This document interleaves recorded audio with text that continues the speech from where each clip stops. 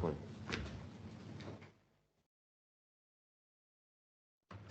Good morning, Your Excellency.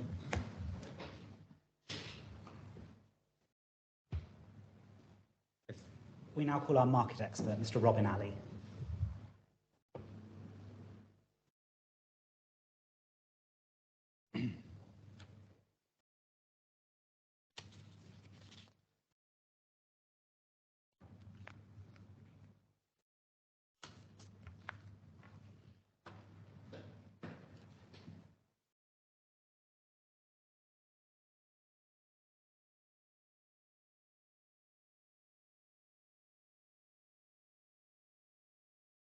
Yes, yes, that's okay.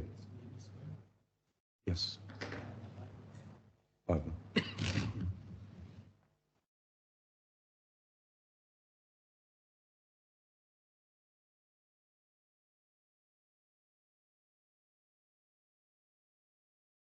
Robin Cohen Alley, consultant.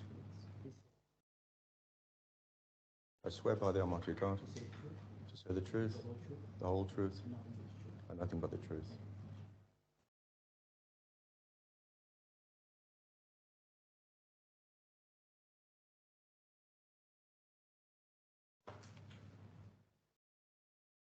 Thank you. Mr. Alley, could you please turn to Bundle E, page 1240? Yes. There's a report there. If you turn to page 1269, see a signature.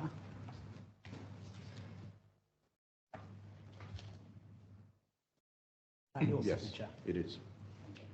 If you could please turn to page 1400. Yes. There is a joint statement there. And if you turn on 3 pages to 1403, see that the right-hand column says issues on which the experts are not agreed. Was that the column that you completed? Correct. Could you please turn to page 1418?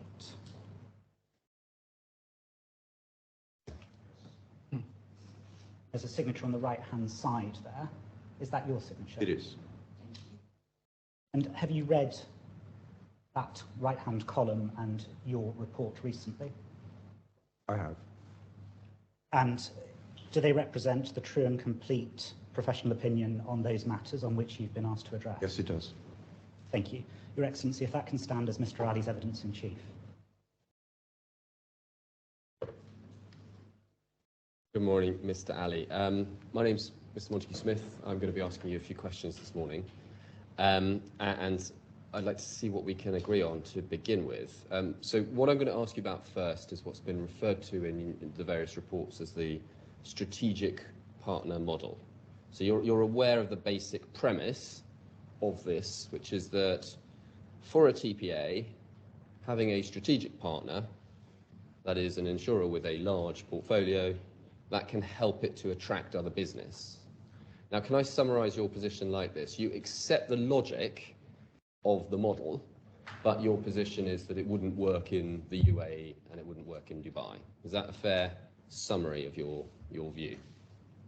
I would say that the model, yes, the logic of the model I accept. However, its success in any particular market relies upon the structure of that market. So my view is that the success of such a model in the UAE market would not have delivered the results that are being claimed that it would have done. Yes, so just to be clear, your answer to my question is yes.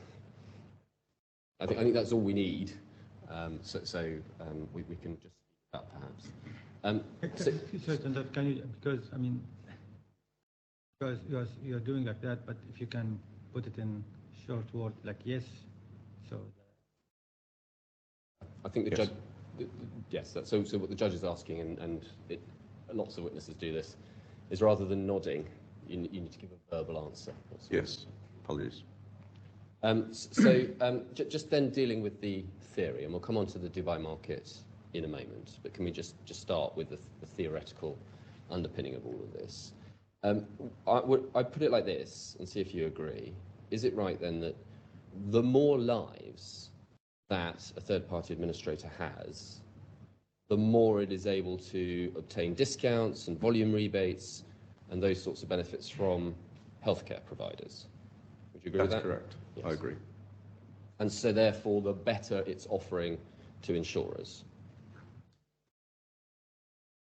In most circumstances, yes. Yes, all right. So it's really, you would say, would you, the logic of this model is really about the number of lives. That's correct. And one of the things that Mr. Yusuf says in his report is that having this sort of arrangement can improve the profitability for the insurer, allowing them to reduce premiums and attract additional lives. So if we can get that up on the screen, it's page 891, please.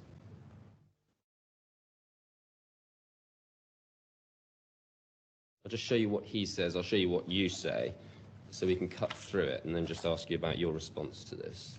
It's page 891, paragraph 16A.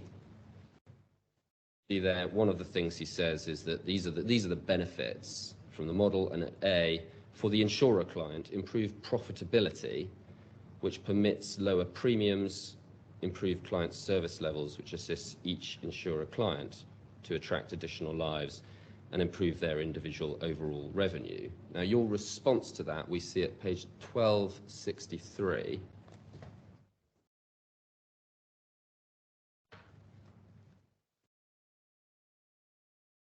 I'm using paper, so I'm much slower than you, I'm afraid.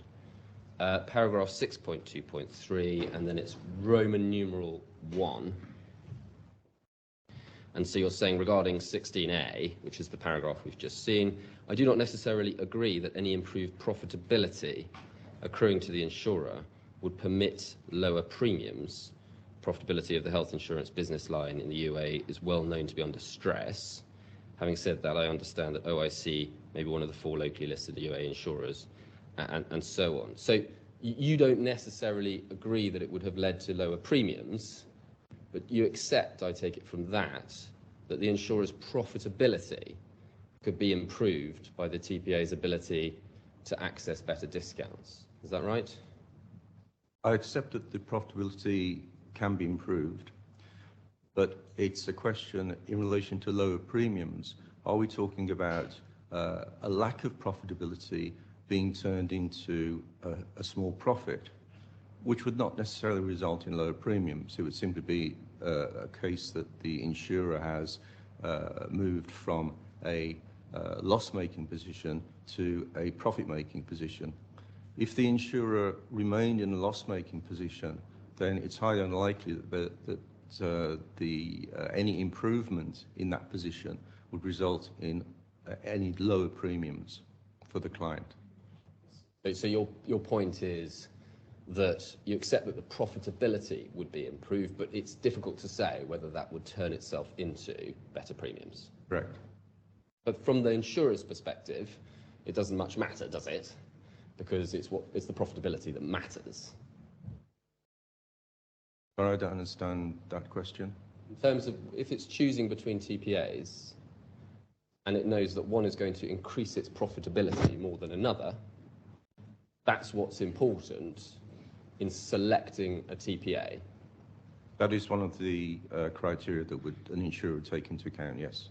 And in selecting the TPA, it doesn't much matter whether or not for the insurer that's going to turn itself into different premiums, for example.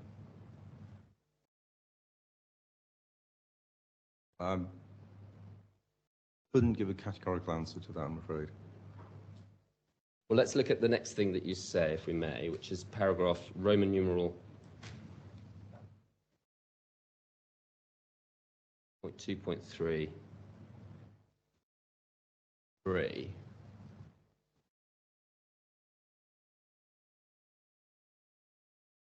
Me?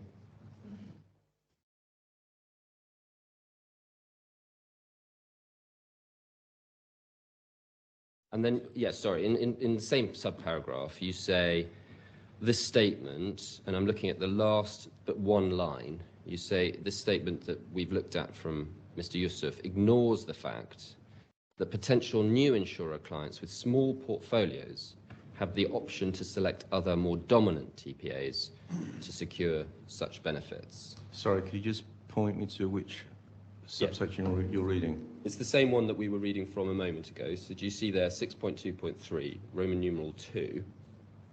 Okay. You've just referred to the paragraph that we've been discussing from Mr. Yusuf. You recall that? Yes. And then you recite the passage that I've looked at, and then you say it ignores the fact. Oh, I'm sorry, we're looking at something slightly different, aren't we? My apologies. You're saying you recite a passage. I'll start again. My apologies. My notes have gone backwards.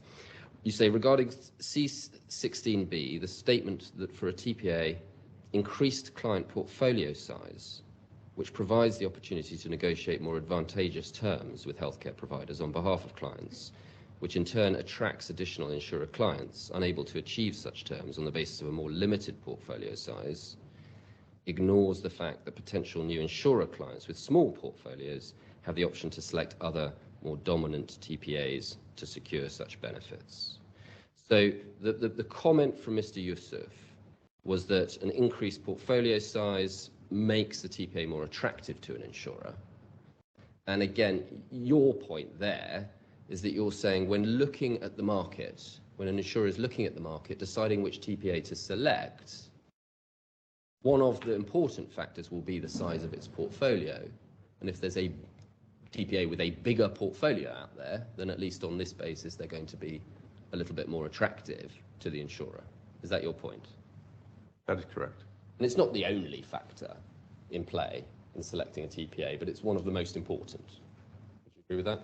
It is one of the most important, yes. And the larger you are, the better. Not necessarily the case. Right, well, perhaps we'll come back to that. And if we go back to some of the advantages that Mr. Yusuf says that come with the size, if we look, please, at page 892.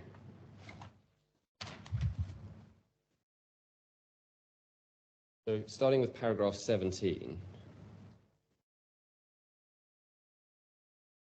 And what I'll do is I'll show you all what Mr. Yusuf says in 17, 18, 19. I'll take you to your response, then I'll ask you a few questions about it, if that's all right. Of course. So first of all, at paragraph 17, Mr. Yusuf there is saying that the larger TPAs have automated claim systems and technology which is more cost effective. You see that? Yes, I do.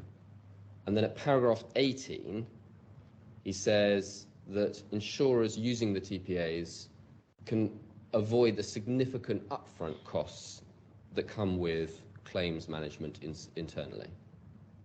See that? Yes, I do. And then paragraph 19, he says that the larger TPAs, and we've discussed this point, can renegotiate the fees with the providers, who would mostly be hospitals. You see that? Yes. All right, and then let's look at your response to this, which you find on page 1263, back where we were. And it's this time we're at 6.2.3, but this little Roman numeral 3, the second paragraph from the bottom. And you say, in relation to Mr. Yusuf's comments at C17 to C20 inclusive, regarding the advantages of a strategic partner model, these are common to any TPA which has a significant portfolio size, regardless of whether or not it utilized the GLOBEMED model. So you accept that those are advantages which come with having a significant portfolio of lives? Yes, I do accept that. So if one imagines the insurer facing different pitches from different TPAs, you imagine one that's got 500,000 lives, one that's got 250,000 lives, and one that's got 75,000 lives. There are going to be lots of factors at play, but just on the basis of the lives and the issues that we're looking at, the first one's going to have an advantage over the other two. Agree? If we look at size in isolation from the other factors that you suggest exist and do exist, then that is the case. Yes, all other things being equal. And the second, the one with 250,000, will have an advantage over the third, won't they? Correct. And as you say, there may be other factors that would be important. But if you're trying to enter the market with no lives at all, it may be that you don't really have much of a chance of penetrating the market, winning that pitch. That's rather an oversimplification, I would suggest. At some point, all TPAs enter a market with no lives. Yet, at some point, through the efforts they put in, several of them have been shown, particularly in the UAE, to actually establish a place for themselves in that market. So you think that, taking 2016, for example, you think, do you, that a TPA trying to enter the market with no lives is going to make a success of itself, is it? It's no guarantee that it will make a success of itself, but there is evidence of TPAs, one of which I quoted in my report, which managed to break into this, what I call 100,000 lives club, that went from being a new market entrant to achieving over 100,000 lives. So I'm not suggesting that it is not possible for a new market entrant with no lives to make a success of its business. It would just be very, very difficult for it to do so, and it would depend upon many other circumstances about how that new entrant went about winning its business, and also obviously its commercial terms it's offering to the insurers. I mean, can you agree with me on this? It's not a science, this distinction between the numbers. So if one TPA has, say, 480,000 lives and another one has 500,000 lives, that's not going to make all the difference between the offering given by the two, is it? Certainly not, and I think we have to bear in mind also that the volume of lives can vary substantially over a very short period of time, and that is a function of the fact that some insurers may switch their TPA from one TPA to another TPA. And if you consider that some of these scheme sizes can be as large as 20, 30, 40,000 lives, then that difference that you cited in your example of 20,000 between the 480,000 and 500,000 could easily widen significantly, or it could reverse fairly quickly. When I say fairly quickly, I mean on an annual basis. So I think what you're saying is there's a degree of movement in the market. Insurers move between TPAs.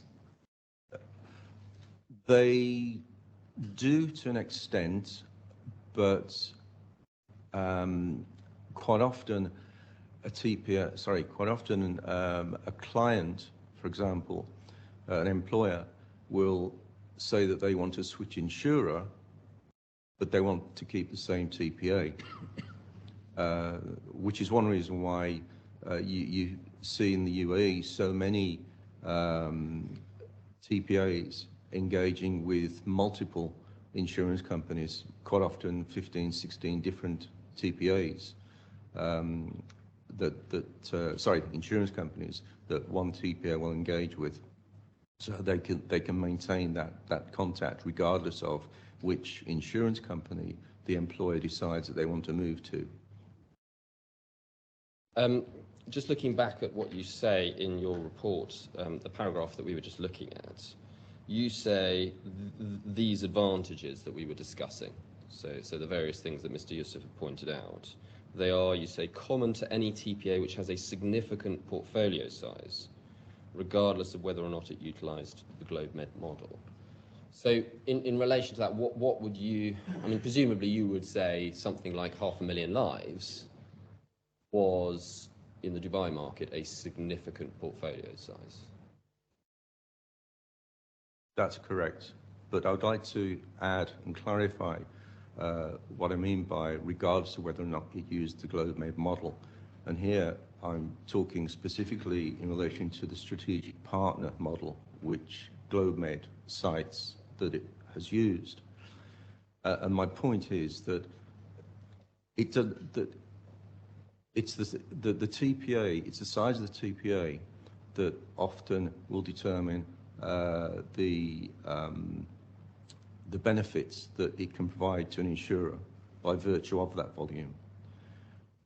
That has nothing at all to do with whether the TPA is employing a strategic partner model, i.e. using one insurer as their anchor client, as it were, to then obtain additional clients. So it's the size of the TPA and the volumes that it can deliver and the effect of those volumes on its ability to win bigger discounts and also provide better service that's important, not whether or not an anchor client is being used. And that's the point I'm trying to make there. I understand. Helpful. So if we put aside talk about strategic partners and just talk about, for example, getting 500,000 lives in, you would accept that getting 500,000 lives in for a TPA would increase their competitiveness in the TPA market significantly, but you might not accept that it matters whether or not that comes from one insurer or many insurers. Is that your point?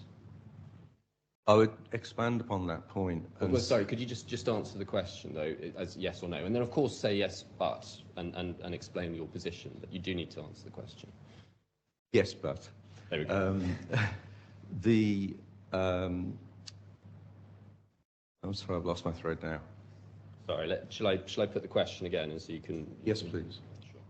As I understood your evidence, you were saying you would accept that a TPA getting 500,000 lives added to its portfolio would make a big difference to its competitiveness for all the reasons we've discussed, but your position is it doesn't much matter whether those 500,000 lives come from one insurer or many insurers under the so-called strategic partner model. Yes, correct. But the point that I want to make here is that adding 500,000 lives would obviously give that TPA a better market position, but that has to be held against where is the starting point for that TPA. So, for example, for the purpose of this case, if we're talking about GLOBEMED having a very, very small portfolio, winning 275,000 or 300,000 lives by this OIC deal, then that is a different situation to an established TPA that already has maybe 300, 400,000 lives, has a track record of working in the market, has possibly many insurance companies that it has been dealing with from winning a similar additional number of lives. So it's very important that we understand that the starting point is also of great importance. It's not just a question of winning 500,000 lives and the result being just the same whether you're starting from 0 lives or whether you're starting from an established base. If you're starting from an established base, then it is obviously going to be far more significant than if you're not starting from an established base. Would you say, though, that if those lives are coming from a major insurer from within the region, that would make a difference in that you've got a major insurer entrusting their portfolio to a TPA? That sends a market message, doesn't it? Yes, it does send the market message. Now, I want to ask you about the structure of the market in Dubai, if I may. And you give some evidence about that. And I think what you say is that you estimate that, we'll start with 2015, and then we'll come on and look at 2016, if that's all right. So in about mid-2015, I think you estimate the total insurance market in Dubai at about 2.4 million lives. Oh, the total insurance market or the total insured market? Insured, yes. And of those lives, obviously, some of them are managed, the claims are managed by TPAs, some of them the claims are managed in-house by the insurers. That's right. Correct. And we'll come and look at the split in a moment. But then there were two fairly market-dominant TPAs at the time. This is 2015, and the two largest ones in the Dubai market, they were NextCare and NAS. Is that right? That's correct.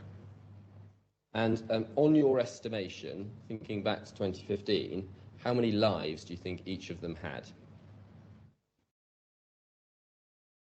2015, it would be difficult for me to say. Well, perhaps we can do the maths together then. Do you know what proportion of the insured lives in Dubai were managed by TPAs? At that time, it was around 75%. Well, Mr. Yusuf says it was about half in 2016. And then you comment on that in the joint statement. Can we get page 1265 up, please?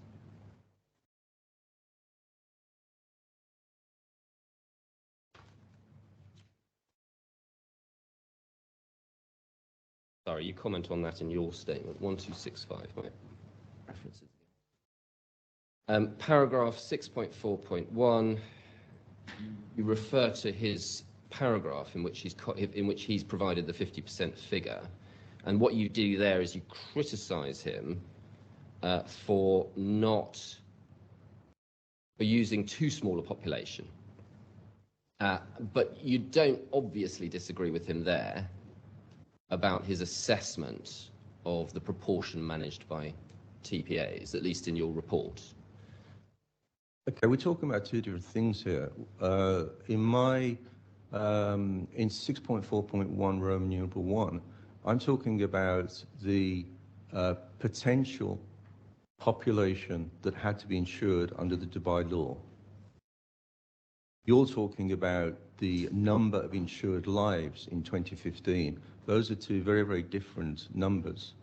And the point that I'm making here in 641 Roman numeral 1 is actually to the advantage of Mr. Yusuf's calculations, because he took the Dubai population as being only the population of people physically living in Dubai, which is what is counted in the Dubai Statistics Centre number. The law actually applied to all of those who held Dubai visas, and we understood at the time that there were maybe about 1.1 million of such people that were living in other emirates such as Ajman or Sharjah and others, who were not counted in the Dubai population, the Dubai Statistics Centre population count. So all I was pointing out here was, if you like, correcting the target insured population numbers that we were both discussing. That's actually what I said in my question. So if you look at page 896, paragraph 30, Mr. Yusuf gives some calculations, and amongst them, he estimates the insured population and the percentage of the market using TPAs. Let's go back to your paragraph at 1265, paragraph 6.4.1, Roman numeral 1. You refer to the calculations in, amongst other things, paragraph 30 that we just looked at. And my point was that you respond to the estimated insured population, but you say nothing about his estimation of the percentage of those which are managed by TPAs. Did you consider that issue at the time when you were writing your report? I was responding to the insured population numbers.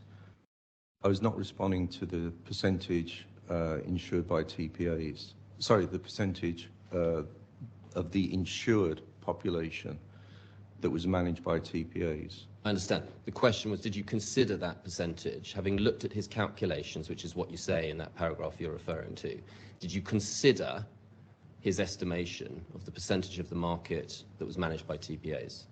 Not in this particular part of my report, but I did consider it in other parts of my report. Well, actually, you don't consider it until the joint statement. So if we go to page 1411,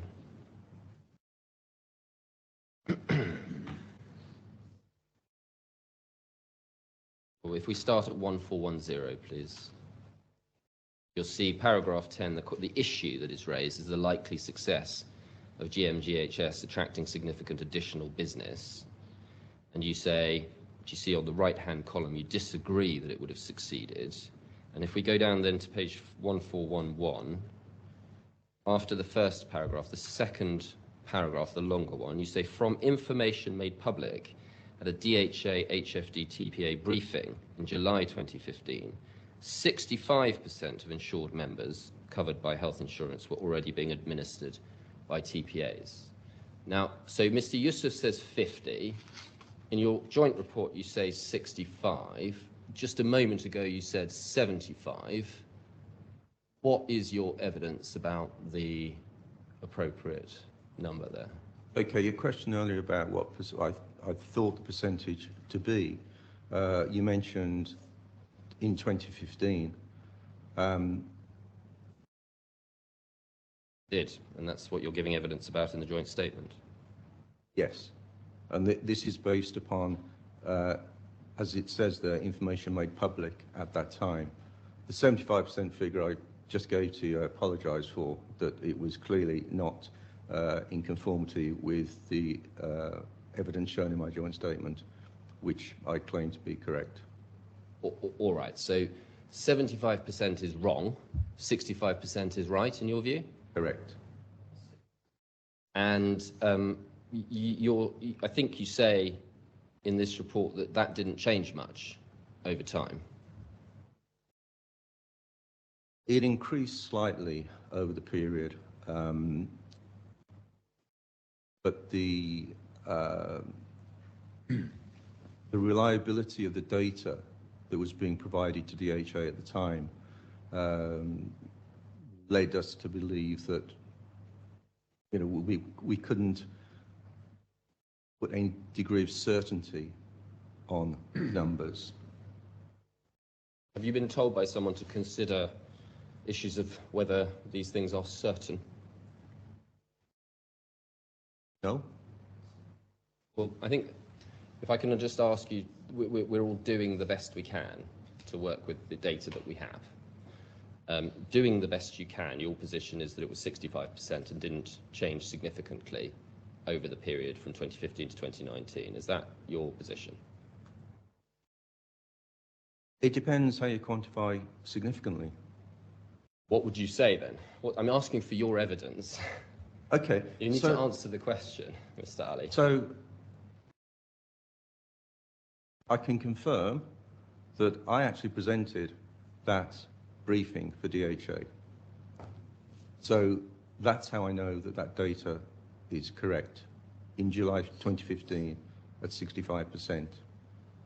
I cannot recall sitting here right now how that figure changed over the period of time thereafter. All right. Well, look, let's start there at least in 2015 and see if we can work out how big at this stage NAS and NextCare were, because we're starting with a total pool of insured lives of 2.4 million. And doing the best you can, 65% of those, Mr. Yusuf says 50%, but it's a range and you accept it could be somewhere in that range.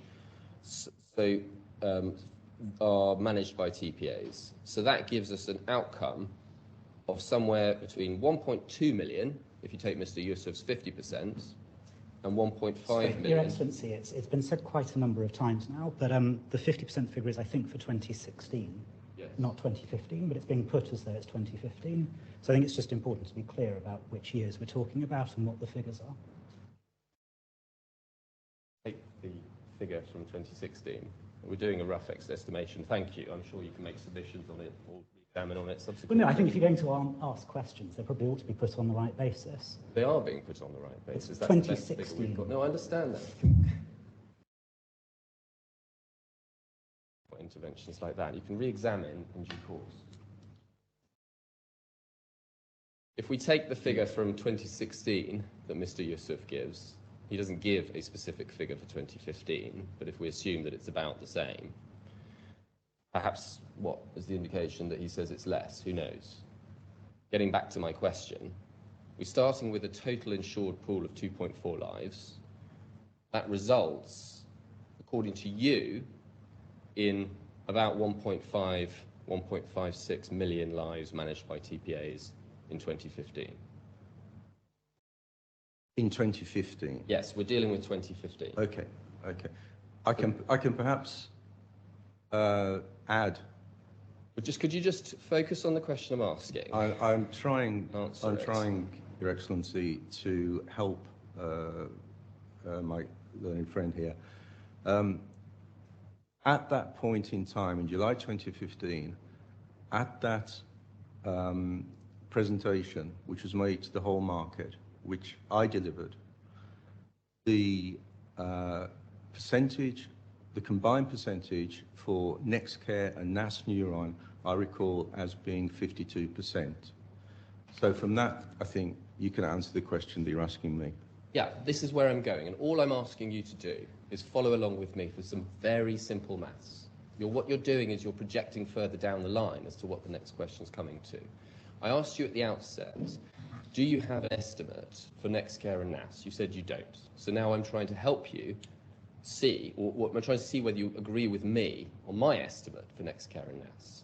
That involves taking the total amount of insured lives, seeing how many of them were managed by TPAs, seeing what proportion of that market it goes to NextCare and NAS, and then trying to figure out how many of those lives we've got. So we've done the first stage of that, which is 2.4 million lives. Now let's do the second stage of that, which is 65% of that, according to you. It could be 50%, it could be 60%, it could be 65%. But if we use your numbers, we're looking at about 1.56 million lives, but I think you accept it could be less. Do you accept that? Managed by TPAs. I don't accept your suggestion that this data is according to me. This is the data that was available to DHA at the time. So it's not data according to me. So if we take the 65%, so if we take 2.4 million insured lives at the time, 65% of that is roughly 1.6 million. And if 52% was managed by NAS and NextCare combined, then that means that their total under management would have been around 800,000, which I think was the question you asked me quite some time back.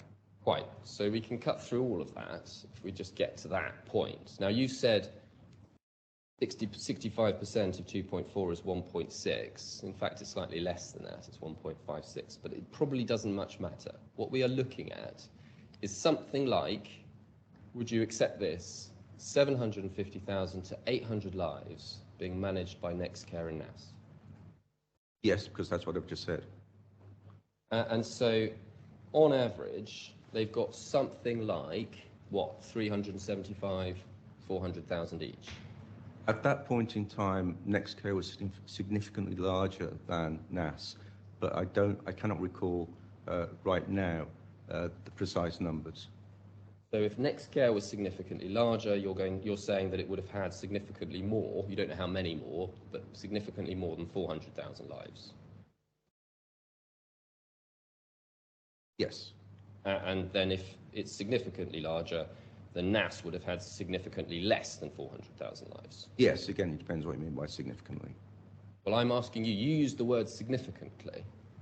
I accept you don't have the detail of the numbers, but we're trying to do our best to estimate what the market share was for these two parties. So doing the best we can, would you say it's something like 300,000 to NAS, 500,000 to NextCare? On recollection, I would say that is probably about correct, yes. And so at least at that time, 300,000 lives was a significant market share. Would you accept that? Yes. Then after the top two, as I understand your evidence, there were a few other TPAs with 100,000 lives or more, but not many. Correct, about 5 or 6 possibly. Well, if we look at your evidence on this, just so we're fair to you, it's page 1250.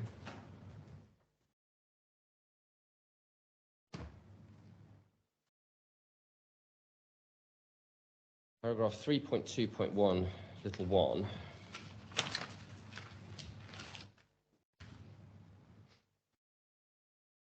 See there, you say, in mid-2015, so this is the period we're talking about, there are a total of 24 TPAs licensed. And I'll skip to the end of the middle of the second line. Oh, well, you say, however, just 6 controlled 80% of the TPA market. These were, in order of lives managed, from most to least, NextCare, NAS, we've discussed those, and then you say Neuron, Pentacare, Amity, and Mednet. Then you say NextCare and NAS between them held approximately 50%, and then you say no other TPAs came close to having in excess of 100,000 lives at this time. And then at paragraph 2, you say by mid-2016 the position had changed a little, although two more was little changed, although 2 more TPAs managed to break into the 100,000 club, namely FMC and AFIA.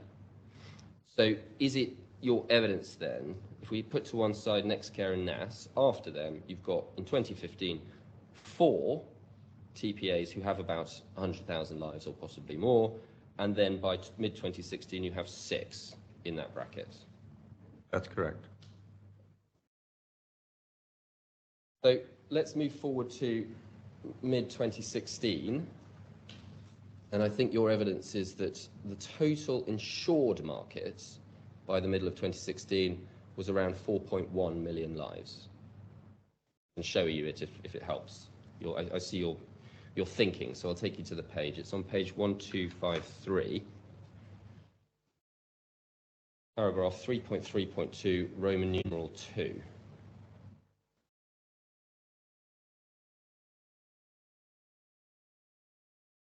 Correct, yes. All right. So again, at this stage, in order to save us the exercise, do you have an estimate for how many lives you say NextCare and NAS had at that time? I can't recall, no. Let's do the exercise again then. So at this point, I think you are saying that there wasn't a huge change in the 65% figure of what was being managed by TPAs. So if we use, well, I accept you don't actually know how accurate that 65% is, but at doing the best we can, if we use that number, we are looking... I'm sorry, I do know that 65% figure is accurate. You do? Yes, it was based upon data supplied to us by the TPAs and the insurance companies at the time. Sorry, it's supplied to DHA by the insurers and companies at the time. I'd misunderstood your earlier answer because I'd said it was your estimate and you said it's not my estimate. And so I thought you were distancing yourself from it. But you're saying, when you said it's not my estimate, you're saying it's data that you've received from elsewhere, but you don't doubt it. It's accurate. Correct. So if we use that 65% figure, and here we do have Mr. Yusuf saying 50%, but depending on what the right answer is, we're looking, starting from 4.1 million, we're looking at something up to, I make it 2.65 million TPA managed lives in 2016. Would you accept that? If we assume that the 65% figure remained constant from July 2015 to mid-2016, then yes, I accept it.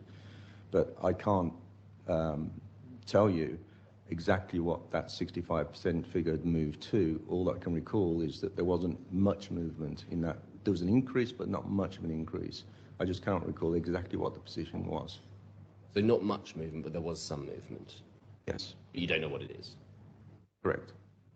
But if we start with, I mean, if we're just doing an estimate here, aren't we? So if we take your 65% figure, we get to 2.65 million.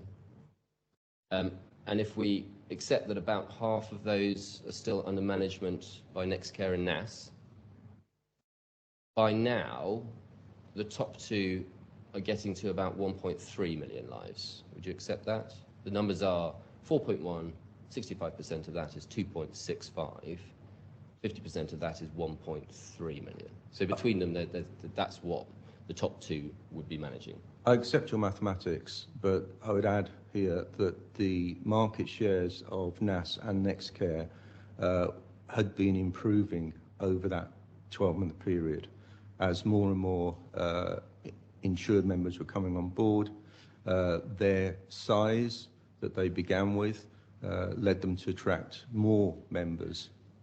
So the 52% market share, which the data which I had access to in mid-2015, had risen to, I believe, 55% for those two companies.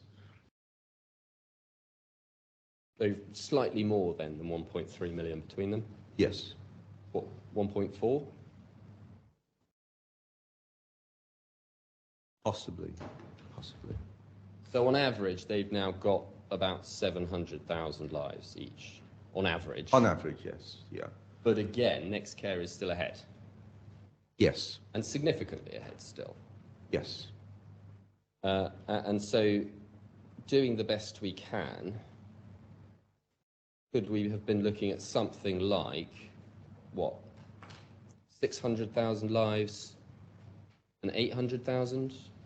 Maybe 500,000 and 900,000, something like that split? I recall the figures at that time were something in the region of 900,000 for NextCare and about 450,000 or so for NAS. That's my recollection from that period in time. In 2016? Correct. And again, we've looked at the evidence in relation to this, because I'm just trying to build a picture of the market structure, which is the basis for your saying this model wouldn't have worked. Yeah. So, can I add to that? Yes. Please. So the trend was that the TPAs that started out being the larger TPAs continued to take greater market share as more and more insured members came on board. So there was a trend for the larger TPAs to take more market share, which obviously meant that even though the market was growing, the market share of the smaller TPAs in percentage terms was reducing. I'll perhaps come back to that and come back to the trends in a moment. I'm just trying to take a snapshot at 2016. But I think we looked at your previous evidence about where was the rest of the market. And we saw that what you were saying was that in 2015 there were 4 TPAs in the 100,000 club. By 2016 there were 6 in the 100,000 club. Correct. Albeit I think your evidence is that the two who moved up only got there because they were offering what you refer to as the capitation model. Primarily that was what they were offering, yes. And that model was later announced to be unlawful. That's your point in relation to that. That's correct. So your point is that anyone who is entering the market at this time is up against 2 large TPAs who have market dominance.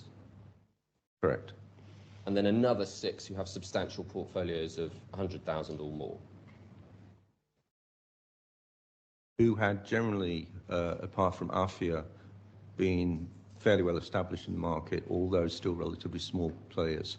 But definitely, yes, they had begun to establish themselves with some form of reputation. But the market dominance of the top 2 was primarily due to the size of the portfolios that they were managing. There were two other reasons as well, apart from the size of the portfolio. As far as NextCare is concerned, it had being owned by Allianz, the global reinsurance company, it had the advantage of very good technology and advances in that technology.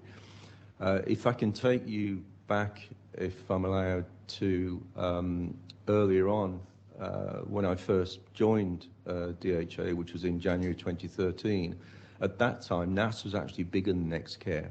But what had happened was that on the back of the Allianz support, as the owner of NextCare, NextCare managed to improve its technology significantly faster than NAS did.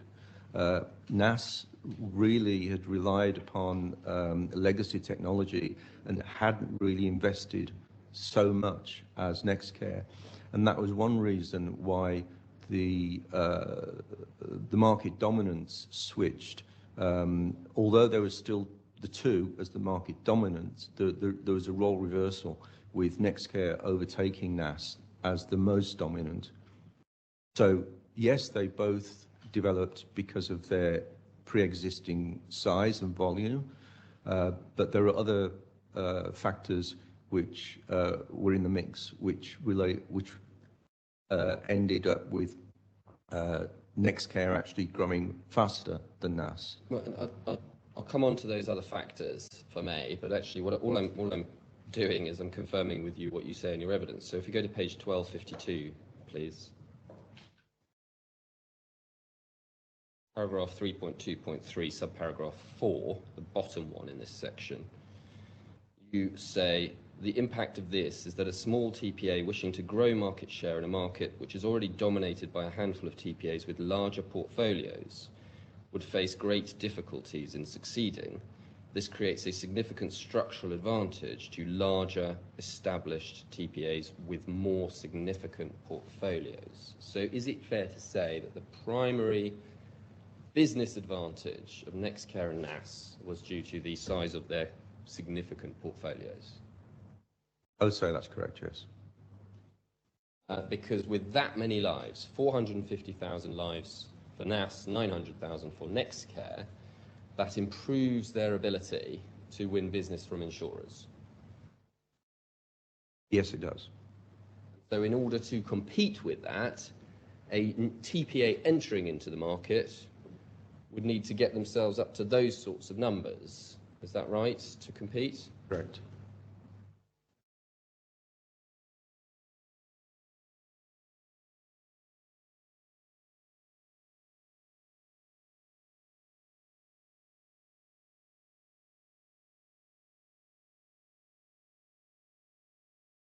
Would you say that actually there was some advantage, though, to having a portfolio of something like 300,000 lives? Or are you saying that's below the critical mass?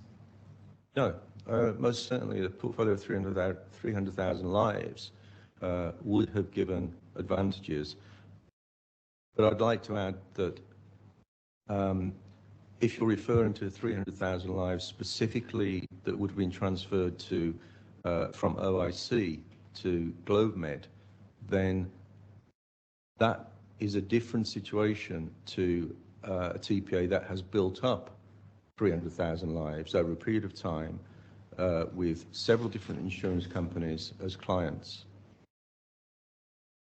Right. So you're saying there is a significant difference between having 300,000 lives with one insurer client and 300,000 lives with multiple insurer clients? Yes. Where do you say that in your report? I don't.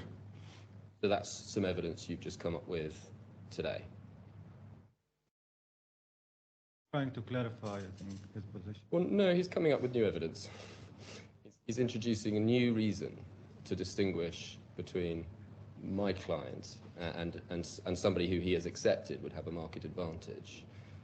My point to you is this: if it really had been that important a differentiating factor, you would have put it into your report, wouldn't you? It's something which I didn't consider at that time. Why it's not in the report? Can't be that important then, can it? It's not an important differentiating factor between TPAs in the market, whether they have one insurer client or multiple insurer clients. I don't think anyone in writing a report can guarantee that they are able to take into account all important points at the time of writing a report. Well, you wrote the report and then you had a discussion with Mr. Yusuf, and in those documents you were setting out all your reasons why you thought that the claimant would not have made any progress in the Dubai market. I was setting out all the reasons which came to my mind at that time, yes. So when did this reason come to your mind? Just now, this morning in the witness box? No. So it's something you thought about, what, before the joint meeting with Mr. Yusuf? It was probably triggered by something that was said during the joint meeting, but I can't recall precisely And yet you didn't put it in the joint statement. No. But again, having had the thought, considered it, you decided not to deploy it. It can't have been an important differentiating factor, can it? I would not say that I decided not to employ it and report it. I would say that I neglected to do so.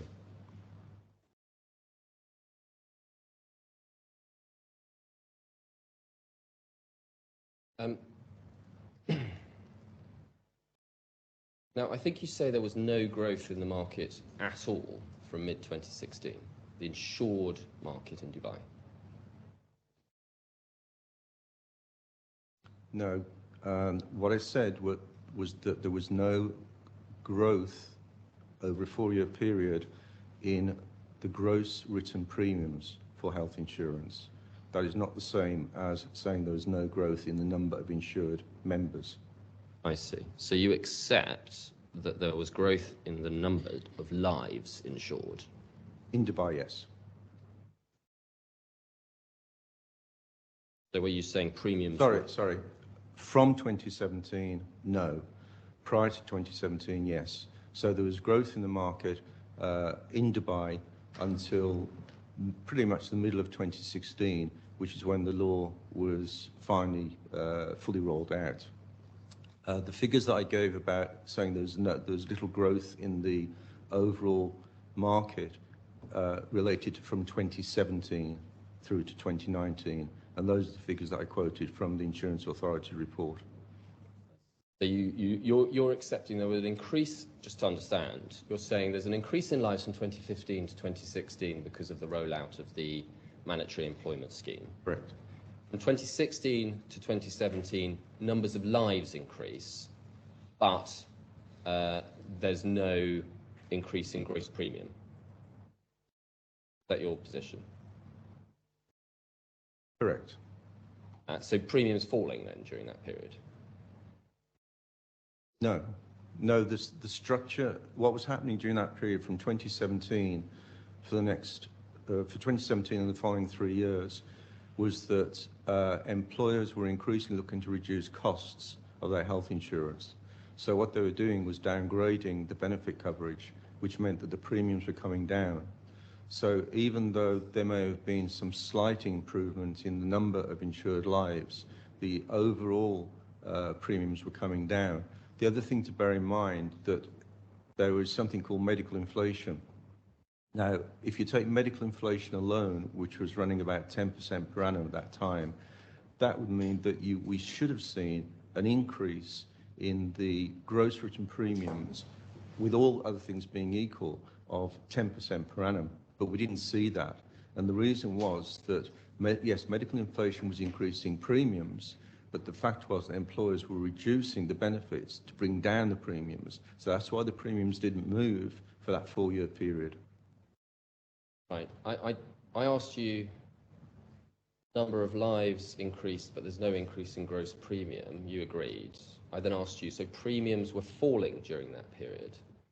You said no, and then later you said the premiums were coming down. So no. I'm asking, no, Mr. Ali, I'm not trying to turn this into any kind of confrontation. I just would ask you to listen to my question and answer the question that I'm asking, because as I understand your answer is yes, premiums were coming down during that period. I think it's important for Your Excellency to understand that we need to be clear on when we use the word premiums, what we're talking about. Are we talking about the gross premiums paid across the country? Are we talking about premium rates? So when I say that premiums were static, I'm talking about the overall gross written premiums for the market. That was static. Premium rates were increasing, but the reason that the premiums, the gross value of the premiums, was static was because despite the increase in premium rates, the premiums being paid by employers was being reduced by virtue of a reduction in benefits for their employees.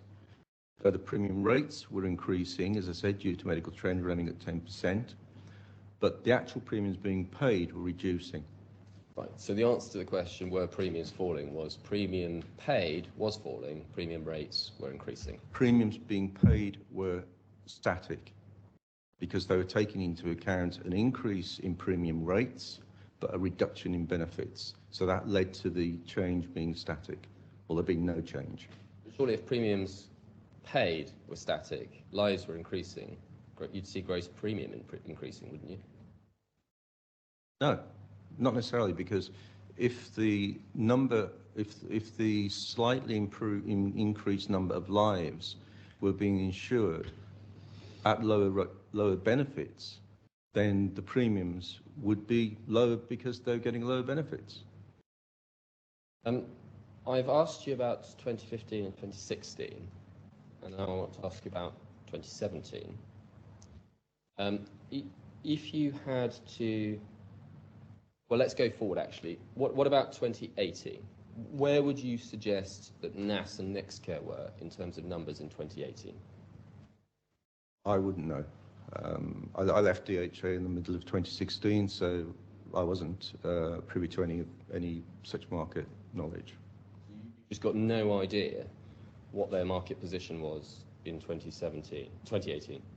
I wouldn't say I have no idea, but I just don't have any evidence to support my idea of where they were by that time. I'm asking you just for your view, so don't worry about the technical rules of evidence and all the rest of it. I'm trying to get to what you think was the position of NextCare and NAS in the market. So I think well, start with this. Do you think NextCare remained the dominant TPA in the market? Yes, I do. Do you have a view then about its size? I have a view, yes. Yeah. All right. Doing the best you can, what do you think its size was in 2018? In terms of lives? I would suggest that it maybe hadn't changed vastly since the rollout of the mandatory health insurance program in Dubai had been completed, because the only opportunity for growth in insured lives would have been any organic growth, which would have been generated only by more foreigners coming into the country for work. And I don't have any figures to determine what that was. So I think if we accept that by the middle of 2016, end of 2017, everyone was insured, then the numbers of insured lives of NAS, NextCare, probably wouldn't have changed very much. There may have been some change between the two of them because of market dynamics, but I think in aggregate, I can't say there would have been much change because the population to be insured was already insured. So if we go to page 1011, please. Do you recognise this document? Have you looked at it before? I have seen it before, yes. And it comes from the DHA? Yes. Yeah. And do you see in the bottom left there, it says all data shown is accurate as of 31st December 2018? Yes, yes. So it's giving data from within the DHA about the market position, and you can see in the two columns it's giving that data for 2017 and 2018. Yes. And so it's as accurate as, for example, your 65% figure. My 65% figure came from 2015. These figures are 2017 and 2018, so I don't see how I can make a comparison between the accuracy of my figure from 2015 and these figures from 2017 and 2018. Well, the comparison is by reference to the source, isn't it? Because the source of your 65% figure is the DHA, and the source of this information is the DHA. Correct. So if you rely on your figure because the source is reliable, then surely we can rely on these figures because the source is the same. Accept that? Not knowing where DHA sourced this data from, I couldn't comment on that. You know where the DHA sourced its 65% figure from? Yes, I do. See, but do you have the data for that? Have you been able to check it? No. It's something that I recall by the very virtue of the fact that I was in a position at the time whereby I was collecting this data, I was compiling it, I was analysing it, and then I produced that presentation to the market in 2015, in July 2015. So that's how I know and recall that data. Do you have any reason to doubt that this data being presented by the DHA? I have no reason to doubt. So if we see the position, the market share of the number one TPA in 2018, do you see that figure there, 42%? Yes, yes. And that's got to be Nextcare, hasn't it? Yes. And if we are still looking, well, how many insured lives are we now looking at that would be a proportion of, would you say? Is it still the 2.6 million lives that we talked about before? No, by the end of 2017, so that the rollout of the law was due to be completed by mid-2016, there were some laggards in getting insured, but by the end of 2017, then there were 4.1 million insured. So, sorry, by the end of 2016, there were 4.1 million people insured in Dubai. That's the figure. Yeah, but you don't know how many were insured in Dubai in 2018? I don't know exactly how many, but as I said, that 4.1 million figure would only have changed if there had been any change in the foreign worker population residents in Dubai at that time. But bear with me, if we just use the numbers then on the basis that nothing significant has changed, 42% of the 2.6 that we talked about would leave Nextcare with something like 1.1 million lives. Sorry, I don't know why you keep coming back to 2.6, because it was 4.1 at that time. By the end of 2016, there were 4.1 million insured members. I see. In total.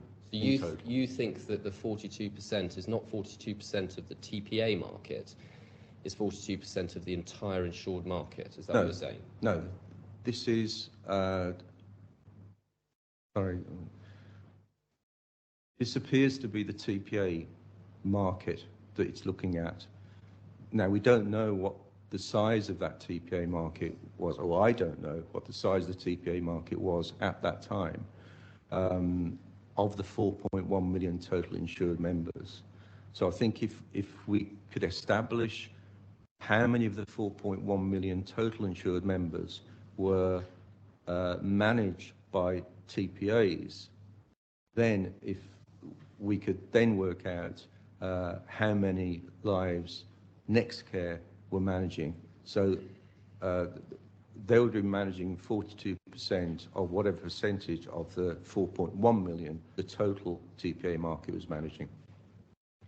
Right, but you had told us in the joint statement at least that you thought 65% of the total insured market was managed by TPAs, and that didn't change significantly between 2015 and 2019. Is that your evidence? No, I said it didn't change significantly in the following year, which I think was the question that you asked. I didn't say that it hadn't changed significantly right up until 2019.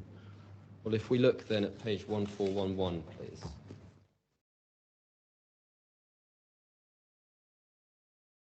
In the second paragraph, we've looked at this before. You say, from information made public at the DHA briefing in July 2015, 65% of insured members covered by health insurance were already being administered by TPAs. So that's the starting point. And you say, the trend for several of the remaining insurers to transfer administration to TPAs was slow. During the period in question for this case, 2015 to 2019, of the larger remaining insurers, they largely retained administration in-house. And then you talk about Cigna. And then further down, do you see about 6 lines up from the bottom, Mr. Ali therefore refutes the assertion that a transfer of a significant part of the continuing insurer in-house administered portfolios took place during the period 2015 to 2019.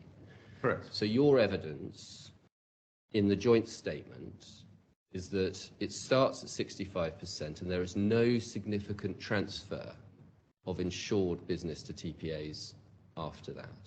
No significant transfer from the larger insurance companies to TPAs.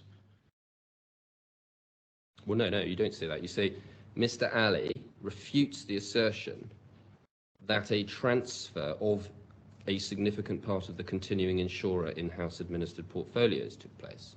Yeah, and the insurer in-house administered portfolios were, in the main, the larger insurance companies, such as Cigna, MetLife, that have been mentioned already. So I accept that there would have been an increase in that 65%, but what I'm saying is that in the absence of the larger insurance companies that continue to manage their business in-house, that significant increase from 65% would not have been very large, but I just don't know how large it would have been. Right, so you accept the TPA market is therefore, the TPAs are now administering a larger proportion, do you, of the insured market during that period that is increasing? I accept that it would probably have been increasing, but again, not by a significant amount, because the large insurers that were still administering in-house continue to administer in-house. So if you look at the page 1011, which we're just looking at, see the heading at the top of that chart, 12% increase in insurer utilization of TPAs since 2017. Yes, I see that. So do you accept that figure? Well, it doesn't, it's not clear as whether it is saying there's a 12% increase in the number of insurers utilizing TPAs since 2017, or whether it's saying that there's been a 12% increase in insurer utilization by way of the number of insured members that are being handled by TPAs. So I can't comment on that. So on either basis, is your suggestion that that would not be a significant increase? Between 2017 to 2018, one could say, yes, it is a significant increase, but I'm just not sure about the basis of the underlying data that produced this number, so I can't comment. Well, if we accept the data, it's showing, isn't it, a significant increase just in 1 year? If we accept the data, yes. And again, you don't have any reason to doubt the data, do you? I have not been privy to that data, so I don't know whether I have or I haven't any reason to doubt it. Sorry, your evidence is you don't know whether you have any reason to doubt the data. Is that genuinely your evidence? Try and paraphrase it. Because I have no knowledge of the source of the data, then I cannot say whether I have reason to doubt the data or to not doubt the data. Your Excellency, our screen, I'm afraid, is suffering from a technical defect and has shut itself down. I wonder, there will need to be a moment for the transcriber to have a break anyway. If now is a convenient moment, it may be a bit early for that, but... No, we can have a break now and try to get the screen back. I apologise for that. Come back at 11:30. A break for now. For 15 minutes. Thank you. All right.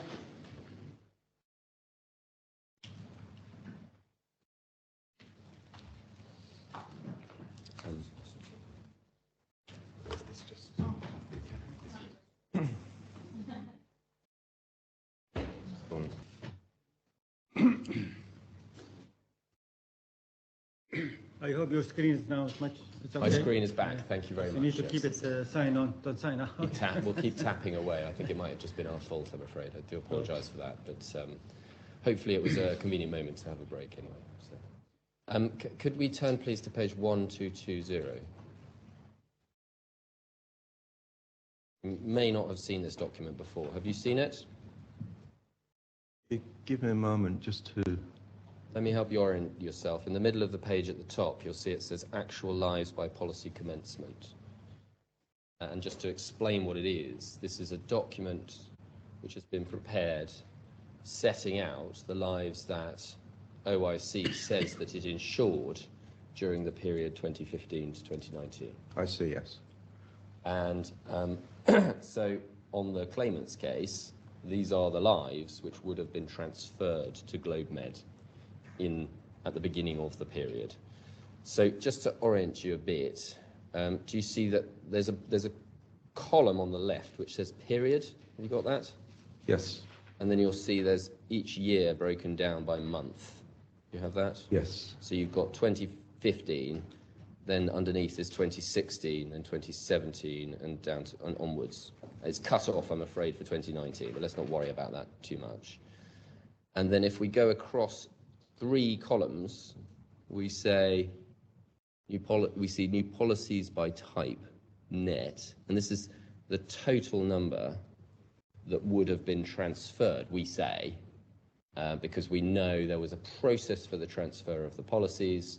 Once they were renewed, then they would be transferred. So that's why they get transferred on a rolling basis. So by the end of 2015, see there, or indeed if we take January 2016, do you see the number there at the bottom? It's the first total in the fourth column, sorry, which says 282,502 lives. Yes, I see that. So that is the number that would have been transferred across by the end of 2015.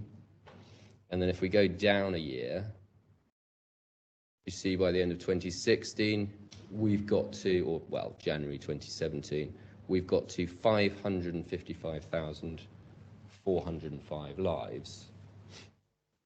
And then by a year later, it's got up to 582,000, and then it's gone up to 688,000. We don't know where it went to in 2019 for the purpose of today. I'm sure we could get that information, but it doesn't matter.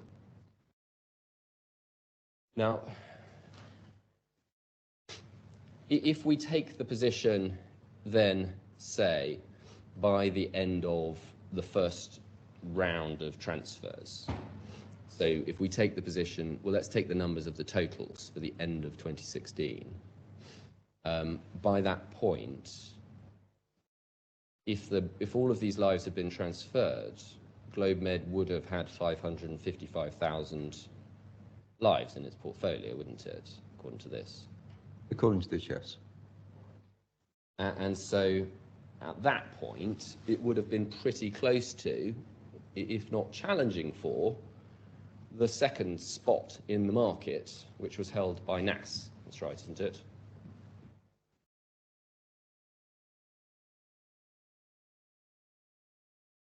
I'm not sure whether we're comparing like with like here, because this figure of 585 is for the end of, Yes. For end of 2016. 555. 555, end of 2016. I'm not sure that I can recall what the figures were for NAS at that time. When we talked about it earlier, we talked about the middle of 2016. Yes. And your estimate at the end of that was that NAS had 450,000 lives. Yes. So unless NAS has accumulated more than 100,000 lives by the end of 2016, it's going to be, at least it's going to be pretty close, isn't it, between NAS and GLOBEMED at this stage? I don't think we can say that for certain, because if we look at these numbers, you've got a figure of 282 at the end of, in January 2016. Yes. Which almost doubles, I think, within the space of 1 year. You don't have to worry about the reasons. So the point I'm coming to is that if my estimate for NAS at the middle of this period, during which the number of lives for OIC doubles, then that would suggest to me that the number of lives that NAS would have had by the end of the same period, by end of 2016, would also risen significantly from the 450,000 at the middle of 2016. So if we say that they had increased theirs, not doubled, but increased by 50%, which would be similar to this increase for the relevant period, then that would put NAS at the end of 2016 at about 675,000. So they would have been close at 555 or 585. I'm sorry, I can't read it properly. They would have been closer to NAS, but still further away. But the main reason why the numbers increase from the end of the first year is because it takes a full year or more to transfer the entire portfolio. So the numbers under management don't increase because the portfolio is getting bigger. They're increasing because the portfolio is being transferred gradually. Okay, I understand. But so does that mean, starting again, that if we take that figure of 555,000, it's the beginning of January 17, at that point, would you accept that it's going to be pretty level between NAS and GLOBEMED? Without knowing what the actual NAS figures were, I would say that it's probable. Yes, probable. They could be probable. Close. Probable. Yes. That's what we're working with here, probabilities.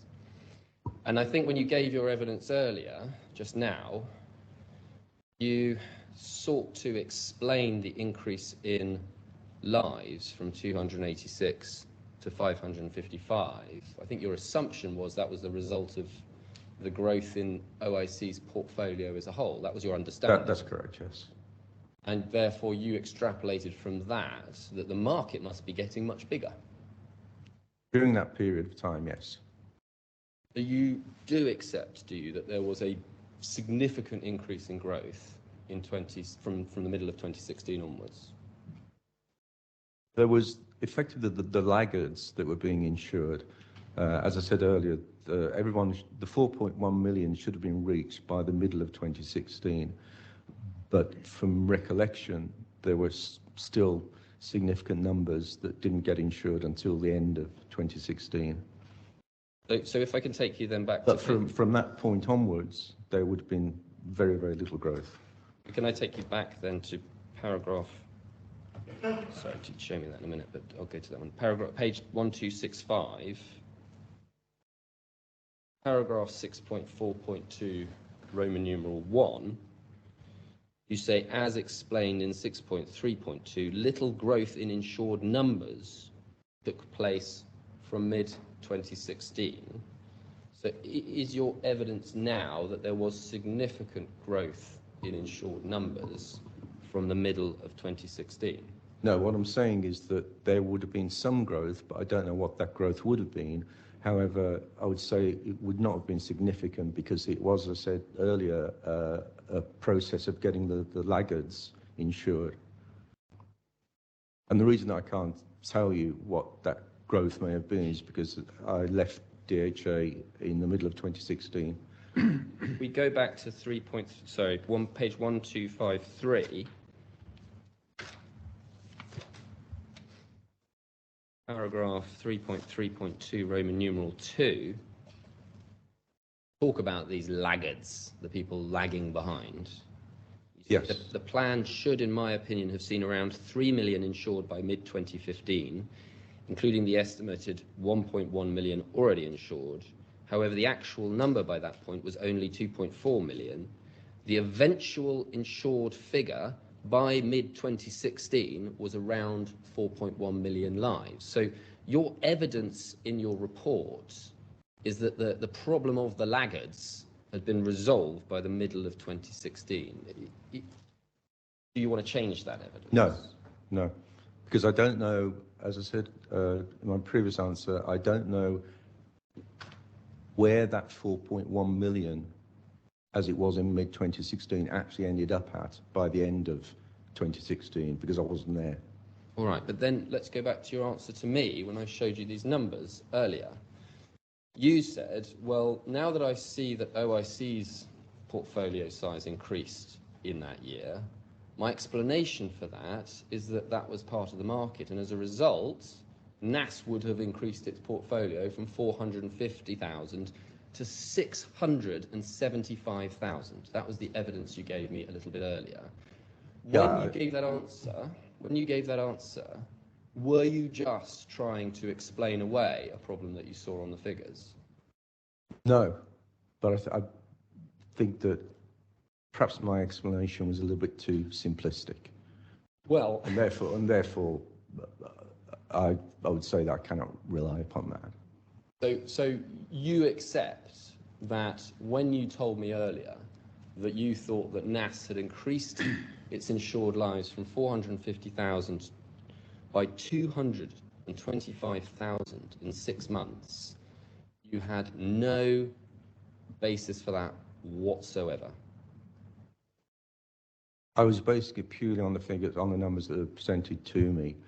But I think what is being forgotten here is that we are talking about two different things. We're talking about the increase in the total number of insured lives to the market, and I was talking about the increase in the total number of lives for NAS on its own.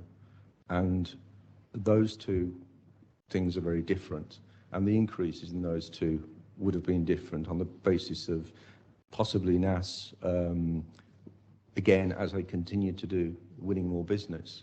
So the market was static, but some TPAs were still growing.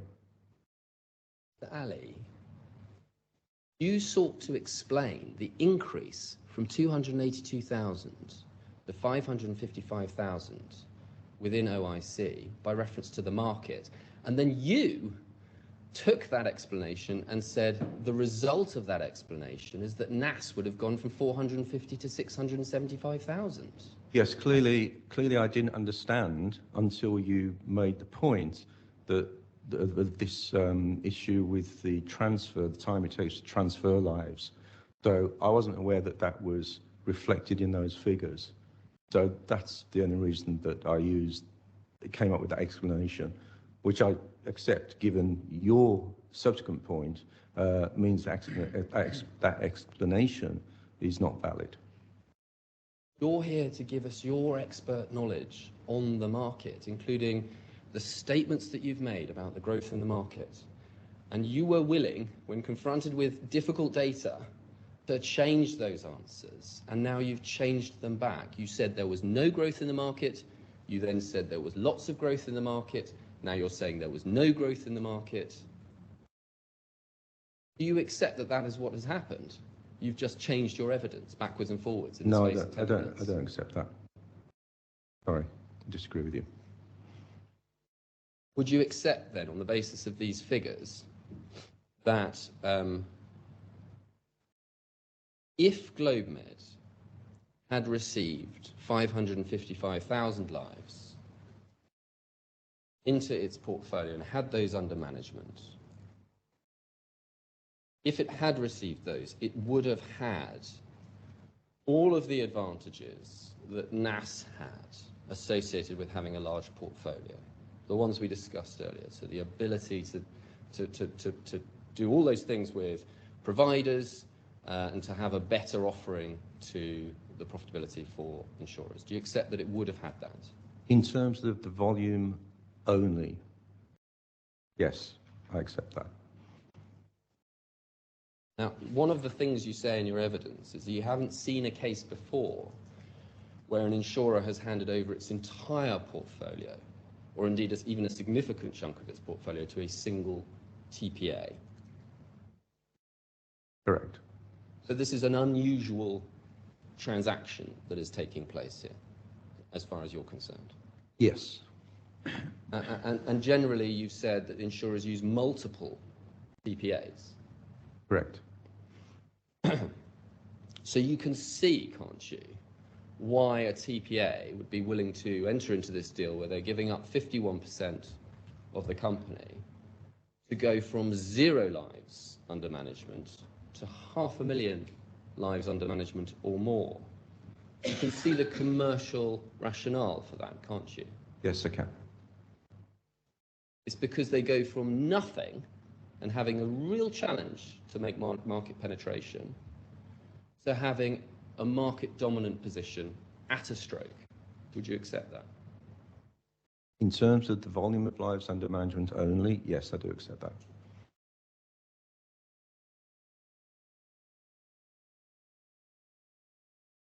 Now, we've had obviously quite a few exchanges about your views on whether or not the market changed after 2016. I showed you page 1265.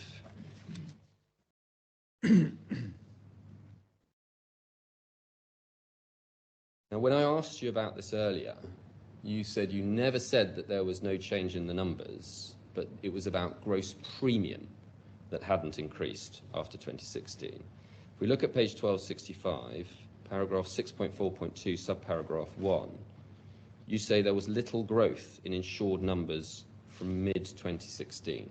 And when I put that to you a moment ago, you said you didn't want to change it. But would you accept that there was some growth in numbers of lives insured in Dubai after the middle of 2016? Yes, I do. And you would accept, wouldn't you, that the actual population of Dubai was increasing at the time? I have nothing that I can base that on. If we go to page 895,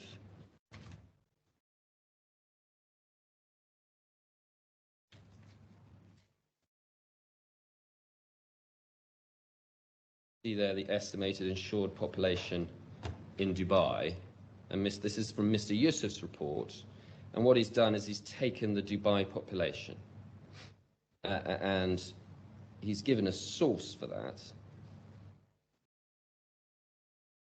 and his source indicates that the population of Dubai increased from 2016 from just under 2.7 million to 2019 at 3.35 million. So are you saying you don't know whether those numbers are accurate, or you know that they're not accurate, or you accept them? I come back to my earlier point that the population to be insured is not the population as determined from the Dubai population figures produced by Dubai Statistics Centre. It also includes those foreign workers that are living in other Emirates but are employed on a Dubai visa. So that's what I say, why I say I cannot say whether the population to be insured was growing and continued to grow or not. I see, but the Dubai population as a whole was increasing over this period. We can see that from these numbers, can't we?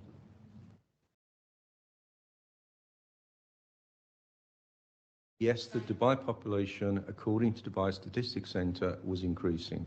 And if we do a rough calculation, it looks like between 2016 and 2019, the population of Dubai increased by 657,000 lives. Yes. And that's an increase of about 25%. According to these figures, yes. And if the population goes up by 25%, you would expect to see an increase in insured lives, wouldn't you? Well, not necessarily, because we don't know what the breakup of this population is. We do know that this population are those people living, those people, men, women, children, of all nationalities living within the Emirate of Dubai. That does not correlate to the population of those that are subject to the Dubai Health Insurance Law of 2013, which is bigger, in fact, than these numbers. But in terms of the growth, that growth would have depended upon the growth in the number of foreign workers either entering or leaving the country during this period. The vast majority of the population of Dubai is foreign, isn't it? Yes. So if we see the population increasing, we don't have precise numbers about the increase in insured lives, but if the population is increasing by 25%, wouldn't you expect to see some increase, let's start there, in the insured population? With the population the population living in other Emirates remaining static, then yes, I would agree with that. And so doing the best we can, wouldn't we expect that there would be a significant increase in insured lives during that period? According to these numbers, yes. And we know, don't we, because I've just shown you the figures, that in fact OIC's portfolio increased during this period. Do you remember? It started at, well, by the end of 2016 at 555,000. By the end of 2019, it had increased to 688,000. Yes, I remember seeing that, yes. Which again is about a 25% increase over the course of that period, by my calculation. Verbal answer. Yes, yes. So surely there was room for growth on the insurance side of the market in that period, in terms of the number of insured lives. Based upon this data, and as I said earlier, the population of other Emirates being equal, then yes. And we have seen, haven't we, that the proportion of lives managed by TPAs increased after 2016. Yes. And I won't take you back to that DHA presentation, but you'll recall that it said 12% increase just in a year. Yes, you remember that? Well, again,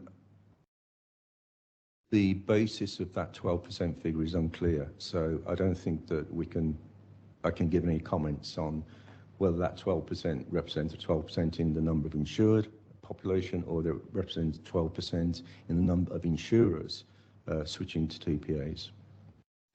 But I think you accepted when we discussed that, you accepted that there was a significant increase either way. Either way, yes. And that significant increase, which took place between 2017 and 2018, there was no specific market event which triggered that increase, was there? It wasn't distinct to that year. Not from what I recall, no. But doing the best we can, that increase must have been part of a general trend. Not from in terms of the number of insured lives, but certainly in terms of the utilization by insurers of TPAs. Again, we have to separate the total market from the TPA market. Yes, I understand, and I'm just asking you about the latter part, the utilization of the insured market by TPAs, or sorry, the utilization of TPAs by insurers during the period. So we've been talking previously about the total number of insured lives. Now we're talking about what proportion of them would be used by TPAs, would be using TPAs, and we agreed that for that 1 year, 2017 to 2018, that proportion increased significantly.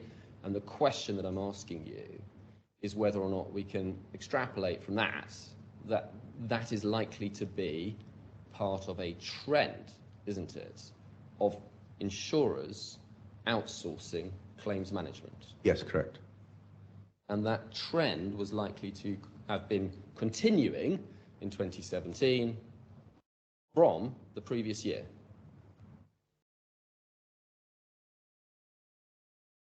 From 2017 or from 2018? The 12% that we looked at was 2017 to 2018. Okay. It's part of a trend, which means that you would observe some increase in the previous year, wouldn't you? Doing the best we can. Yes. And you would expect to see some increase in the following year, doing the best we can. Not necessarily.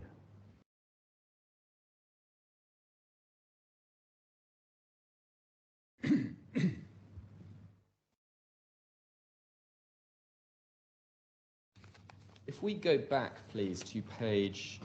Actually, let's go back to the DHA presentation, because I just want to show you one other thing, if we may. That's page 1011, please.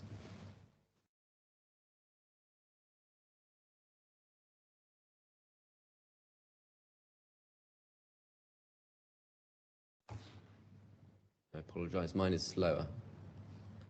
Or I am slower. All right, so just to draw your attention to one aspect of this. See, at the bottom of this, so you've got in the first column the number of TPAs, and then you've got them arranged into three categories. There's the number one, which we agree is next care. There's the number two category, which has six TPAs in it, which will include NAS. Yes. And then there's the number three tier, which has 17. And if we look at just the second tier, you see there that between them, the second six increased their market share from 35% to 39% of the market. Yes. So their business seems to have been increasing with the increased use of TPAs. I would attribute that increase to the increase in the insured numbers of two particular TPAs in that tier, which were AFIA and FMC, which were the two that were used in capitation model. So that could well explain why there was an overall increase for those six, because two of them were doing quite well at that time in securing new insured members. But that happened in 2015 to 2016. They broke into that market back in 2016, didn't they? They continued to increase their market share thereafter. The only reason that then stopped was in 2020, the middle of 2020, the Federal Insurance Authority, as it was then, decided to ban the capitation model. But prior to that, they continued to increase their business. Both of those companies, FMC and AFIA, were clients of mine, so that's how I know. Right, but you don't give us any figures, and we don't know how many lives they had under management in 2018, for example. No, I don't know. And given that between the six of them, they've got 39% of the market, and given that NAS has to make up, what, 500,000 of those?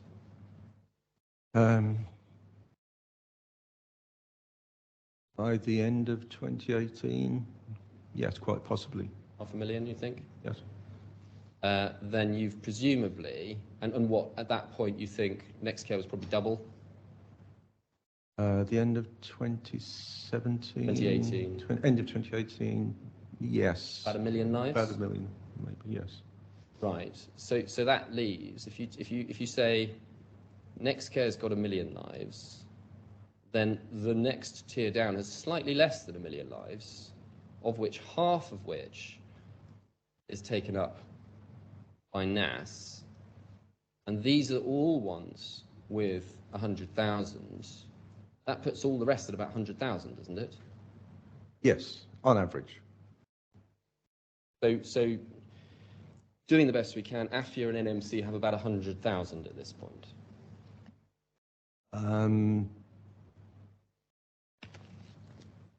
I would say that with 100,000 being an average, then, and with their growth, I think they probably would have been more than 100,000, but I just cannot say precisely how much, by how much. Well, if we go back to your report at page 1250,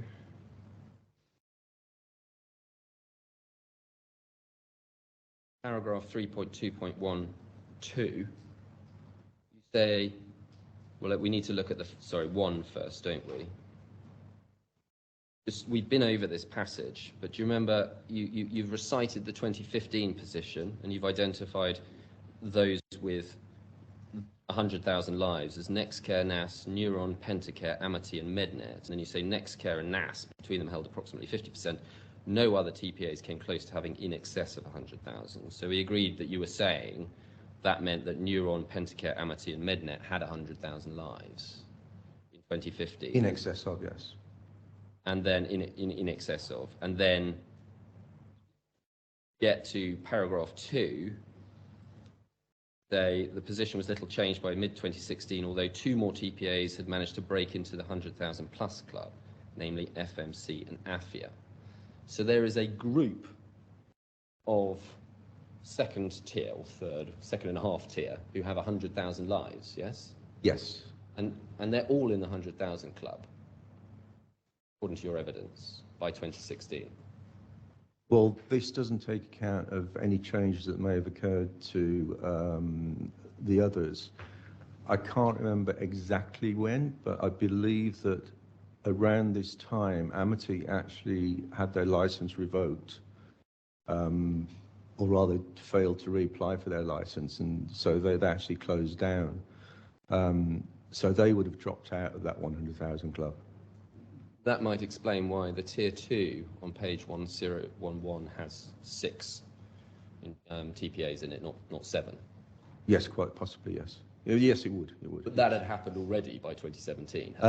As I said, I can't remember the exact date. I know it was sometime after I left DHA, maybe about a year later. So it could have been in late 2017. Well, if we look at that, well, let's go back to 1011. Tier 2 is already 6, not 7, by 2017. So it looks like it probably happened before 2017, didn't it? Possibly, yes. As I said, I can't recall for certain. But if there's only 500,000 lives in this group, and they're all around 100,000 lives, my point is that the increase from 35 to 39% market share, it's very difficult for you to say that that is attributable to AFIA and NMC. So are you just speculating about that? No, I'm saying that I know that during that period that both of those companies increased the number of lives above the 100,000 mark. I just don't know by exactly how much. The market share increase that we see here is from 35 to 39%. So you've got for the TPAs, that's a 4% increase in the market, but for them, that's an increase in their business of over 10%, isn't it?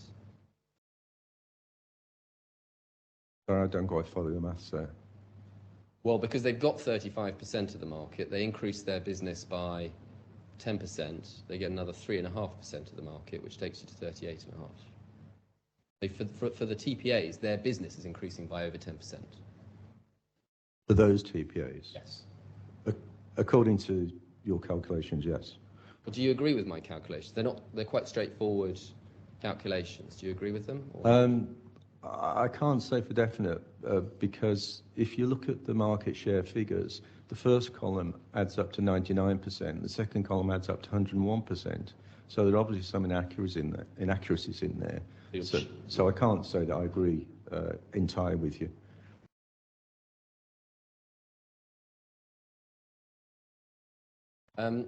But would you agree with this, that it looks like there is a significant, the second tier of TPAs managed to grab a significant increase in their business during this period? Going from a 35% to a 39% market share, if that's what the actual numbers are, then yes. Right, but then going on these numbers, wouldn't that suggest that if you were a TPA at or near the top of that group, you would also have a good chance, you'd be well placed to capture a significant part of that increase? I think that you are neglecting the fact that there are other factors involved in how well a TPA in this tier 2, if you like, would perform. It's not just about volume, as we've said, as I've said several times earlier. It's not just about volume. So I can't say that I agree with you on that point, on that assertion.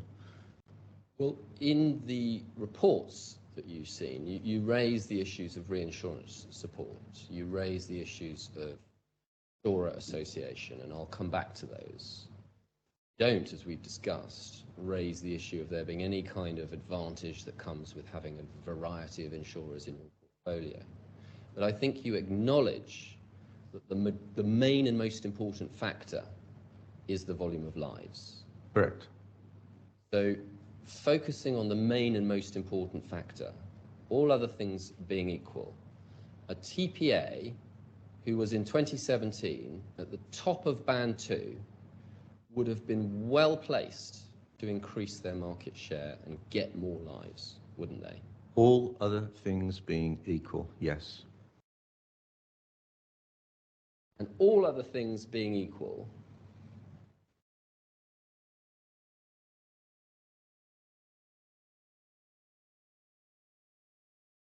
we can see actually as well that if you look down at the tier 3,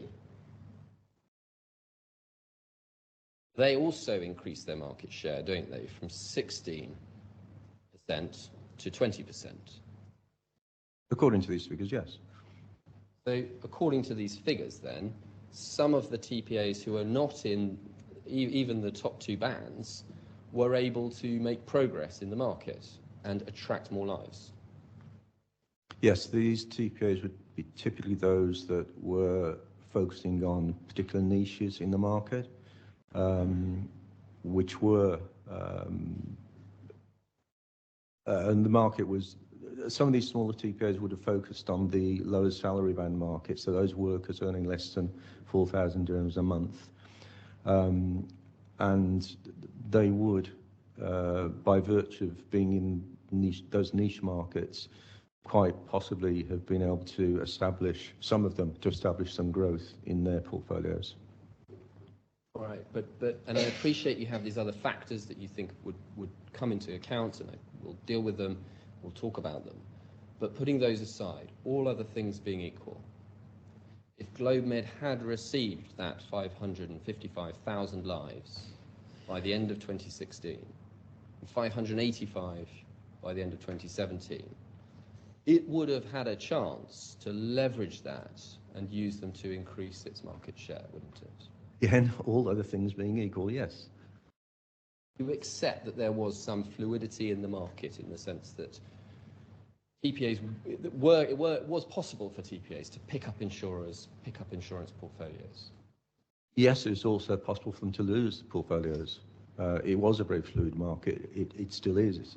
Not so much now with the number of TPOs being reduced slightly,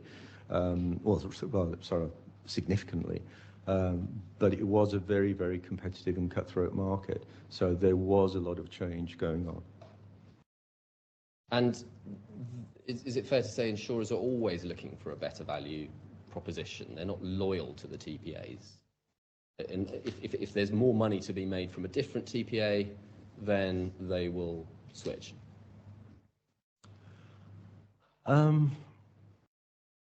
think it's a little bit more complex than that, because the driver for the insurance companies is there are basically 2 areas where switches occur. Switches can occur with one employer going from one insurance company to another insurance company, and switches can occur with an insurance company utilising a different TPA or adding TPAs or removing TPAs for various reasons. So if I could explain how that, give an example of how that would work.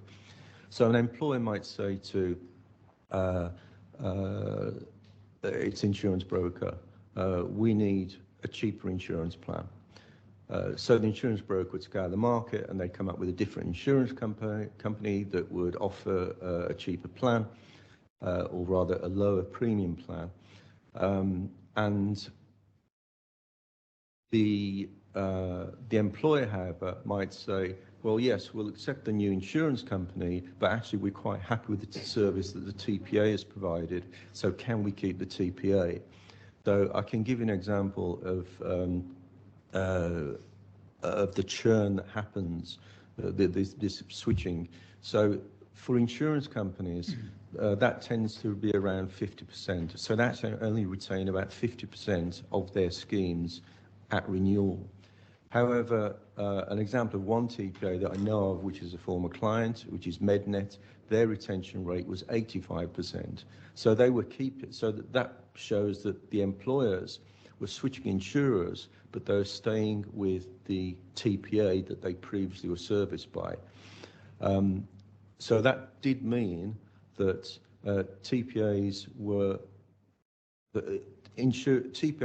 were often looking to have new insurers on board, and quite often looking to some insurers looking to remove other TPAs. So as you say, use the word fluid. It was a very fluid market. But if it was all about retaining existing TPAs when parties moved insurance, then you wouldn't see any change in the TPA market share, would you? No, it depends upon how insistent the employer was. And if it's a large employer, then it's more likely that the insurance company, the new insurance company, would say, okay, so we'll start using the TPA that has been servicing your company and its employees. If it's a small employer, then it's less likely that that employer would have the power to persuade the new insurance company to use a TPA of its choice. So again, the market dynamics were very, very complicated. My point is that given that we can see that TPAs, some of them are increasing their market share, that's not going to be explained by this mechanism, is it? Because, excuse me, you're talking about a situation where insurance moves, but the TPA remains the same. Yes, correct, but that isn't the case in 100% of scheme changes from one insurer to another. Apologise for the activity that's going on. We've been signed out of our monitor, but I'll press on anyway. Now, yes. During your presentation, I think, Hamad, you can call the IT. Oh, we've got it back. Oh, right. Okay. Sorry. I was just trying to excuse or asking that be excused the flurry of activity, which might be distracting, but apologise for that. All right. Now Mr. Cottle has taken these this part this data, and what he's done is he has estimated the lives which the claimant says GLOBEMED could have attracted in addition to the OIC portfolio. And I just want to show you the numbers. I'm not going to ask you about the maths on this one, happily. If we go to page 643, please. So he has said, if we look at 2016, so sorry, just to orient you, you've got, this is Appendix 3.3.1, do you see that? Of Mr. Cottle's report, I believe, and he says market size and share, and then there's various characters, various inputs, and looks at the insured population, and he comes out with a number, which you will see TPA market share, and at the bottom, you will see GMGHS's estimated share of Tier 2 markets. So now I'm not going to ask you about how he got to that figure, I'm just going to ask you specifically about the numbers. So you will see that he estimates that GMGHS could have attracted something like 30,000 lives in the first year, increasing to a maximum of about 136, 137,000 lives in 2021. Now, just looking at that, when it gets to its maximum, by that point, that's about, what, 3% of the insured market? Maybe a little bit less?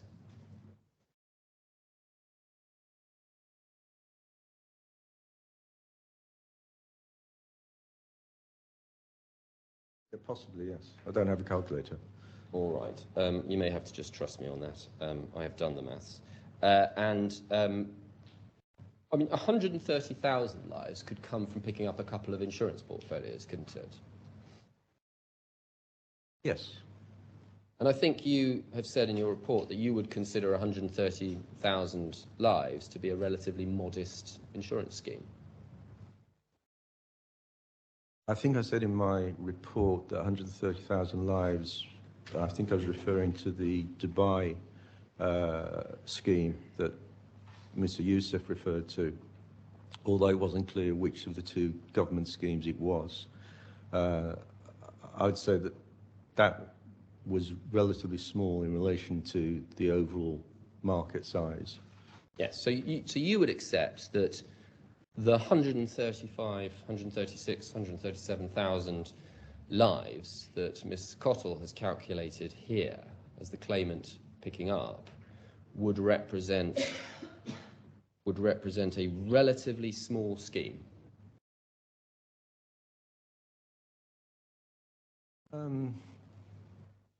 It could. Well, knowing the market as an expert, Yes. how would you describe it as a relatively small scheme? I'm asking you about how you would characterise this. Would you characterise it as a relatively small scheme?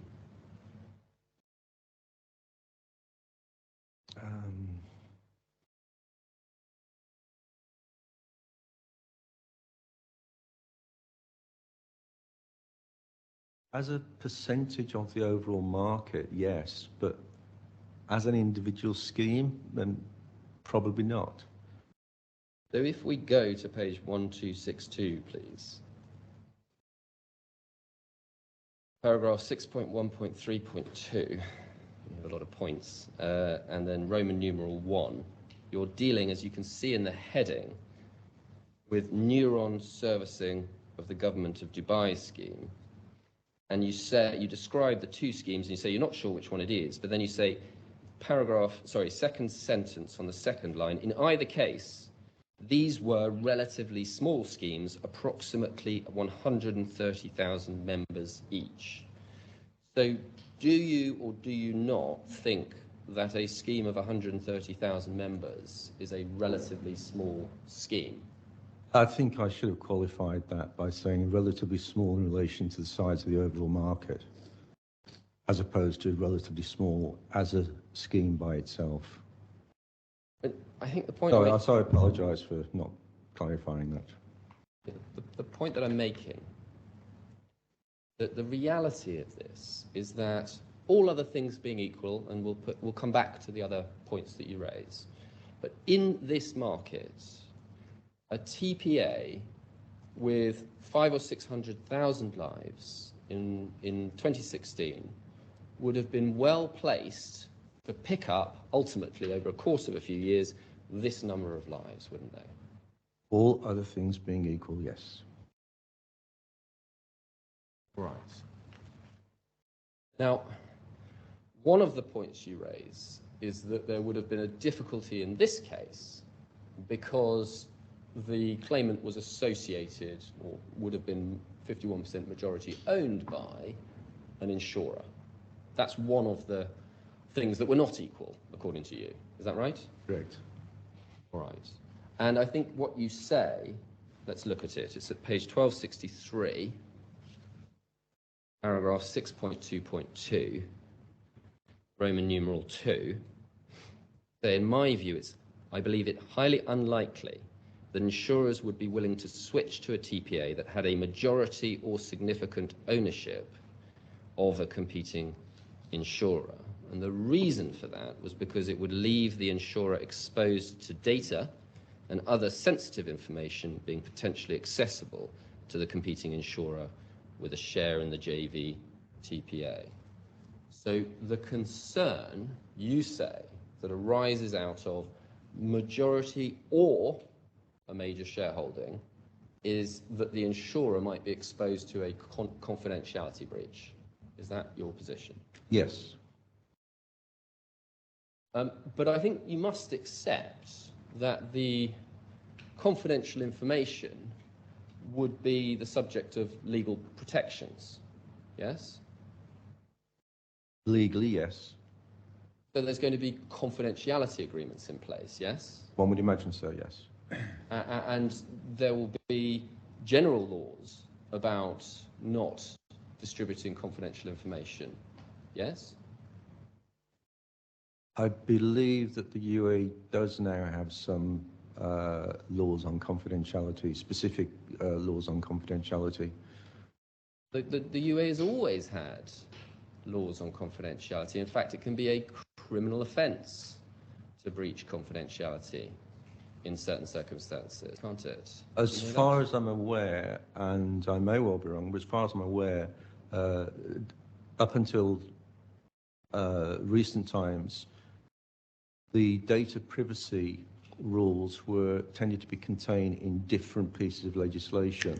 For example, legislation relating to the medical practice, and that there was no single privacy law. Would you accept that if a TPA, which is owned in any way by an insurer, but was servicing another insurer, revealed the confidential information to its owner insurer that came from its client insurer, would you accept that would be a very serious regulatory breach? I'm not a lawyer, but as a layman, I would say it would be considered as such, yes.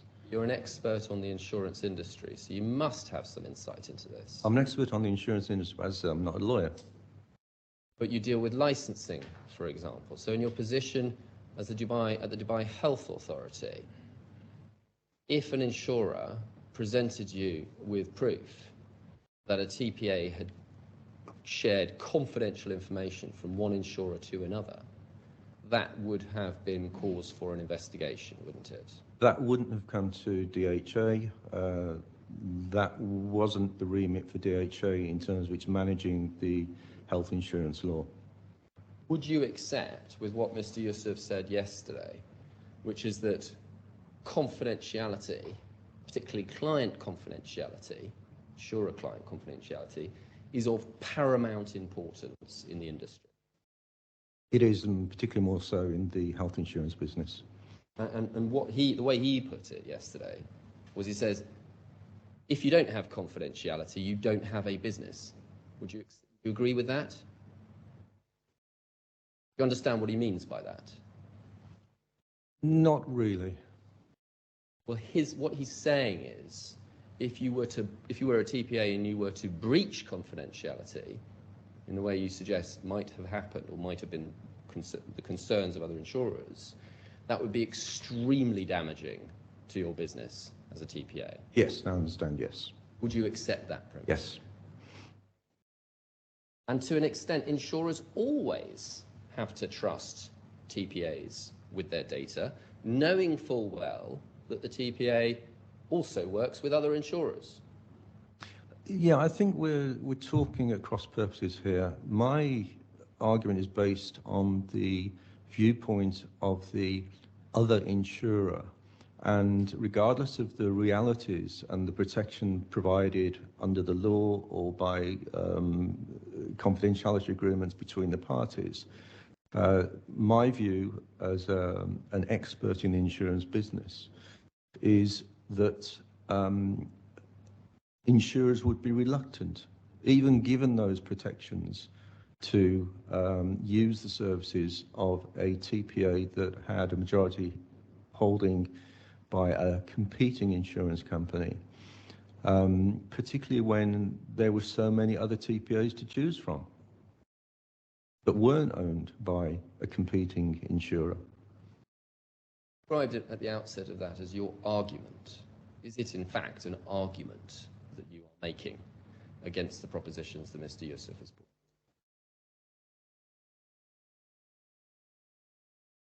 Yes, I believe it was something that we discussed in our telephone calls concerning the joint memorandum. But this is an argument that you are raising. It's not, for example, based on any discussions that you've had with insurers about this. It's a reason based upon my knowledge of the market, having worked in this market for the last 17 years. But insurers, when they look at the position, they're going to know that the TPA is subject to confidentiality obligations under contracts and under the law, is going to know that there is a regulatory backdrop, is going to know that if the TPA was to take that step and disclose confidential data in that way, it would be very damaging for their business. So wouldn't insurers also get some comfort from the existence of all of those protections? My view is that the comfort would not be sufficient for them to consider placing their business with that particular TPA, given that there were so many other TPAs that they could have used which are not owned by a competing insurer. It's not going to outweigh if, for example, the TPA is able to say, here's our value proposition, you will make a huge saving with us, and these are the tariffs we're getting, and these are the volume rebates we're getting, you can make a profit. If the insurer saw that they could make significant profits with the TPA, this is not a factor that realistically is going to stop them from contracting with that TPA, is it? I disagree. I think you would accept, wouldn't you, that there are other TPAs who have some ownership by an insurer market? During the relevant period, not to my knowledge. But it doesn't matter what the relevant period is, does it? Because your position is that an insurer just would never do this. Okay, so if we say the period as it stands now, I still don't know of any insurer that actually has ownership of a TPA. Well, part ownership, you know that Cigna is a shareholder in Nass Neuron, don't you? Correct. Cigna's an insurer, isn't it? One of its subsidiaries has a 36% shareholding, I believe, in Cigna has a 30% shareholding in one of its subsidiaries that has a shareholding in Nass Neuron. So it equates to, I think the figure is 30.6% effective shareholding. Right. But in this case, you know that the shareholding was not going to be direct by OIC, the insurer. It was going to be through a company called Synergize. Were you aware of that? Yes. So at least then the insurer involvement would have been less obvious because of the involvement of a subsidiary in between. Do you accept that? I'm not in a position to comment on how obvious the ownership, the 51% ownership of OIC in Synergize would have been to the market. Thank you. All right, that's fair. And then you said, well, so then the differentiating factor between the Cigna situation and the situation that would have been here is, you say, because Cigna only owns ultimately 30%. It's not to do with the shareholding. Is that the differentiating factor that you identify? Yes. All right. And so if we go back to actually what you said about this, page 1263, paragraph 2, you say, in my view, I believe it highly unlikely that insurers would be willing to switch to a TPA that had a majority or significant ownership of a competing insurer. So in your evidence, you did not make initially any distinction between majority ownership and significant ownership. You said either would be a problem, didn't you? On the reading of my words here, yes. I probably should have been more definitive on what I meant by significant ownership. Well, you can't have meant majority ownership by saying significant ownership, can you? Sorry, say that again? What did you mean by significant? You can't have meant majority when you said significant. No, but certainly something approaching 50%. 30% is a significant shareholding, isn't it? Legally? Is that the question you're asking me? I'm asking you about your view. Your view... Okay, my view is that... No, hold on, wait for the question. Your view, written in your report, is that a majority or significant ownership of a competing insurer would be a terminal problem for a TPA. You are now saying the problem is actually just majority ownership. You're now then, you sought to explain that by saying, well, you should have explained what you meant by significant. So I was asking you a question about what you meant as significant. You cannot have meant majority. You've accepted that. So in your head, when you were writing this, 30% must have counted as a significant ownership percentage. No? Not in my head, no. I see. I would not have thought of 30% as being significant enough to give discomfort to another insurance company as a potential client of that TPA. So 30% is not significant. Significant doesn't mean 50%. So when does it become significant in your head? 35%? It becomes significant in the eyes of the insurance company that's judging this matter. Yes, but you're giving evidence about what those insurance companies would have done, would have thought. This is your evidence. I would have said, okay, so I would have said that from my knowledge of dealing with insurance companies over the years, that they would have taken different views on what to them would be significant. So I can't prejudge what that would be. Giving my view is not going to be helpful because the important view is the view of those insurance company executives and what they would have thought would be significant. But you're not going to tell us what you think would be significant, what you meant by significant in your report? As I said, I don't think it would be helpful. Can you answer the question, please? When you wrote this report, what did you mean by significant? What proportion of a company were you talking about? You're going to have to answer the question. Okay, something in the region of approaching 50% or 40%. 40%. So 40%. Have you just made that figure up just now? You just asked me for a review, so I've given you a review. Oh, no, I asked you about what you meant when you wrote it. Is it right that you didn't have a number in your head when you wrote it then? Possibly not. Is what's happened this? You've said a significant or majority ownership by an insurer would be terminal for a TPA. You've been shown a TPA that has a significant ownership by Cigna, which is an insurer, and you've just changed your position to say, well, actually significant isn't a problem, it's got to be majority. Is that what has happened here? No, what's happened here is that you have said that 30% is significant. Now, NextCare is the largest insurer, TPA as we've known. NextCare is owned by Allianz, isn't it? Yes.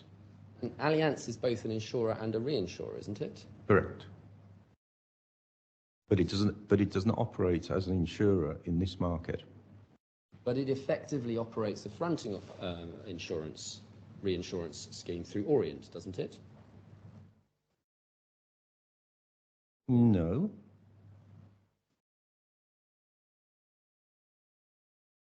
GLOBEMED Kuwait, we'll come on and talk a little bit about them. They are in Kuwait, they're owned by GIG, aren't they? That's an insurer, isn't it? Yes. And GLOBEMED we'll come on to it, but it is the #1 TPA in the Kuwait market, isn't it? I don't know that. Well, it has significant other insurance clients in addition to GIG, doesn't it? Again, I don't know that. You just don't know. You've looked at the numbers and you just don't know. I've seen numbers that Roger Saliba put in his evidence. It referred only to payers. It did not give any names of any insurance companies or who those other payers were. So that's why I say that I don't know. So you just don't know. So you would be surprised to find out, presumably, that GLOBEMED Kuwait has any other insurance client than GIG, would you? No, I would not be surprised to find out, no. But on your logic, no insurer is going to place their business with GIG, with GLOBEMED Kuwait, because they'd be concerned that GLOBEMED Kuwait would pass their confidential information to GIG. I think you have to relate this to the market structure in Kuwait, in that GIG is a dominant force. It has 43% or so of the market.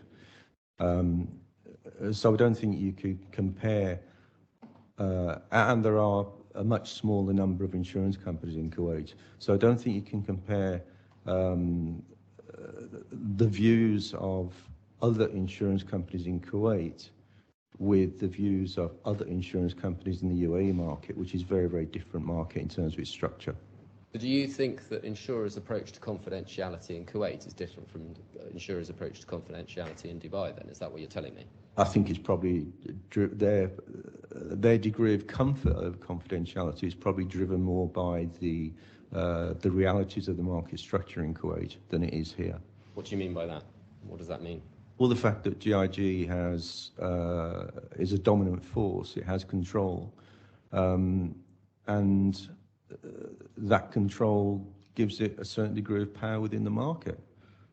Isn't that going to increase your concerns about confidentiality if your concern is that an insurer shareholder is going to abuse its position and grab your confidential data? That's the premise. So surely a powerful insurer in the market would attract even more concern than the one that you're talking about. Okay, in my view...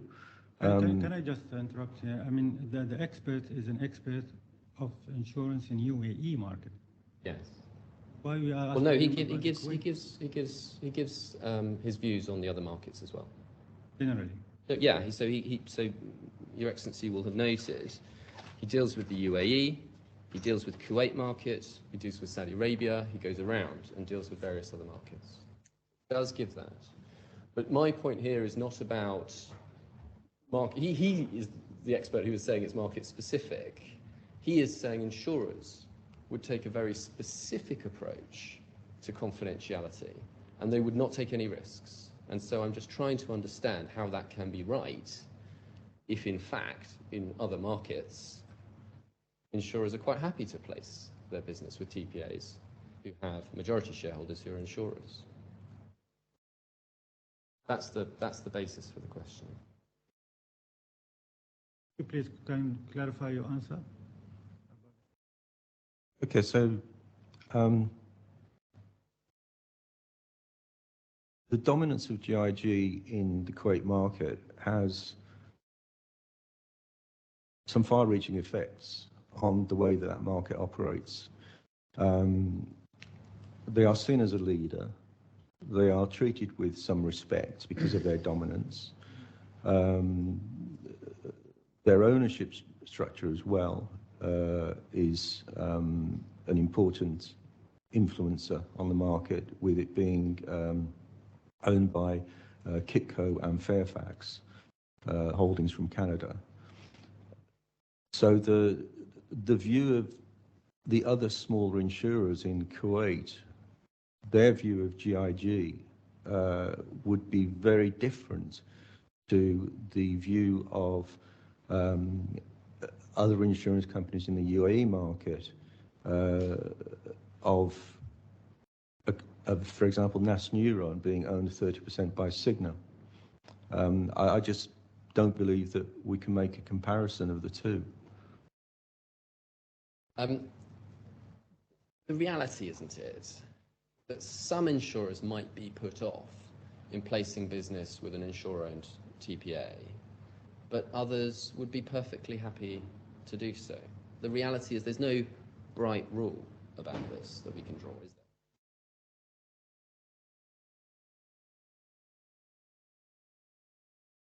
In my view, I would still say that insurers would be very wary about placing business with a TPA owned by a competing insurer, which is why I said that they would be highly unlikely to do so in the UAE market. The reality is that it is perhaps one factor amongst a number which would inform whether or not the insurer dealt with a TPA. But of those factors, most significant is the number of lives that they have, and so the value proposition they can offer. I wouldn't generally agree with that. The other thing that you say is not equal is that GLOBEMED was not backed by a reinsurer. It was backed by a reinsurer at one point, according to testimony given by in Patricia Atala's transcript. I see that it was backed by Swiss Re at one point, but then Swiss Re pulled out, which, according to my reading of that transcript of her words, resulted in them losing the business that they had. Right. So during the period that we're discussing, 2016 onwards, the period that you're addressing in your report, yes? Yes, correct. As I understand your point, you say GlobeMed would be at a disadvantage because it wasn't backed by a reinsurer during that period. That's your point, yes? Yes, compared to an insurance company that was backed by a reinsurer. Sorry, yes. But there were plenty of TPAs operating in the market who did not have reinsurance backing. That's right, isn't it? Correct. And so, for example, the number 2 TPA, NAS, did not have any reinsurance backing. Correct, but it had backing of the Bahrain Sovereign Wealth Fund. But Neuron, for example, did not have reinsurance backing either, did it? Not at that time, no. And you say it's a different market, but GlobeMed Kuwait did not have any reinsurance backing, but managed to get itself to the number 1 spot. I'm not aware of whether GlobeMed Kuwait had any reinsurance backing or not. I am aware that it did have a shareholding by GIG, which is obviously not a reinsurer but an insurer. All right. But clearly, you could succeed in this market in the relevant period without reinsurance support as a TPA, couldn't you? It is possible if you had alternative support. And I'm talking in terms of both financial nature as well as product support nature. You don't need it, though. Some insurers have no particular interest in the technical reinsurance support, do they? To answer your question, yes, you don't need it. But I was pointing out that without it, you are at a disadvantage. But it depends on what the insurer wants, doesn't it? It depends. If you're looking at a particular pitch, some insurers aren't going to want the product. Sorry, we're talking about TPAs having reinsurer backing or insurers having reinsurer backing? I'm talking about TPAs having reinsurer backing. Okay. And I'm asking you to consider the situation where a TPA is pitching to an insurer. The insurer may not have any need of the kind of reinsurance support that you're talking about, technical product support. Ah, I see what you mean. Yes, that's those correct. circumstances are going to make no difference whatsoever. To those insurers that have no interest in that, the services that come with a TPA that has a reinsurer backing, then you're correct.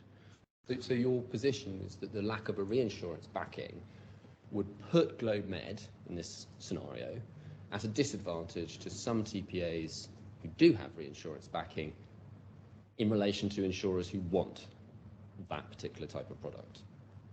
Yes. So generally speaking, there will be a good swathe of the market that is accessible to a TPA who doesn't have reinsurance backing and in respect to which they have no disadvantage at all. I wouldn't say a good swathe of the market. Well, it depends on what proportion of the insurance market wants those products. Yes. I'm going to ask you about Kuwait. I just want to know how long do you need? Is it the plan to finish with the expert before the break? I think it's unlikely now. I'd hoped to do it this morning. I think I might need another. It's difficult to know, as you can see. I might need another half an hour. I could break now, and I could take. No need to break now. I'm just thinking of our plan. I'm moving forward as fast as I can. But we'll see how we get on. I won't be far away. We have another expert after. Yes. We're about a half a day ahead of the schedule. So I'm not proposing to be indulgent, but we do have time. Because after Mr. Ali, we have 2 experts, but we have a full day and a half in which to deal with them. So we'll. I feel bad to keep the expert for the long period, through the lunch break. I understand. Well, perhaps if we just sit a little late until 1:15, for example, then that will be great. I'm happy with that, Your Excellency. Yeah. Probably will break at 1:15. Let me ask you a bit about Kuwait, and I've got a sense of what your answers are likely to be already. But you've seen a document, I think, at page 1489. Yes, I have. So this is the data that you've been provided with You don't know whether or not the underlying figures are accurate, but I'm going to ask you about the figures on the basis that they are. But let's just work on the assumption that they are accurate, because you're not here to tell us whether they are or not. Yes. 1489, is that? Beg your pardon, I am in the wrong place.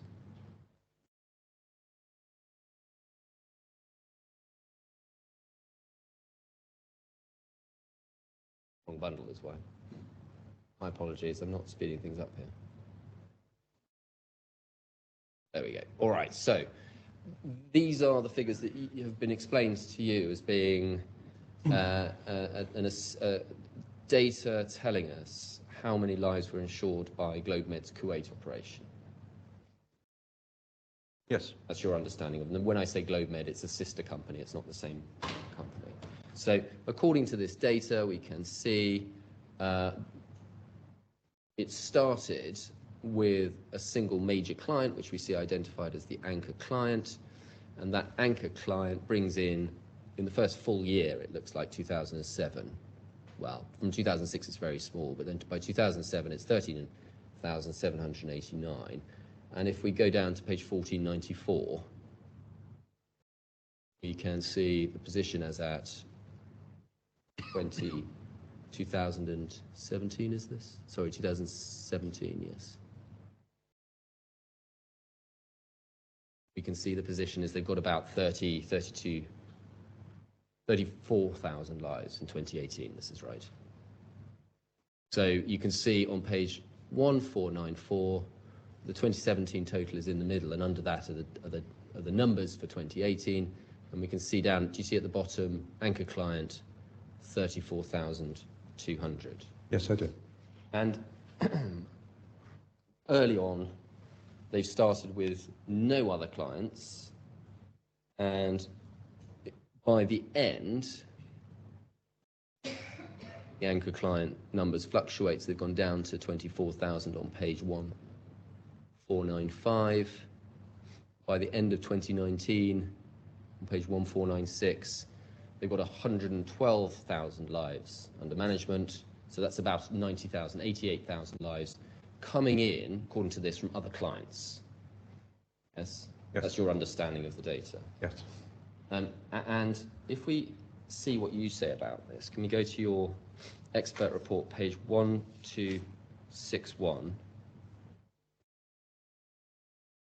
You looked at this data and you're assessing whether or not the strategic partner model has succeeded, and you say 5.4, Roman numeral 1, ignoring the small number. Sorry, we're not on the correct page. Oh, I'm sorry. It's 1261. You understand the premise. What's being said is that because they had this anchor client with lots of lives, they were able to use that market position to generate other insurance, other contracts with insurers and get in more lives.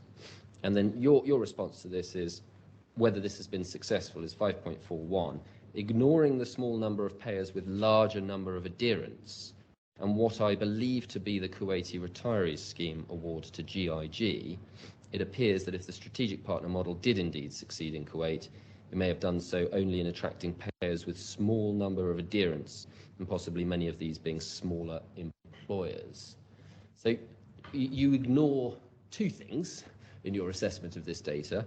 The first is the small number of payers with larger numbers of adherents. But if you ignore those, then surely you are inevitably going to count it as a failure, aren't you? Isn't the point that you should include those in your assessment of whether this has been a success? Yeah, I believe that I provided an analysis, a detailed analysis, possibly in my exhibit on the numbers. If we could see that, it would help me in responding to you. I don't know what you're referring to, but perhaps your barrister can take you back to it at the end. But I'm just asking you, because I'm asking you about your understanding of yeah, this. okay, now. so what even taking it, so to answer your question, even taking into account those that small number of larger payers. My argument on the success of the strategic partner model in bringing on a lot more smaller payers to build the numbers, which is an argument that David Youssef put to me, would have been the strategy for GLOBEMED in UAE. My argument is that GLOBEMED Kuwait did not actually retain those smaller payers, and that over the course of the years of Mr. Saliba's data that he provided, they lost almost half of the payers that they actually acquired during the course of that period. So that's why I'm saying that the strategic partner model couldn't be shown, in my view, as a success in Kuwait, because whilst they were acquiring payers, they were also losing payers to the extent they lost. I think the figure was about 40% or just over 40% of the payers that they actually acquired over that period of years. They actually lost them. Not actually the question that I was asking you. I was asking you about specifically about your point where you say ignoring the small number of payers. I was asking you about whether it was appropriate for you to ignore those payers. And what you're saying is, well, here are the reasons why I say the model wasn't successful. We'll come on and deal with that. But you said in your answer to me just now, you said yes, even in taking into account the small number of payers with larger numbers of adherents, and then you gave a very long answer. So do you accept that you have to take into account all of these things in order to be able to assess whether or not it was a success? Yes. You should not have ignored the small number of payers with larger numbers of adherents, should you? Which is why I've just said in my answer to you now that even if I take those into account, given that the loss of business that they acquired amongst the rest of their portfolio doesn't suggest to me that the strategic partner model was a success in Kuwait. But it suggests that between 2007 and 2016, 2017, it goes from pretty much no other lives under management to about 120,000 under management. Yes, it comes down, but that's success overall, isn't it? I would say that it would have been an even greater success, if you want to call it a success, if they had kept the majority of the payers that they actually acquired over that period, which they did not do. Yes, all right. So obviously, sadly, we can't all be 100% successful in everything we do. But the question isn't the measure of whether it was a success, the measure whether or not they were able to leverage the early 20,000, 30,000 lives and use that to build a big portfolio. Isn't that the proper measure? I think that's far too specific measure. Too specific? Far too specific, just to say, well, we built it to this number. What makes that number the measurement of success? Well, obviously it's an assessment. So the question is, if you've tripled or multiplied by 5 the number of lives you started with, well, by any measure that's a success, isn't it? Okay, if my salary increases by 5 times over the period of a number of years, but my rent goes up by 12 times, does that mean that I've been a success? Does that mean that my finances have been successful? So you don't think that starting with 30,000 lives and building that out to 150,000, or even where it ends up at 120,000, you just don't think that's a successful business? It's a success in terms of acquiring a number of lives and taking it from 0 to whatever it went to. But I wouldn't say that it's a success which can be attributed to what GLOBEMED coin as the strategic partner model. Right, well, I'll come back to the reasons for the success, but we're taking it in stages. We have to decide whether it's a success or not first. Can we go back, please, to page 1261? Paragraph 5.4, little Roman numeral 1.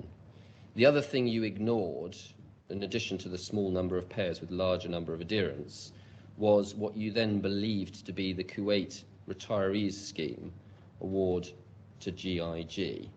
So you thought that a particular payer, which was payer 42, was the Kuwaiti Retirees Scheme. And we see your reasons why above. Do you see it, paragraph 5.31? You make the point, payer 42 is shown as beginning with 4,000 adherents in 2016, and then it goes up to 42, 44, 29, and so on in the remaining years. And then you say, paragraph 2, I believe that payer 42 may be the government of Kuwait in relation to the Kuwait Retirees Scheme. Gulf Insurance Group won the first tender for this contract, which began in 2017. So if you've got lives insured in 2016, but the contract was signed in 2017, wasn't it pretty obvious that this was not a reference to the Kuwaiti Retirees Scheme, even then? Not necessarily. I also make the point at 5.3 Roman numeral 3. I use the phrase "if this is the case." Now, it wasn't clarified until the conversation I had with Mr. Youssef that payer 42 was not, in fact, the retirees scheme. But then we went on to discuss, well, if it wasn't the Kuwaiti retiree scheme, then why didn't, with GIG being the insurer of that scheme, why wasn't GLOBEMED Kuwait successful in winning it? I was asking you about the position that you were faced with in the first report, and my short point was, if the contract was signed in 2017, it just can't have been the case that lives were being insured under that contract in 2016. I'm not sure whether there was any adherents that were insured before the official award of the contract or not, so I can't say. I can't say whether your assumption is correct or not. So when you say in your report at 5.32 that you believed then that this payer was the result of GIG winning the first tender for the contract, which began in 2017, you're speculating that it might have begun in 2016. Is that the point? There may have been some small number of lives that were insured before. I'm not sure. But you now accept that that is not the case, do you? As far as you're aware. I don't know. You don't.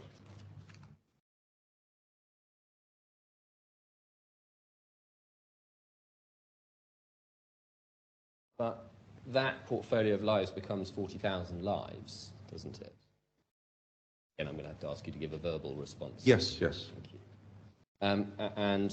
Is it fair to say that if GLOBEMED had sought to get that contract but didn't have any other relationship with insurers, had no other lives under management, then it would have really struggled to penetrate that market to that extent? If it had no other insurance relationship, then quite possibly. And that's because of all the issues that we've been discussing about the value and the benefits to TPAs of having large portfolios of lives. Correct, correct. So, but it still doesn't mean that it's the strategic partner model that was the cause of the success. You would accept... It's the volume that they could generate, whether that comes from one partner or many insurance partners. So to an extent, you know, it makes this strategic partner model somewhat of a construct on behalf of GLOBEMED. I think there may be cross purposes is how we all understand what it means in this. So the suggestion that I at least am making to you, that the benefits of the strategic partner model are volume of lives. And so if the strategic partner model brings with it a significant volume of lives, it places you in a better competitive position in the market. Sorry, could you repeat that question? I think that we are at cross purposes because you are focusing in on the, quote, strategic partner model. And you say it's not about the strategic partnership, it's about the lives. And I don't think we're disagreeing here. I just want to see whether we can actually agree, because what I am suggesting is the benefit of the strategic partner model is the lives that come with it. So if, you would at least accept that bit, that if the strategic partnership brings a large volume of lives, then that brings with it the advantages that you're talking about of volume of lives. Yes, it does, but you don't necessarily have to have a strategic partner to achieve volume. We've seen many TPAs in the UAE that have achieved volume without a single strategic partner. Yeah, absolutely. But if the strategic partnership does bring volume, then you will have those advantages. Yes, all other things being equal. And I think you say, so would you accept then that the success, if we call it that, of GlobeMed Kuwait, doing the best we can, is likely to have been assisted in Kuwait by it having the volume of lives that came with its strategic partnership? Can we go back to the numbers for the payers? Which page would you like? Well, if we go back to 1494, you can orient yourself. 1490 is the beginning. Okay, so if we look at the anchor client, we're looking in 2017 at 32,000 adherents. Yes. So you telling me that is volume? No. So what I'm saying is if we go back to the beginning of the relationship, what I'm suggesting, the model that we're suggesting, is that if you have a strategic relationship with an insurer that brings with it a large number of lives, that kickstarts your position in the market and allows you then to kick on and build from there. So the volume I am talking about is the volume that we get, the relevant volume is the volume at the beginning of that relationship. So the beginning of that relationship, we go back up to 1489,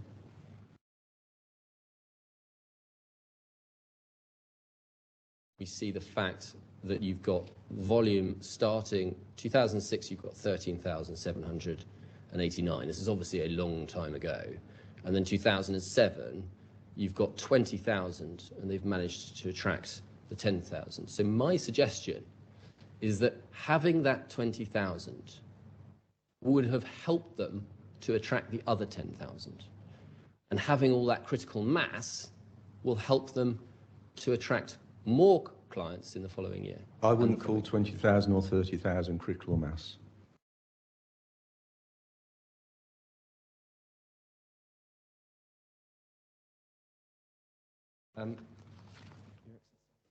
Two more topics, which I would, in ordinary circumstances, hope would take 5 to 10 minutes, but I don't know. So they might. Shall I carry on until perhaps 15:15, and then we see where we are?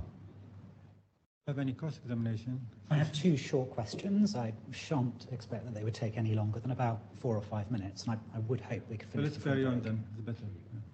All right.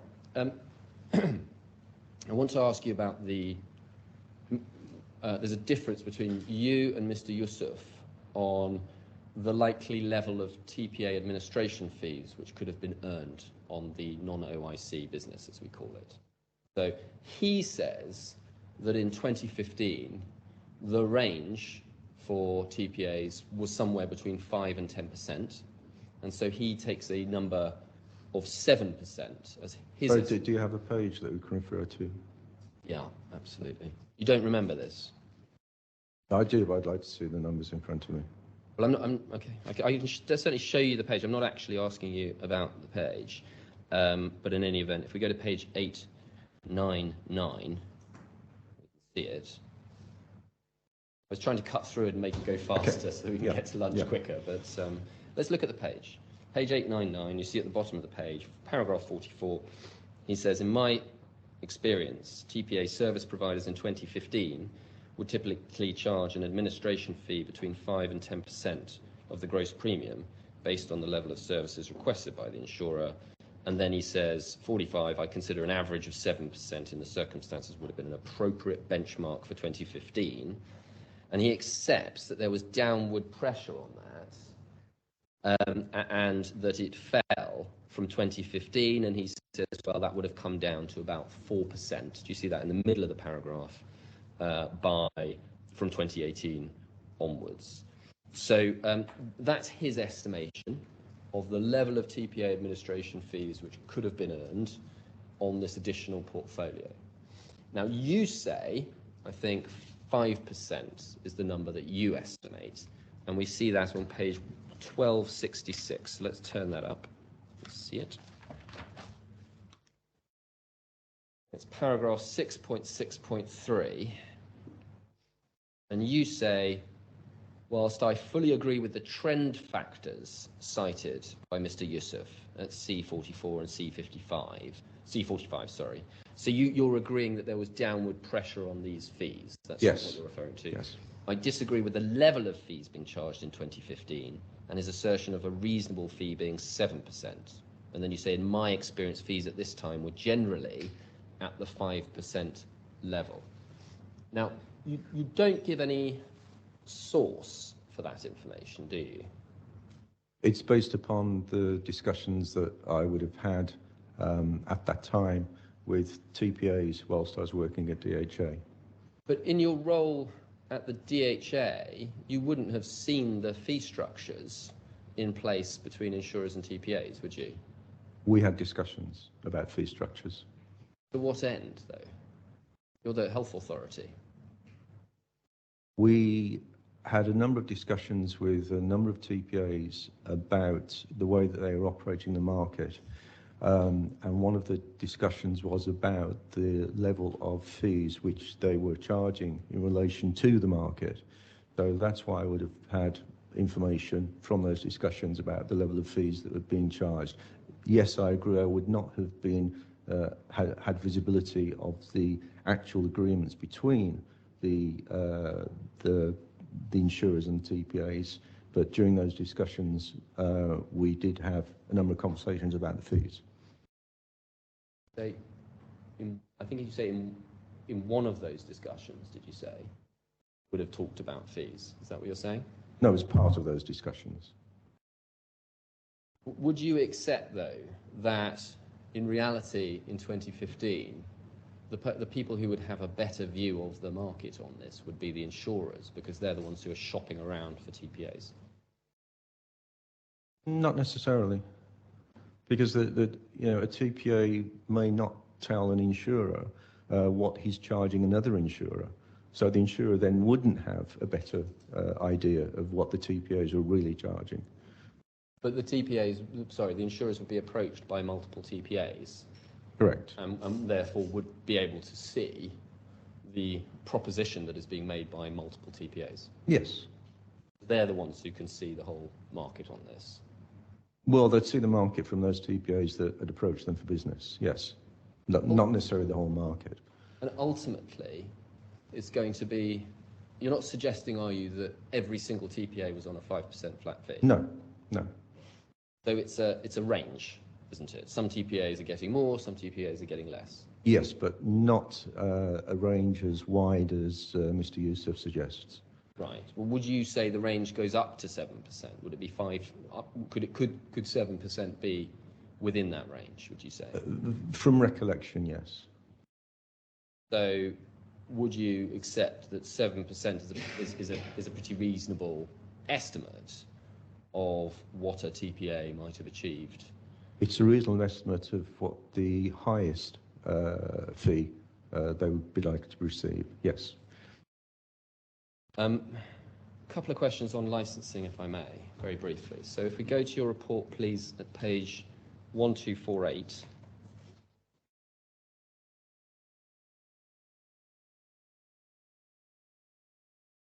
and paragraph 3.1.2.5, you provide some comments on Miss Atala's second witness statement on the HIP application process. And we can see that this section, this paragraph sits within a section that starts on the previous page, 1247. At the bottom there, paragraph 3.1.2, health insurance permit application process of the Dubai Health Authority. Were you given specific instructions to provide comments on that aspect? I don't believe that I was, no. So, in fact, no, it wasn't. You weren't? No. So you just volunteered, did you, all of that information about the licensing process? I felt it was important to give that information, yes. Not important to your instructions, though? Possibly not. All right. So it was never suggested to you that there might be some issue about licensing with the claimant? That's your position. It was never suggested to me, but from my reading of the evidence that was provided, it seemed that there was, between the parties, some issue about licensing. So I felt that by adding this information, it might help clarify the position. All right, and if we go back to where we were, page 1248, 3.1.2.5, little Roman numeral, or big note Roman numeral 2, you describe the change to the process that took place at the beginning of 2015. Can I summarize it like this? I'm not going to take you through the words. We'll try and do this faster. So if you remember back, I think what you're saying is that everybody with a permit had effectively unconditional status up to 15th of February 2015. Correct. And then in January, everybody is told you've got to reapply by the 22nd of January 2015. Yes. And then when the results of those applications came back, they could be conditional or they could be unconditional. Correct. But you are not saying that a conditional status prevented a TPA from operating in the market? No, that's correct. Anything else? Thank you very much, Mr. Ali. Thank you for your patience. Thank you. Your Excellency. Mr. Ali, could you turn to page 1267 in Bundle E, please?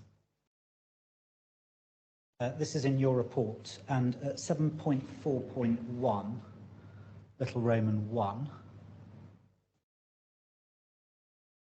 you say there, Mr. Yusuf's predictions take no account of the limited market growth available in a short period of time, nor of the fact that GMGHS would have been facing a very competitive market dominated by 6 established TPAs. You refer to established TPAs elsewhere in your report as well. I think 3.2.3, little Roman 4, and 6.3.2, little Roman 4. Could you please just explain what you mean by established when you say established TPAs? Yes, so those TPAs that had been operating the market for some time had a reputation amongst the insurance fraternity that had been working with a number of different insurance companies. So that's what I mean by the 6 established TPAs. And you were asked a question about 5.4, little Roman 1 of your report. That's at page 1261.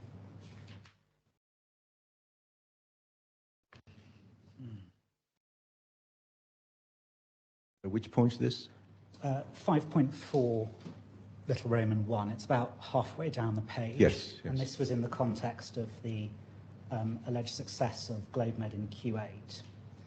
You say there it may have done so only in attracting payers with small numbers of adherents, with possibly many of these being smaller employers who were self-funding healthcare benefits for their employees, rather than the model succeeding in attracting non-anchor client insurance companies.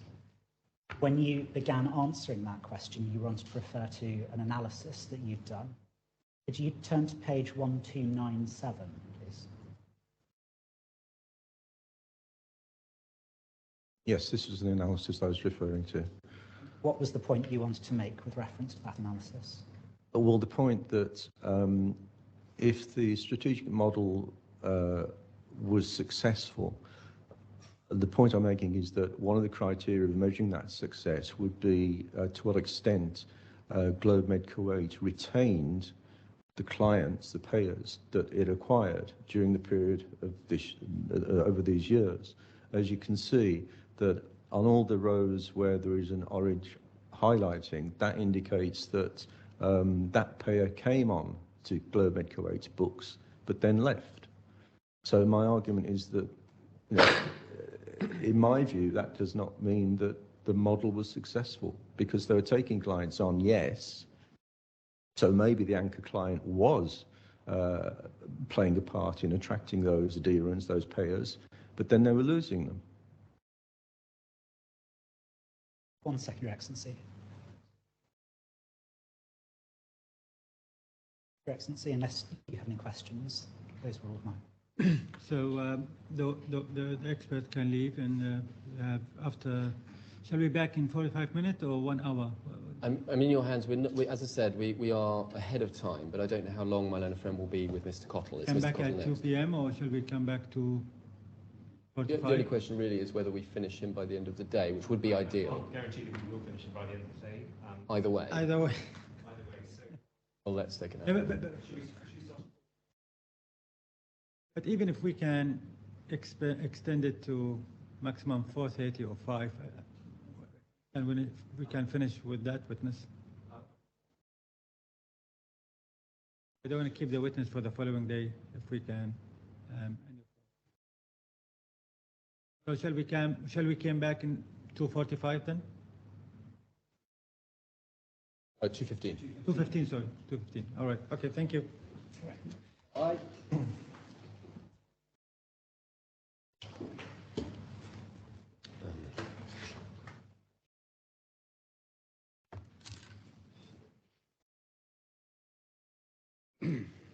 So, Yes. Your Excellency, I call Mr. Cottle, the expert witness, so he'll need to be sworn in. Yes.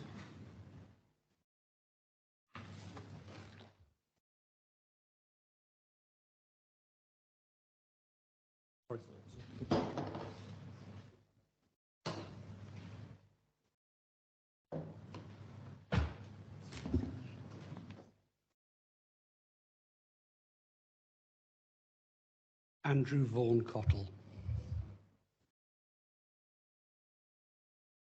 I swear by the Almighty God to say the truth, the whole truth, and nothing but the truth. Mr. Cottle, you should have a bundle of reports in front of you. Do you see the page numbers are at the bottom right? And if you could find for me, please, page 428. Yes. And do you see there a copy of your first expert report? Yes, I do. Turn to the back of that document on page 489. You should see a signature. Is that your signature? It is, yes. I'm going to take you to some other documents too and then get you to confirm them. If we go forward, please, to your second report, your supplemental report, which you should find at page 1298. Yes, I have that. Can you confirm that that is your supplemental report? Yes, it is. We go again to the back of that report, page 1319. Do you see your signature there? Yes, I do. And then finally, if we go forward to page 1372, you have that? Yes, I do. Is that then the joint statement that you made with Mr. Burrows? Yes, it is. And you've set out there on page 1373 an introduction, and starting at 1375, the issues that are agreed. Yes. And you identify what is agreed and what is not agreed. And if we go forward to page 1379, in the left-hand column, can you confirm that you have set out there your views? 1379. Yeah, yes, those are my views as expressed. And then those views continue all the way to the end of the report. And on the final page at 1395, do you see your signature? Yes, I do. And can you confirm that those reports taken together with your part of the joint statement represent your true and complete professional opinion? Yes, I can confirm that.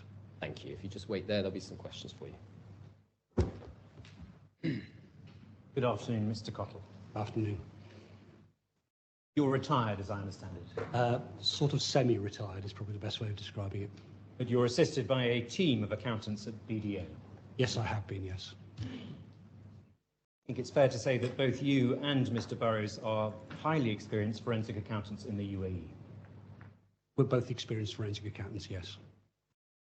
You may disagree with Mr. Burrows' approaches and opinions on certain matters, but you don't say that any of them are improper or wrong as a matter of principle. No, I don't. Now, there are a number of matters in your various reports on which you rely on the evidence of Mr. Saliba. It's a fair assessment, isn't it? Yes, there are a number of matters where I've relied on his witness statement and his evidence.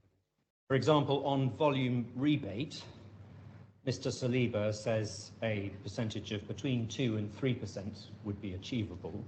I think he says at least 2 to 3. 2 to 3%. And you rely on that range in your supplemental report, don't you? I do adopt those figures within my report, yes.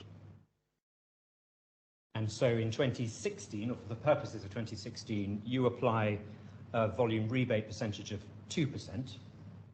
Sorry, could you say again which year? Sorry, volume rebate in 2016. I can take you to the... 2016, yes, 2%.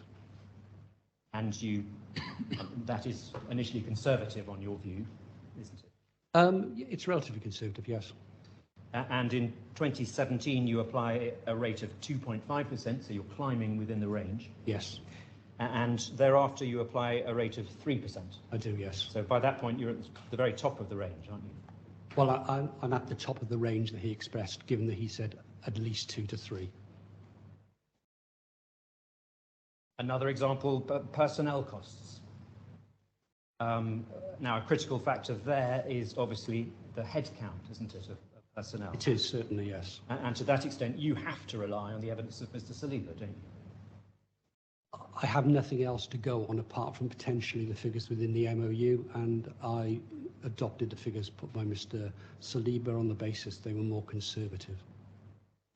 Or on the basis that they were... More conservative. He adopts a higher head count than the figures set out in the MOU. And in terms of the other personnel costs, which I think is the non-payroll costs, isn't it? So the other payroll costs would be things like bonuses and various costs associated with employing people. And once again, you rely entirely on Mr. Saliba for those, don't you? I do, yes. There's two particular assumptions, one around bonuses and one around the provision for other personnel costs.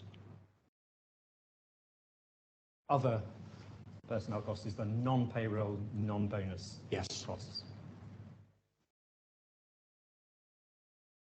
And in that instance, the percentage of salary costs for the other personnel costs, you decided, you adopted a rate of 31.7%, remember? Well, there's two components to it. There's 15% in respect of the other personnel costs, and the way I've calculated the bonus comes out at a further 16.6, I think. So it comes out as 31.6, I think. That's applying a number of months by reference to Mr. Saliba's evidence, isn't it? So go on, sorry, I'll let you continue. No. I was going to say, whilst my figure of 31% is marginally lower than that adopted by Mr. Burrows in his joint statement, the important point to note is that it is being applied to a higher salary figure. So it's 31% of a higher salary figure than the figures adopted by Mr. Burrows. Just to remind us, his figure is 34%. 34%, but of a lower salary figure. So the higher percentage, the greater the saving, and therefore the lower the profit, the loss of profit. The higher the percentage, but if it's applied to a lower salary figure, it's a lower saving relative to my figure, which is a slightly lower percentage, but applied to a higher salary figure. I mean, it's fair to say that both of you seek to establish on the cost side the savings that could be made, and so you apply There's an assessment of a loss of profit, and you set against that the costs that were saved or would have been saved in the hypothetical. Well, there's a loss of revenue, and against the loss of revenue, what we've got is a saving or avoiding the costs that you would need to incur to generate those revenues. So you put the two together and you end up with a loss of profit. Just wanted to sort of build the building blocks, essentially, of your analysis. Yes. Because you could set off revenue and costs, but actually you discuss it in terms of the saving. Yes. Now, in terms of the data set that you use, you have, firstly, OIC's data as to its actual experience in terms of its lives and when the policies were renewed, etc.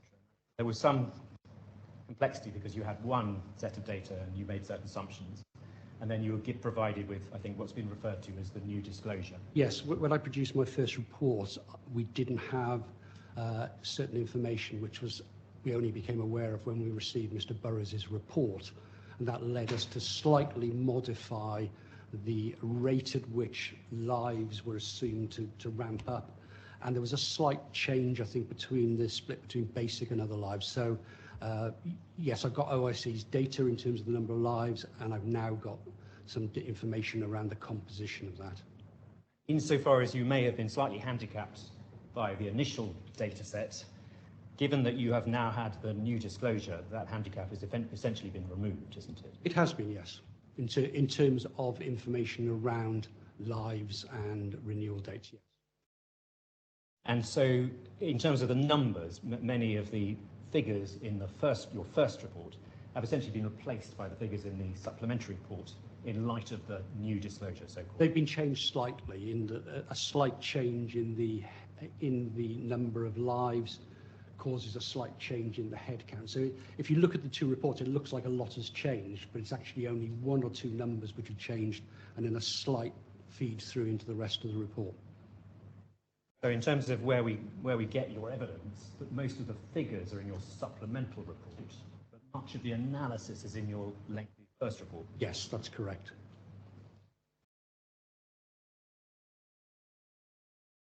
Now, the assumption in using OIC's data is that all of the OIC lives transferred to GLOBEMED and remained with GLOBEMED. I'd suggest to you that both those assumptions are potentially counterfactual. Well, we're talking about a counterfactual scenario full stop, because the agreement obviously never went ahead. So by its very nature, it must be counterfactual. Yes, but if one assumes a transfer of lives, it's entirely possible that OIC lives transferred to GLOBEMED may not remain with GLOBEMED, isn't it? There's always that possibility. There's always that possibility, yes.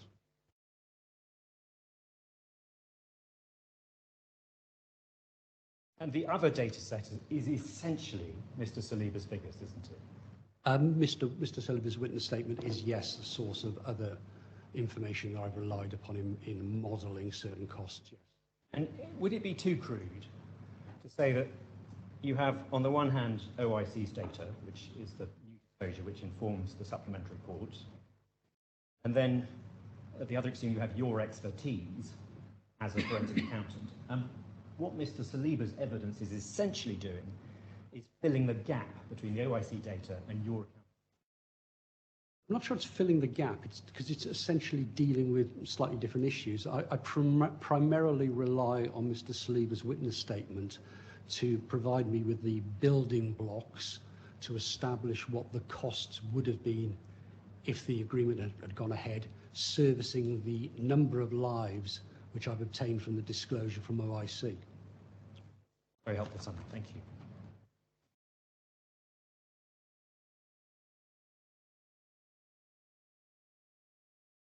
Now, I think for the purposes of your report, at various points you've had to accept the logic and the necessity of the strategic partner model.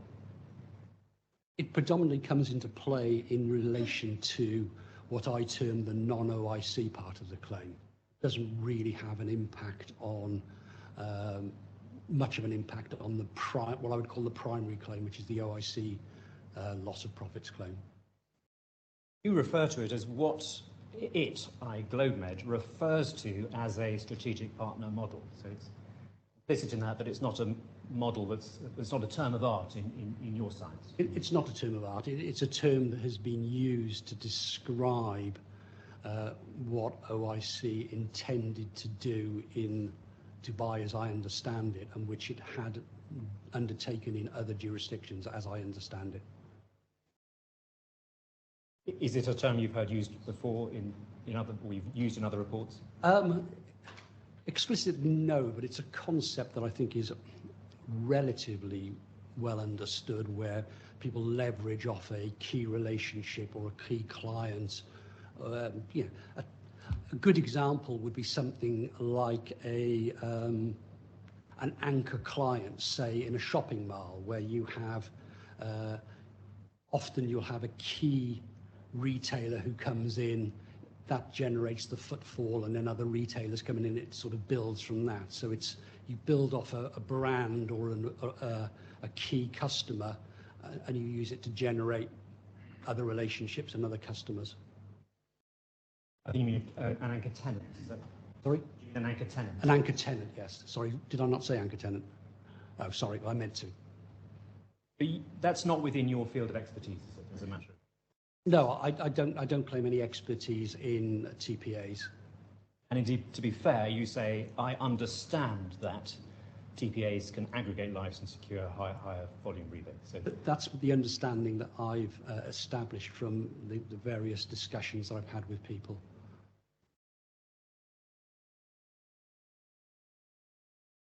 Now, you recognise that the MOU, and I think we've already referred to it, which has appended to it a P&L, a 3-year P&L. Yes, I do. So the MOU essentially contains projections of income and costs for years 1 to 3 of the term. It did, yes. And that was agreed and indeed initialed by the relevant shareholders. I believe so, yes. I'm not 100% sure in terms of the initial part, but I know it was certainly appended. It was agreed by the relevant shareholders. Yes. They were essentially on the GLOBEMED side of the transaction, weren't they? I'm not sure if the other side, if OIC initialed anything or not, but I know that the forecast was appended to the MOU, which was obviously one of the agreements entered into in January 20. And the MOU contained detailed projections as to revenue and costs, didn't it? It was a very detailed forecast, yes. Were you aware of the process from which the MOU and projections emerged, process of due diligence? Only anecdotally, in that by the time I was instructed and got involved, I think the main authors of the forecast had left GLOBEMED. So obviously Mr. Salaban knew a little bit about the forecast, but I don't believe from the discussions I had that he was involved in what I call the real nitty-gritty detail. Presumably, in considering whether you could use the MOU for the purposes of your profits analysis, you would want to know quite a lot about the background circumstances of the appendix and the MOU. I'd want to know a fair bit about it, yes, in terms of what the key assumptions are, what the key drivers, why certain things had been assumed and certain things hadn't been. And behind the MOU, there is a lengthy Excel spreadsheet, isn't there? There is, yes. And you looked through that in some detail, I would imagine. At various times, yes. It is some considerable period of time since I've looked at it, but yes, I did. I started off by looking at that, shall we say.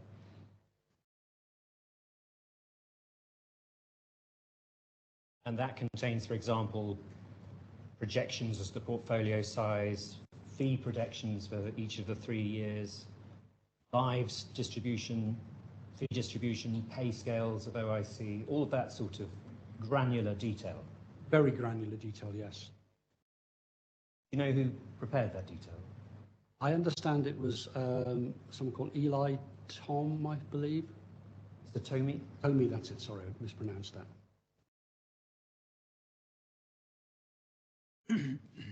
And from your perspective, there's one key problem with the MOU, isn't there? Essentially, that the lives, the number of lives is wrong. I think there's a number of issues with it, to be honest.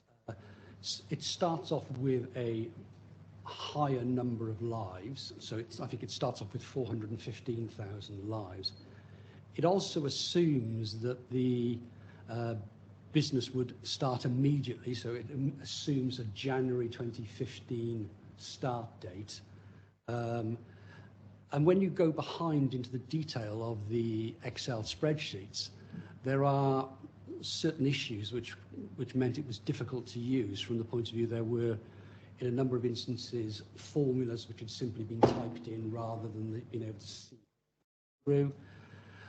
There were some instances where there were arithmetic errors, where figures hadn't been copied through. There were instances, I seem to recall, where some figures had been translated from dollars into dirhams and others had been left untranslated, so you weren't comparing like with like in terms of the numbers. Yeah, and it didn't contain, it literally was a 3-year forecast. It didn't contain any expectation of what may happen at the end of a 3-year forecast. I don't want to be pedantic, but there are almost hundreds of pages of reports by you, and you deal at some length with the issue of live. Yes. Obviously critical, but in terms of issues about arithmetical errors and currency conversion, don't mention those. I don't mention them. I think I make the observation that it's not reliable, but I don't go into this particular cell doesn't link through this particular thing, because the most fundamental issue for me was not around the arithmetic accuracy. You could correct some of that potentially. It was more around the fact that by May 2015, the situation had moved on. The number of lives had changed. You didn't have that initial 5-month period when the business was running. Costs position had moved on in that GLOBEMED had already recruited certain personnel as part of the startup. So it's not really, things had moved on basically. And at the same time, I didn't have the benefit of being able to speak with the authors of that plan to understand some of the assumptions. There were certain things where abbreviations seemed to be used for names, and so it wasn't possible to look behind that. And then at the same time, obviously, I had a dialogue with Mr. Saliba, and I established his views on certain of the key issues around things like headcount and costs and things like that. He presumably told you that the Annex 2 was wrong, didn't he? I don't think he said to me it was wrong. Our initial exercise was to try and understand those forecasts. I think we probably brought the problems to him in terms of things that didn't make sense, more than him saying, disregard it, it's wrong. The author, Mr. Tomey, as I understand it, was an actuary, wasn't he? Or isn't he? I don't know, to be honest. I never met the person, so I'm not sure what his experience was. They tend to be pretty good at maths, don't they? They tend to be, as a rule, yes. Even better than accountants? Probably, yes. Sometimes. I would say definitely. Actuaries tend to have a certain skill set that is maybe different to most of us. Now, in terms of the lives, could we just sort of nail this one down? The Annex 2 proceeded on the assumption that it would be 415,000 by the end of the first year, yes. Estimate made in January 2015. Certainly the forecast is dated January. I'm not sure exactly when it was prepared. I would imagine probably in the weeks or months leading up to the year end, December 14 year end. And my understanding is your assessment is that actually by the end of 2015 there were 332,000 lives?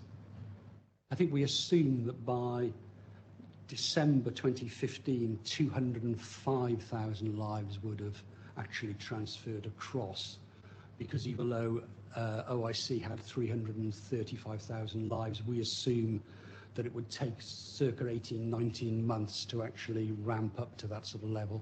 So a significantly lower number of lives than was assumed within the MOU forecast. Could we just look quickly at E1, page 448?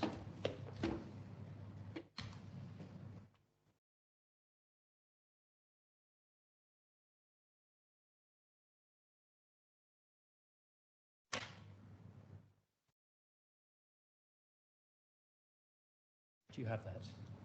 If I could take you to paragraph 434.32. If I could just read the second sentence. Furthermore, the forecast assumed that OIC would transfer 415,000 lives to GMGHS, whereas the disclosure provided by OIC in connection with this dispute shows that by the end of 2015, OIC was only insuring 332,502 lives. Yes. But can I just make an observation there? Please do. What we're talking about there is that the MOU forecast is talking about transferring 415,000 lives. And whilst I make the comment there that it was 332,000 lives that were being insured, the rate at which the transfer is assumed only delivers 205,000 lives by December. But it says here, doesn't it, by the end of 2015, OIC was only insuring. Insuring, but not transferring. So that's the number of lives that OIC has written policies for. It's not the number of lives that I am assuming the GMGH would have actually been managing. At that stage, I'm at only about 205,000, which I think is broadly the same as if we're on a like-for-like basis, and I appreciate there are differences between Mr. Burrows and myself. I think we agree that if we take the same factual basis in terms of, including Bupa, not make any deduction for other TPAs, I think we're both at the same number of lives because we both use the policy renewal dates as the rate at which lives would be transferred across. If we just look at a table in Mr. Burrows' statement, and I'm very grateful for that indication of the discussion, but if we could look at this table, it's at E3 1132.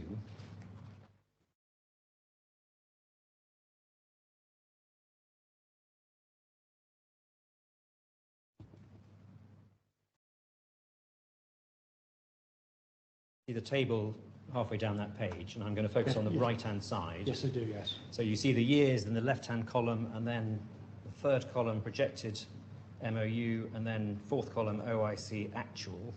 Yes. And you see the figures there, essentially as I've described in front of 2015, so 415 in the left-hand column, 332 in the right-hand column. Yes, I do, yes. Are you content with those figures? Are they correct? Are they what you were agreeing with Mr. Burrows? Lost them in some way. I don't disagree with the figures, but I think, again, I believe we're talking about a situation where we're talking about the number of lives insured by OIC, so that's the 332, as compared to 415,000 lives transferred. The transfer was going to happen over a year, wasn't it, on the policy renewal dates? In the MOU, I think it was assumed over a year. I think Mr. Burrows and I both assume a transfer rate over 18 or 19 months, I think. Can you just explain to the court why you extended the period? Because I had seen some correspondence during the startup period, which seemed to indicate that they were talking about an 18-month period to ramp up, to transfer the lives across. Now, I could have used 18, but I actually used 19 because it was just easier from the point of view of taking it to calendar years. So was that correspondence dealing with the fact that the go live date wasn't the beginning of 2015? It was. I can't recall the exact detail. All I can remember is that there was a reference, and I can't. Again, I'm sorry, I can't recall the exact date of the email, but I think it was relatively early in 2015. And it referred to an 18-month period of that. So I adopted that as being a more conservative approach rather than falling back and using the assumption within the MOU forecast, which is assumed 12 months. Okay, so we have the table in Mr. Burrows' report, and you warn us that we need to be mindful that that's insured and there's an issue about the timing of the year of transfer, if you like. Yes, that is certainly a relevant issue. Now, there's another figure that's floating around in some of the documents. It's Mr. Saliba's figure. So he says the reality by the end of 2015 was there were just 276,000 lives. I think that may arise out of the issue we've just been describing about the delayed year of transfer or transfer. Sorry, could I ask you to say the question again? I just want to. Sorry, there's another number for lives by the end of 2015. Yes. That's the number 276. If it helps, we can look at it. It's at D327. Yes, if we could, I would quite like to look at that. paragraph 35, which is a critical paragraph in his statement. I'd like you to read it yourself.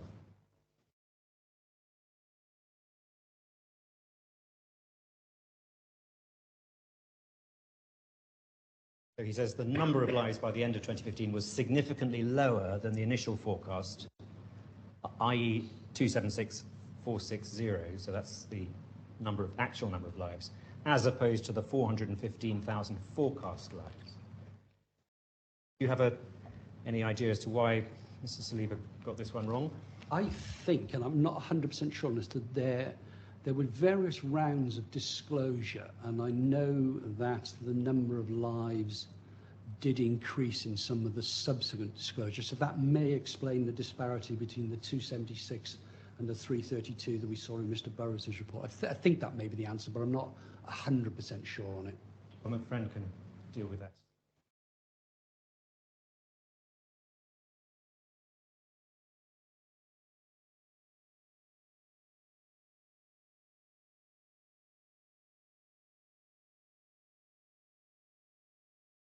Now, the approach taken by Mr. Burrows in dealing with Annex 2 was essentially to adjust the very detailed granular information in the spreadsheet by reference to headcount.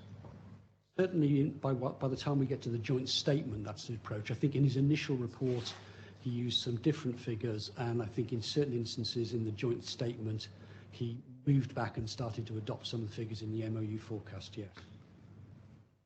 Now, where you've got that degree of detail, covering all of the revenue, all of the costs, there's an obvious logic, isn't there, to seeking to adjust the bottom line, essentially, by reference to the headcount. So to the extent that the headcount number is out, making appropriate adjustments.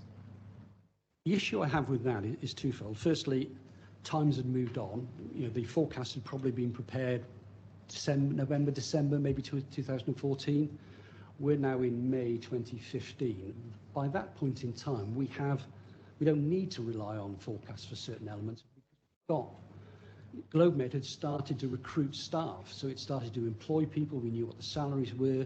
We knew what they had in place in May 2014. So we don't need to fall back entirely on assumptions. We've got some actual information. Well, on one thing, on personnel, it started to put together the team, but I think if you look at the joint report, it's pretty clear that they were part of the way through that exercise, weren't they? Well, they were part of the way through the exercise from the point of view that the headcount very closely follows the lives being transferred. So you wouldn't have expected them to have the entire complement of staff that they would need in place in May, because you build a certain capability in terms of staff that you've got, and then you would add staff on as the headcount, as the lives come across.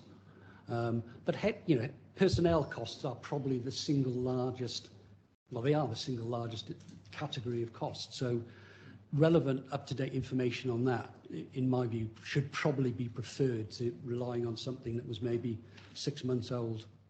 You've just explained there's a correlation between numbers of lives on the one hand and required number of personnel on the other hand. There is a correlation, and it is clear that from Mr. Saliba's witness statement that he takes a different view to the figures that were included in the MOU forecast. I think Mr. Saliba puts in his witness statement that you would need essentially 23 people for each 100,000 lives that you manage, whereas I think in the MOU forecast the figure is 15 per 100,000. And so I'm faced with a situation where I've got an MOU forecast, which is very granular, I agree, but where I have some reservations because I can't speak to the people who prepared it. And then I have the evidence of Mr. Saliba, who's saying 23, and it strikes me that 23 is a more conservative number to use than 15.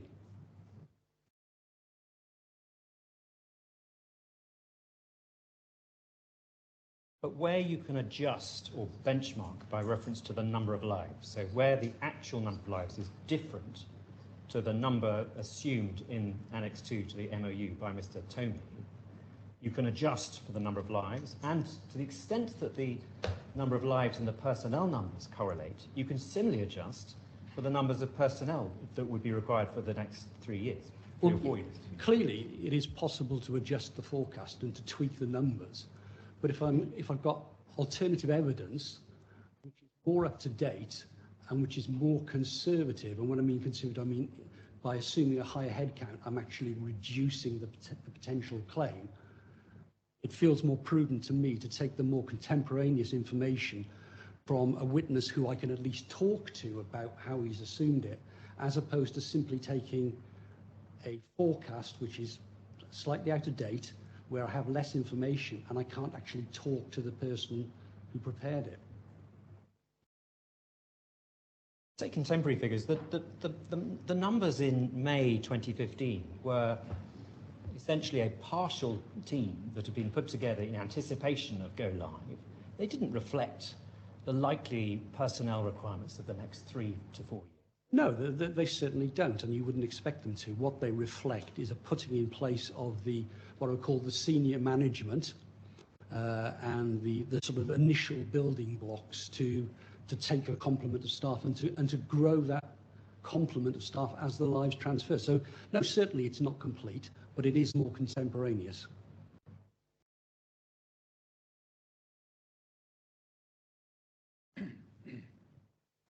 And the evidence or the numbers provided to you by Mr. Saliba in his witness statement, they weren't contemporaneous, were they? They were provided long after the event. Oh yes, they were prepared as part of the building blocks of my modelling to quantify the claim. So I'm not saying that they're contemporaneous, but what was contemporaneous is the actual payroll figures at April 2015. So we actually had names of individuals with roles and salaries. Well, in Annex 2, in the spreadsheet behind, you had a OIC pay scales, you had the required staff levels, you had staff projections and additions for each year through 2015 through 2017. Ordinary degree of information provided by Mr. Tony. Who wasn't around and wasn't available for me to talk to in terms of how he'd modelled it, why he assumed certain things. The MOU forecasts are, as you say, incredibly detailed. In some respects, the problem of having so much detail is you change one thing and it feeds all the way through in some instances. And then you've got detailed assumptions where you simply just don't know where they come from. Is it always necessary, in considering the quality of a model, to be able to interrogate and discuss the model with the person who prepared it? Preferably, yes, because at the end of the day, you know, as an accountant, I want to understand what I'm building. You don't always have the benefit of it, I appreciate, but if you've got the benefit of being able to talk to someone and to understand why they've made certain assumptions, why they've left certain things out, why they've included them, 9 times out of 10 you'd want to speak to them. I had some reservations which I've explained around the forecast, but I also had the benefit of talking to Mr. Saliba and getting his take on what level of staffing would be required going forward. Now, the fact that he came up with numbers which were more conservative gave me a slight degree of comfort on that. You know, if he'd been coming up with numbers which had been significantly lower than the MOU forecasts, I would be slightly concerned, because I'd then be saying, well, look, are these numbers just being produced to inflate the claim? Well, the fact that the headcount figures used by Mr. Saliba were much higher than those in the MOU forecast, the fact that the salary costs at April 2015 were higher than those in the forecasts, gave me a little bit more comfort than if it had been the other way around. 2 things. Firstly, I think you're suggesting you preferred to work with the figures being provided by Mr. Saliba, precisely because you could discuss them with him and interrogate those figures with him. Well, it's certainly, I had the ability to do that, and we did have some discussions around it, and just trying to understand why, you know, why he'd made those assumptions.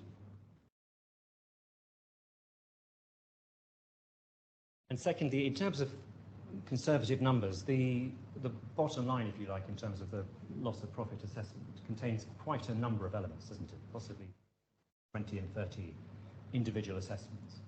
There are a number of components to the overall claim, but the key components are around headcount, salary costs, employment costs. Those are the big drivers. Lives we can adjust for, can't we? Lives we can adjust for, certainly, yeah. In terms of personnel costs, I think you're right, Mr. Saliba's numbers are more conservative than Mr. Burrows. Also be true in respect of rent. Yes, the rent figure I think is higher as well. But in terms of the other big numbers, I don't think that's a general observation, is it? I think if you look at the totality and you look at the three main categories of costs are direct payroll costs, other personnel-related costs, and if you look on a like-for-like basis, and I appreciate it's quite difficult because obviously Mr. Burrows and I use different assumptions in terms of the number of lives, but if you do it on a like-for-like basis, there is little to choose between the overall figures that Mr. Burrows has and my figures. So my payroll costs, or the figures that I've adopted in my model in respect of payroll costs, are higher. The figures that Mr. Burrows adopts in terms of general expenses are higher. But if you look at them in the round, there's little to choose between the numbers. They are pretty much the same. I would suggest to you it's on that basis that where those numbers come from the granular analysis in Annex 2,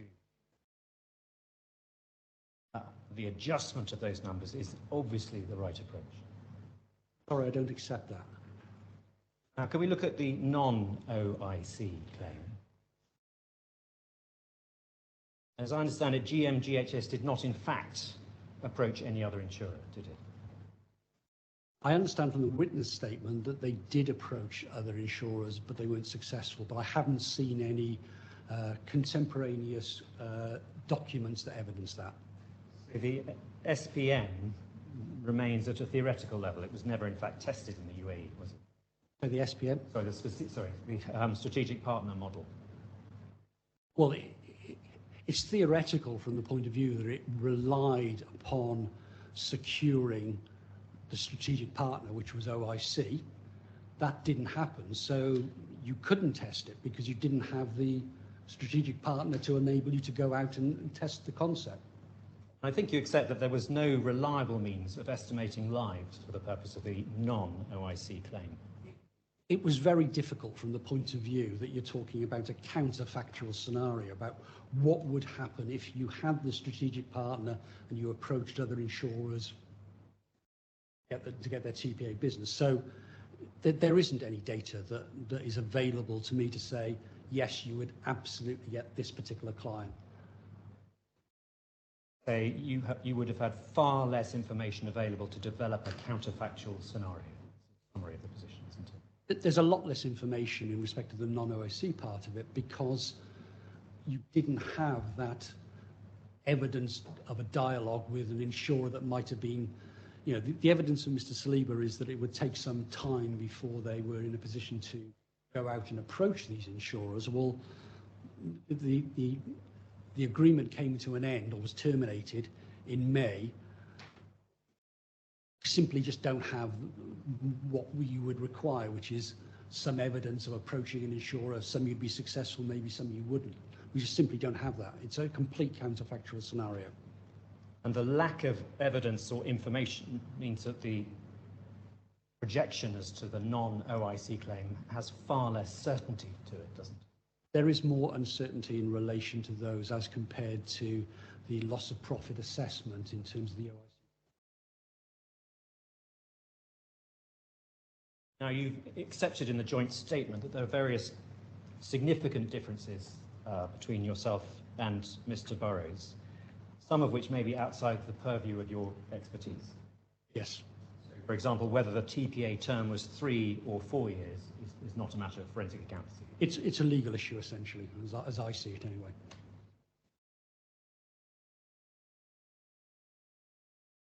Do you have any ballpark sense as to the amount that adding a fourth year to the claim adds to the loss of profits? I would think it's probably about 25%, maybe slightly more, because the fourth year is the year in which the number of lives is at its highest, and therefore you'd have higher profits. So I haven't done the exact calculation, but if I was guessing, I would say somewhere between 25 and 30% of the profit comes from that fourth year. And another issue between you was whether the BUPA lives should be included. Yes, I know that's a point of contention in this dispute, yes. The court will have to take a view as to whether, as a matter of fact, that is likely to have occurred. Yes, again, that isn't a matter of accounting expertise or knowledge. It's for the judge to take the totality of the evidence and decide where he comes out on that, I believe. And I think, again, I'm happy with ballpark. I think that BUPA was about 20% of the OIC portfolio. I think it was around 20% in the first year, but I think that percentage had dropped by the latter years of the TPA agreement. So I think at that stage I think the figure's about 13% or so, but so it's going to be somewhere between 13 and 20%, I would guess. I say that the higher figure was 22%. The range was therefore from 22 to 13. That sounds about right, yeah. And the BUPA lives add about 80,000 lives, don't they, to the OIC? That figure rings a bell as being the higher number, I think, in terms of...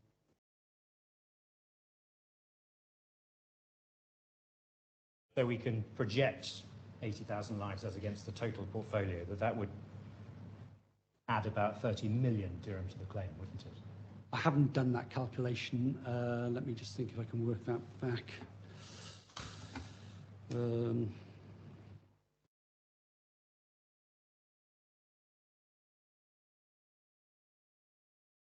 What was the figure you quoted? 30 million dirham. I came out 27, but it's going to be in that sort of ballpark, I would have thought. And you're aware that if GMGHS couldn't get, or the parties couldn't get BUPA over the line, there is contractual provision for a renegotiation of the fee structure. I'm aware that that clause is written within the agreement, yes, but again, I don't see that as being an accounting matter. I think that's predominantly a factor. You couldn't begin to model that possibility. Well, you couldn't, because essentially you're then talking about counterfactual on counterfactual. You know, it could be that the two parties would agree to the existing arrangement reluctantly, or they could be that they would be some tweaking in the arrangement. I simply don't know. All I do know is I have seen some correspondence that seem to suggest that when the consideration of the BUPA lives coming across was still there was still in the stages of that. I saw some email from somebody at OIC saying that they didn't think it was necessary to revisit the terms. But again, at this point, didn't it? Sorry? It said at this point. At this point, yes. I believe that's the terms that was used, yes. And then thirdly, there was a difference as to whether OIC would have exercised its right to use other TPAs for up to 50,000 lives. Yeah, as my understanding, and again, I think this is predominantly a legal issue, the TPA agreement provided what I understand to be an exclusivity arrangement, where in theory the idea was that all of the OIC lives would come across. There was a clause in there where under certain conditions OIC was permitted to involve another TPA up to 50,000 lives, yes. The issue of whether those conditions would have been satisfied was in itself hypothetical, wasn't it? It was, yes, because I think that from my recollection, the conditions were that GLOBEMED would have sort of first refusal in terms of being able to go back and try and reach an agreement. A client that maybe didn't want them to use. So we don't know what would have happened in those circumstances. We don't know if GLOBEMED would be able to persuade the client to come across and still stay with GLOBEMED, or we don't know how many of those lives, if any, would have gone to an alternative TPA.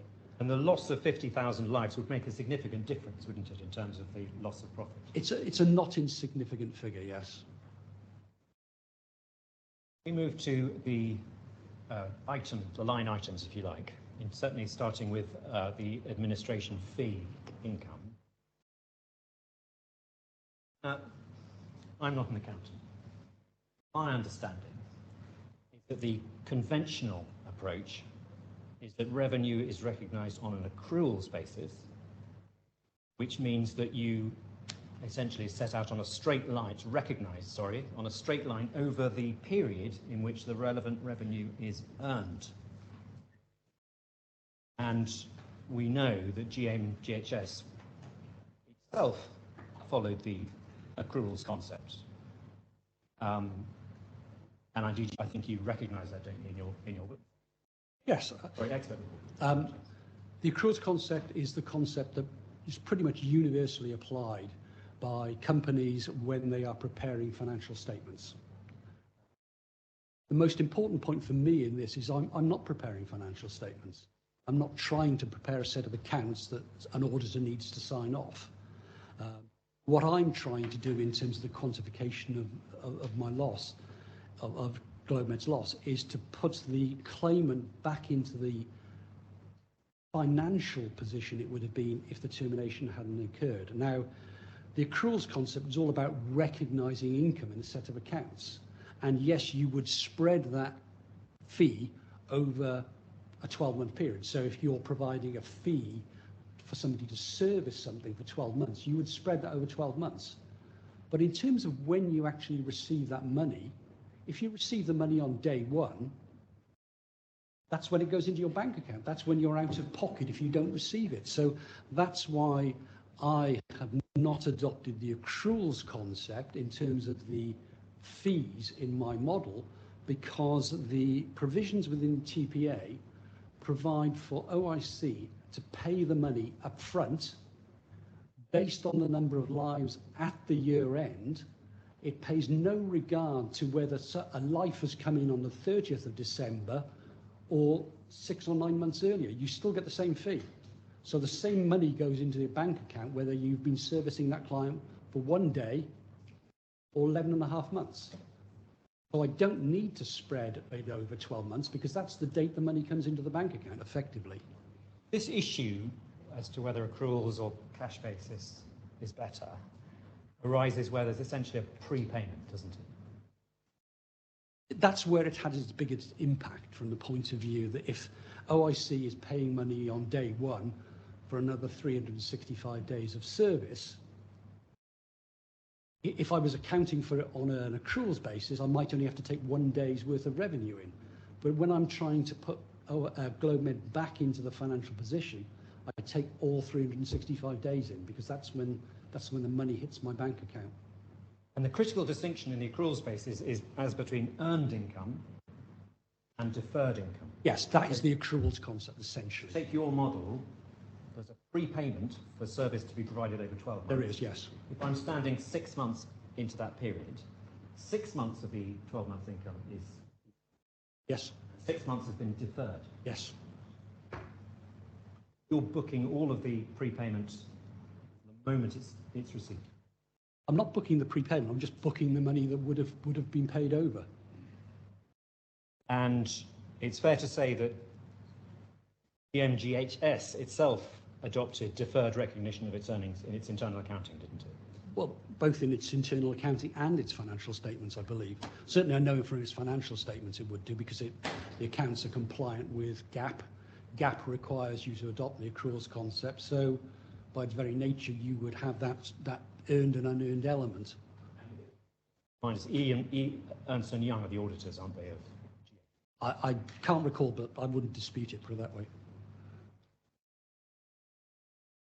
And the reason that the accruals basis is considered to be true and fair for audit purposes is because it's consistent with what's called the matching concept. So if you adopt one accounting basis for your revenue, you should adopt the same accounting basis for your costs. Well, the idea is that you, in preparing accounts, what you're trying to do is to measure the revenue that you've actually earned and the costs you've actually incurred servicing those lives. So the matching concept, as you describe it, yes. And matching concept ensures that relevant income and costs are recognised in the same period.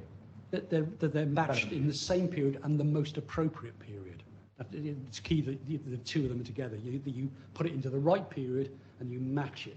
But again, we're talking about financial statements, and I don't disagree with the use of the accruals or matching concept in preparing financial statements. You know, it's something that I've done many times, but previously when I was an auditor, and I expect to see if someone's preparing financial statements. But if I'm trying to work out how much somebody's out of pocket, frankly, I don't care about the accruals concept because it doesn't matter. I'm interested in when the money would have hit the bank account if the agreement had gone ahead. Mr. Burrows suggests that by doing that, you essentially bring forward the receipt of revenue. I don't bring forward the receipt. The receipt is determined by the TPA. The TPA says... recognition. I stand corrected. But I'm not interested in recognition. At the end of the day, I'm not trying to prepare a set of accounts where the revenue needs to be recognised. I'm trying to work out how much money GMGH would have at particular points in time. And I think Mr. Burrows refers to this as front-ending, which I think for an accountant is pretty strong language. Front-ending if I'm preparing accounts, absolutely. If I was preparing a set of accounts, what I would be doing would be fundamentally wrong if I'm preparing accounts. But I'm not preparing accounts. And the effect of what you did has a significant effect, doesn't it, in terms of interest? It has the effect of, because more money would be recognised earlier, it has an impact on the amount of interest, because the interest is quantified on the amount of which GLOBEMED is out of pocket, money that wasn't in its bank account because the agreement was terminated. So yes, more interest is earned on my basis than on Mr. Burrows' basis. Could we just look at E1458?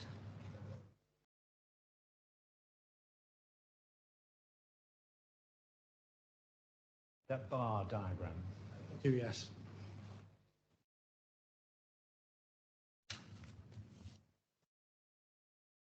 Now, if you look at the top bar, that's essentially the effect of the accruals basis, isn't it? The income is essentially pushed later. Yes, it has the effect of, if I was preparing accounts, I would be recognising the income later, because in this particular case, I think we're talking about a situation where customer or an insured life comes in 8 months through the year. Let's call it 9 months. 9 months, yeah. So yes, it has the effect of pushing the income recognition out because you're recognising income over the period during which you service it.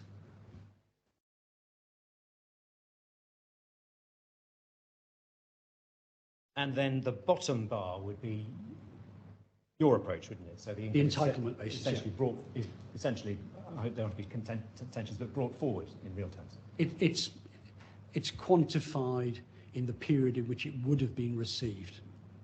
And so in terms of interest, the comparison between the two approaches is your approach, 9 months of interest applies 4 years earlier, doesn't it? You get an additional 4 years of interest on 9 months, looking at that diagram. Yes, you earn more interest because the money would have been in the bank account earlier, and therefore what I'm trying to do is work out the difference. But it's quite a significant amount of interest, isn't it? It has a reasonable. I haven't actually worked out the impact on using the different bases, but yes, it's certainly, because it's recognised earlier in my claim than it is in Mr. Burrows' claim, I have a higher figure for interest, yes. But the important thing to recognise, and I appreciate you talking about interest here, is that Mr. Burrows and I recognise the same amount of income over the entirety of the contract. Yes, although he would point out that by bringing the revenue forward or front-ending, you essentially give a significantly higher amount of interest. It has a not insignificant impact on the interest, yes. I think EBOR plus 2%. EBOR plus 2, yeah.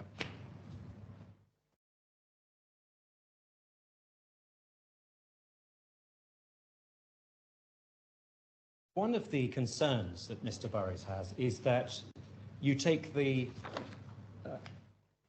cash basis essentially in terms of revenue, but you take the accruals basis in respect of costs. So you look at costs are recognised over the period when the relevant costs are incurred. I do, but the point I would make here is that the most significant cost for this business was salaries. You pay salaries on a monthly basis in most instances. So effectively, you are, even though you're using the accruals concept is probably pretty close to the cash flow basis for something like salaries. But there are some costs that you pay out on a prepayment basis, aren't there? You pay early. There would be some. So rent you might pay on a quarterly basis rather than on a monthly basis. There'll be some of the costs, but the primary costs in this business are paid probably on a pretty regular basis on a monthly basis. So there probably wouldn't be, I haven't gone into the granular detail of comparing how the cash flows for each individual expense line would compare cash basis with an accruals basis. But I think given that the primary costs are employment related, they're probably going to be incurred on a pretty regular basis, because at the end of the day, people want to be paid every month. So you do a month's worth of labour and you get paid. You've seen the rent costs and the setup costs of the office were sufficiently significant for GMGHS to request an early payment of its licence fee. Well, I have seen that observation in terms of setup costs, but that doesn't necessarily mean that the setup costs are on a non-accruals basis. You would expect that on a setup you would incur probably fairly heavy costs in the period running up to when the go-live date is. But I don't include setup costs within my claim. You include rent, though, don't you? I don't include rent in the setup period. I only start rent once the lives actually start to come across. And then you depreciate them over the period, according to using the accruals method. I don't depreciate it. I recognise rent in each year. Now there might be a slight disconnect if you pay rent, on a quarterly basis. You might have a little element of prepayment, but by and large you don't pay a year's rent on a commercial building up front, in my knowledge within the UAE. But there is an inconsistency, isn't there? When revenues are prepaid, you recognise those early on the cash basis. Well, Could I just finish? But when costs are paid early, you defer the costs on the accrual basis. That's fundamentally inconsistent, isn't it? I don't think we're talking about a major inconsistency. Yes, if you looked at some costs, there would be on a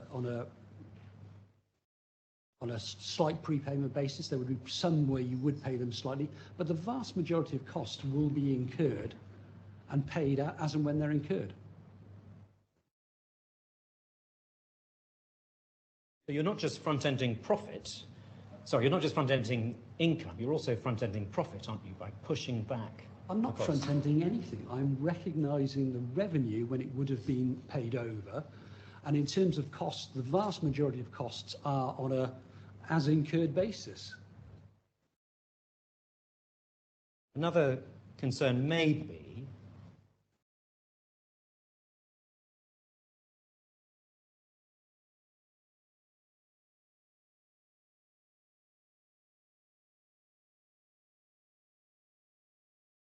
I've been asked to suggest to you that fit-out costs, you do depreciate fit-out costs.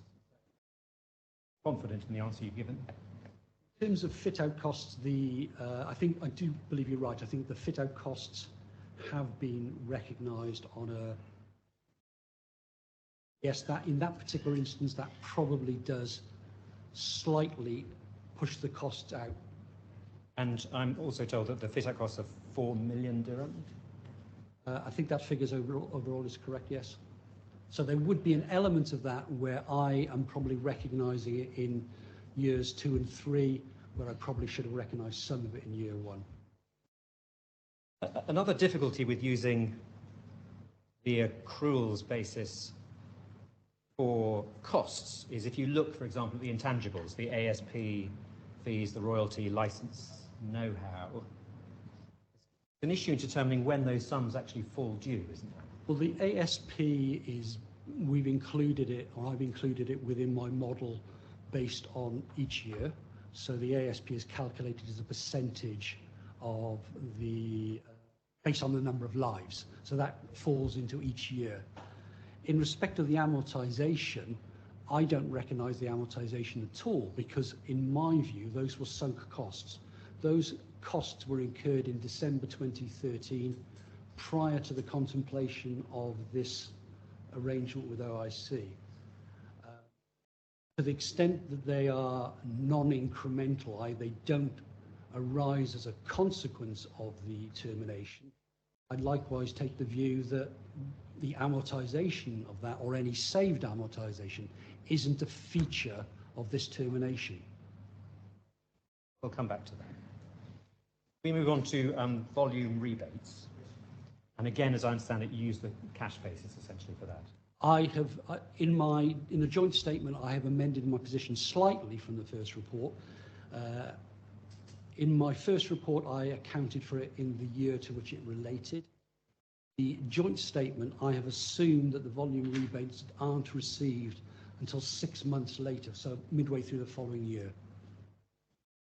That's one of the difficulties in assessing volume rebates on the entitlement basis, isn't it? It's very hard to estimate when those volume rebates would actually have come in, isn't it?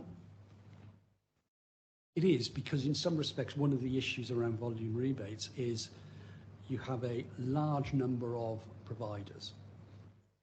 In some circumstances, it may take a long time to reconcile the final position with those providers, and so you might only get interim payments along the way. On some of them, they will be able to pay them over very quickly after the year end because they're sophisticated or there's nothing of contention. So you'll have some which are very quick payers, you'll have some which maybe are slightly slower. I don't have the basis to actually establish exactly when those volume rebates. Again, we're talking about a counterfactual scenario. And so what I've done is I've made an assumption. I've assumed midway through the following period. That assumption doesn't come from Mr. Saliba's evidence, does it? It doesn't come from Mr. Saliba's evidence, no. Mr. Saliba, I don't believe, addresses that specific issue within his witness statement. And Mr. Burrows took your attention to Standards Notice 3 of 2019 under the health insurance law, which essentially requires health providers to reconcile, effect a reconciliation of claims, and that period for reconciliation is reduced to 2 years. They have to essentially pay within 2 years, don't they? That's a requirement that they have to settle within 2 years, but I would imagine that some providers will be able to settle and reconcile and settle very quickly. Some will be a little bit slower. Some maybe would have, in the past, may have taken more than 2 years. I don't know. But the reality is that some will be quick, some will be slow. I don't have a basis to calculate with precision. So I've taken what I think is a reasonable approach, and I appreciate there's no hard evidence on that, but I've basically said, assume 6 months after the year end, you'll get the money. The implication of the standards notice is that prior to 2019, people were taking more than 2 years to pay, isn't it? Well, you always have a situation where you have some fast payers, some slow payers. I don't know the legal background to why that law came in.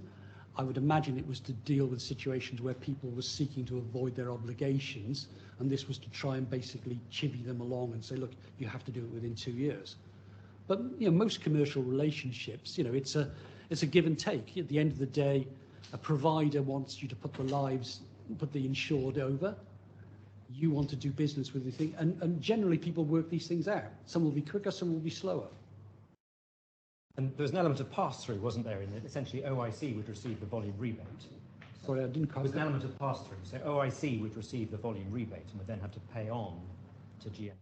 So the way it would work, as I understood it, would be that the first 15 million slab would stay with OIC. The next 5 million slab would go entirely to GMGH, and thereafter it would be a 70-30 allocation between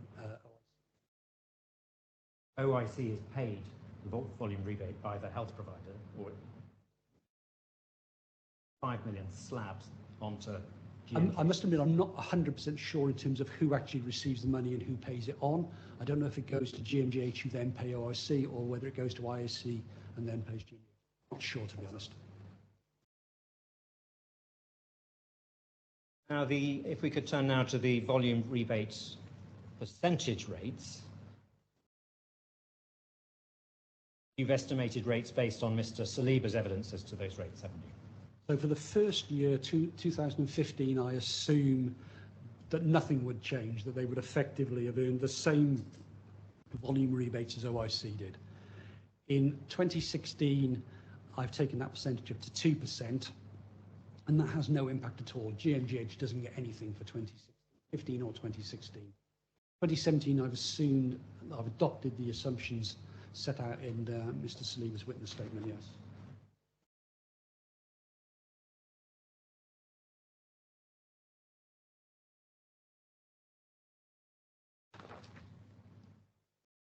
Now, as we know, Mr. Saliba believes that the strategic partner model has a virtuous effect, doesn't it? The more volume rebates you can achieve, the lives you're likely to attract, and with that, the more volume rebates you'll essentially get. So a virtuous circle. I think the cycle is you start off with the lives, then you get the volume rebates.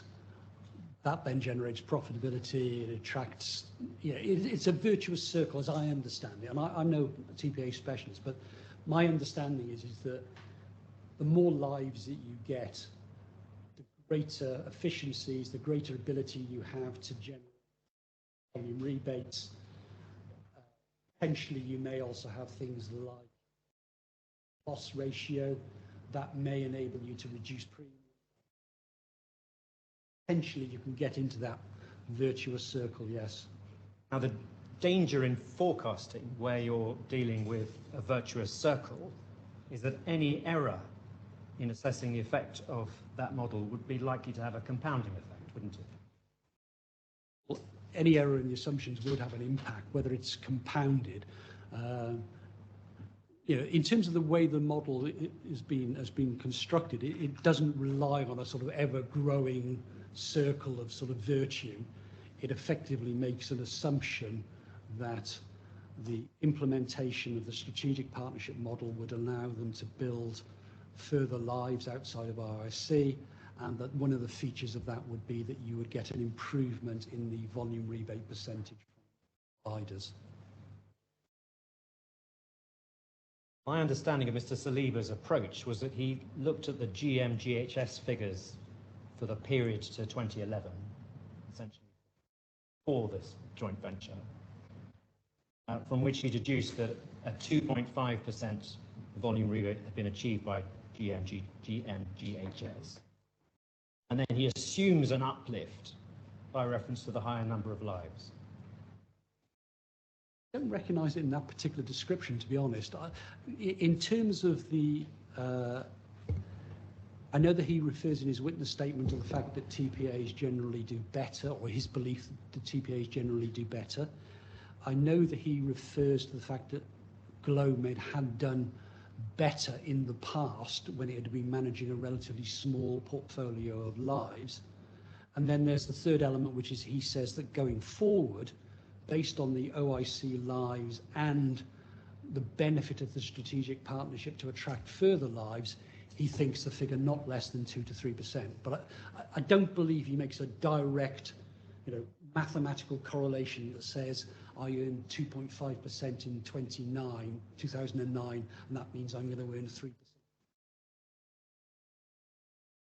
So when he gave you that range of 2 to 3%, did you simply accept it, or did you probe it and interrogate it? How did you proceed? Well, to be honest, I don't feel I'm in a position to interrogate it because I'm not a TPA expert.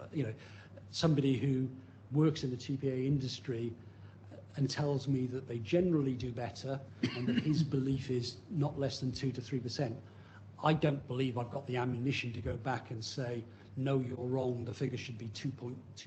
I simply don't have that level of knowledge or information, because we're talking about a counterfactual scenario. It's about what he believes would have happened based on his experience if they had benefit of the OIC lives and had been able to turn that into a negotiation process with providers. Were you presented with any evidence that GLOBEMED could do better, starting with the same number of lives as OIC? No, I wasn't, because again, we're talking about a counterfactual scenario. They never had the opportunity to test that particular scenario because they never got the lives. And this was a negotiation that wasn't due to start in May 2015, it was a renegotiation that would have happened sometime in 2016. And you weren't shown data in respect to previous years in order to demonstrate the proposition Well, that the volume rebate of 2 to 3% would be achieved. they never had that number of lives. They never had 300, 400, 500,000 lives to demonstrate that they would have earned 2.5 to 3%.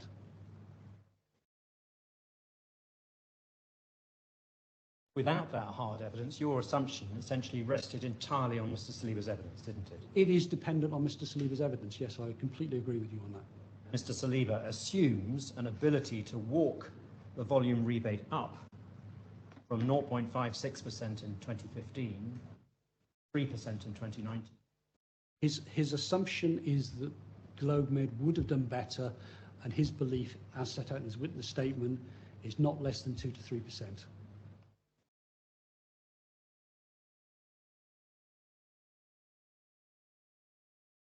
Good time to break the 10 minutes in order that. And how long you need afterwards? I might finish today. I will try to finish today. If I need to run tomorrow, it will be an hour. Shall we break now for 10 minutes? So come back. Cottle, could I just finish off one small point? We were looking at volume rebates, and I failed to mention the run-off year. You assumed that the rate of volume rebate in the run-off year, 2019, is 3%. You assume the strategic partner model, then the converse is that the rate would decline in the last year as there was a falling number of lives. Well, the 3% that I use in that final year will have obviously reflected negotiations that probably took place 12 months earlier in some cases, because my understanding is that they have periodic renegotiations with providers. Now, some of those will be on an annual basis, some would be biannual. So you could be in a situation where in that final year you'll have some negotiations that maybe are a year or so old. But the other thing to bear in mind in terms of the run-off year is because the run-off is based on when policies incept or come to the end of their period, you actually have quite a lot of lives left in that last half of 2019. So it's not an even spread. There's actually quite a disproportionately high number of lives still in that final quarter. So you're not dropping down to zero from the beginning. You are seeing a run down to zero, but there's still quite a lot of lives left in that final period. That's an issue that you discussed with Mr. Saliba. It wasn't something I discussed with Mr. Saliba, no. So your assumptions as to the negotiation of the previous year maintaining the 3%, that's calculation on your part? Well, it's a reflection of the fact that I know from the discussions I had with Mr. Saliba that negotiations take place on a periodic basis. But again, we're talking about a counterfactual scenario. So we're talking about negotiations with suppliers in a situation where you've already got 500, 600,000 lives. So I wasn't able to benchmark that and say, well, this particular supplier, the negotiation would have taken place in January 2019. I don't have that level of information. So yes, there is an assumption there, but the most important thing is that there is a relatively large number of lives still around towards the end of that period. It's fairly lumpy in terms of when the lives are handed back. We move to the other side of the P&L, to costs now. Yes. The personnel headcount, again, you directly apply Mr. Saliba's assumptions, don't you? What we've done is, based on Mr. Saliba's witness statement evidence, we have assumed, or I have assumed, sorry, that in the 2019, those personnel who are most closely related to things like client relationships, where, you know, at the end of the day, we're in the period where the runoff, there is no ongoing client relationship. So I think I've assumed around 30% of the headcount would go fairly early in 2019, and that the remaining headcount then would fall as the number of lives decrease. But what I have also done, which I don't believe Mr. Burrows has done, is I've assumed a 6-month period of runoff into 2020, whereby I am still maintaining that there are employees there and one manager to manage the claims into 2020. I haven't yet got to runoff. So, oh, sorry. So I'm starting at the beginning. Mr. Saliba's metric, if you like, is that they would need 23 additional junior staff per 100,000 lives. That's essentially the number you've used, isn't it? That's the matrix, yes. You identify difficulty with that because you say that you have no information as to how GMGHS would have dealt with monthly fluctuations. That's a problem that you concern that you had. The approach that I've taken is to basically mirror the lives. So there'll be some periods when, in practice, I suspect you might not recruit in 1 month if you know that the following month you're going to lose a batch of lives. And horrible term, you would probably sweat the assets a bit more. You'd actually get people to work harder and manage more lives in that period, rather than employ someone for 1 or 2 months. But it's very difficult for me to model that sort of scenario. So basically, I've assumed a sort of almost a linear relationship. Well, you say it's difficult to model, but you actually say you weren't provided with information as to how GMGHS would have dealt with those monthly fluctuations. Well, again, we're in a counterfactual scenario. We're in a situation where they weren't managing these lives, so we don't know how they would react. In some periods, they might say, right, okay, next month we're going to lose 10,000 lives, 20,000 lives, we'll lay someone off. Or actually, but we know that in 3 months' time we're going to get a batch of, another 50,000 lives, so therefore, actually, we'll take the people earlier, we'll carry the cost rather than have individual fluctuations. Those are the sort of operational decisions that it's very difficult to model because they're very fact specific. It's what would someone do if they knew that there was likely to be a drop 1 month and a build up. Now, in some circumstances, they may say, I'll recruit. In other circumstances, they might not. It's going to be a very nuanced type decision. Insofar as GLOBEMED had a company or a group policy in respect of how to deal with fluctuations, did you consider requesting that information from Mr. Saliba? I didn't, no. Essentially just used his metric, 23 staff per 1,000 lives, and applied it almost mathematically. We've applied it mathematically, yes. We move on to salaries. Your starting point is to use the May 2015 payroll, essentially establish a weighted average based on that payroll. Not precisely. What we've done is taken the May payroll, and that is allocated between management and junior personnel. We've grouped all the junior personnel together to work out one average for them, and we've worked out a separate average for the management because they're significantly different. I think the management average salary is something like 28,000. The junior is about 5,000. So there's a huge disparity. I think in the joint statement you suggest that the mix was potentially too managerial. There were too many managers in the mix. At May 2020, May 2015, there would have been a disproportionate number of managers because you're in your startup phase, so you're building the business, you would have in place the more senior people, whereas when you're starting to move into a situation where you're receiving lives, that's when you're going to be bringing in the higher volumes of junior personnel. Mr. Saliba then suggests you would need to recruit 5 more managers.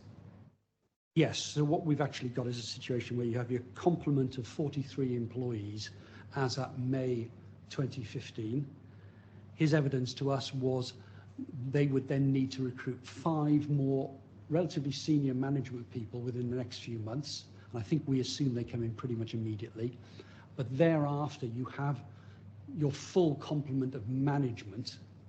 And thereafter, all the people you're recruiting are relatively junior people who deal with claims handling, day-to-day management. So that's the way we've modelled the cost, yes. As I understand it, you're essentially constructing the model using assumptions as to a managerial level of salary and a junior level of salary. Yes, we did consider trying to break it down into an even more granular level, but it just became so complex and so almost spurious accuracy to sort of say, well, that person's going to work in the claims department and they may earn 6,000 dirhams. That person's going to work in a slightly different department. They might be on 5.8. That one's on 6.4. You'd end up with something that would be very, very complex. And I think probably spurious accuracy. So what we did was we took an average of the junior personnel and we used that average then to basically add on additional headcount and additional salary cost. If one presumably looked at the Annex 2 to the MOU on this as well. As I've said, I did look at the Annex 2 right at the beginning, yes. And I mean, that contained a number of pages. One was a OIC pay scale, which essentially used 10 different levels, didn't it? Yeah. Is that what you mean by an absurd level of differentiation? I didn't use the word Sorry, absurd. I can't remember the word used, but an excessive degree of differentiation. It leads to you making very, very sophisticated assumptions in a counterfactual scenario. You know, you've got a situation where, you know, you have to say, well, do I take half a person? Well, no, I can't take half a person because I need to employ someone. So you end up having to make, I don't like to use the word broad brush because I don't believe they are broad brush, but general assumptions in terms of the recruitment of junior personnel. You know, in some months you might take on one particular person, they might earn slightly more than the average. The next month it could be a different department, they'd earn slightly less. But in the mix, I think you probably come up with a reasonable figure overall. But in the MOU, you had not only the OIC pay scale with its 10 levels, you also had GMGHS's staff list as of December 2014. So you knew exactly, including, for example, Mr. Toby, who was employed in December 2014, and their precise salary. But things have moved on from December 2014. They've moved on to May 2015, and by then I've got a more up-to-date. I've got additional staff who've been brought in. I have a complement of staff there who are starting to get the business ready for the handover, for the transfer of lives. You're still seeking to project, aren't you, into the 3 years on a hypothetical basis? Of course I am, yeah. Well, I'm ignoring the granular, detailed information in the MOU and instead preferring information based on just two categories, manager, junior. I have moved away from the MOU because I have reservations around the MOU forecasts.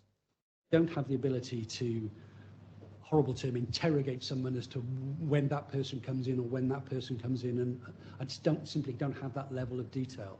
So what I've taken is a relatively general approach where staff are categorized between management and junior people.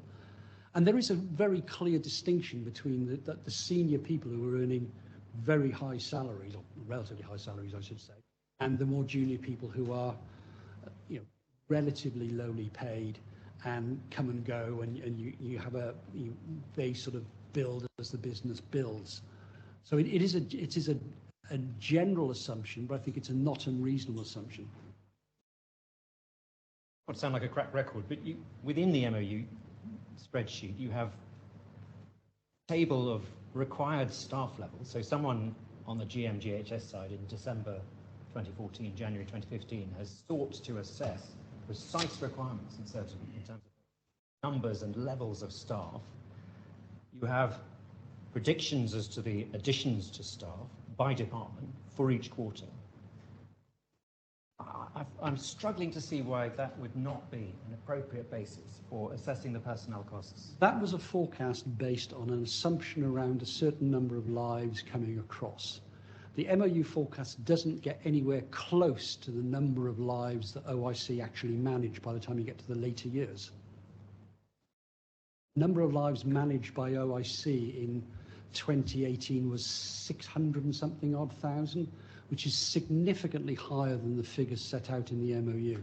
So whether those initial assumptions that were in the MOU, where I don't have the ability to interrogate or understand them, whether they are still applicable if you scale the business up by 50 odd %, I have some reservations about that. So what I've done is I've discussed it with Mr. Saliba. He has set out what he thinks are more appropriate assumptions, which actually give rise to a higher head count, and I've used those instead. And I come up with a higher cost than compared to the MOU.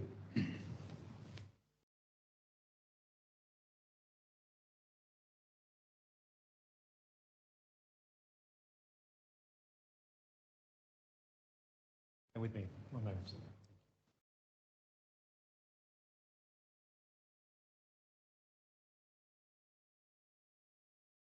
Am I right in observing too that the salaries you assume for the 3 or 4 year period increase by inflation but without any consideration of promotion? Criticism? I don't have any promotions, no, but I've no basis for determining when people are going to be promoted.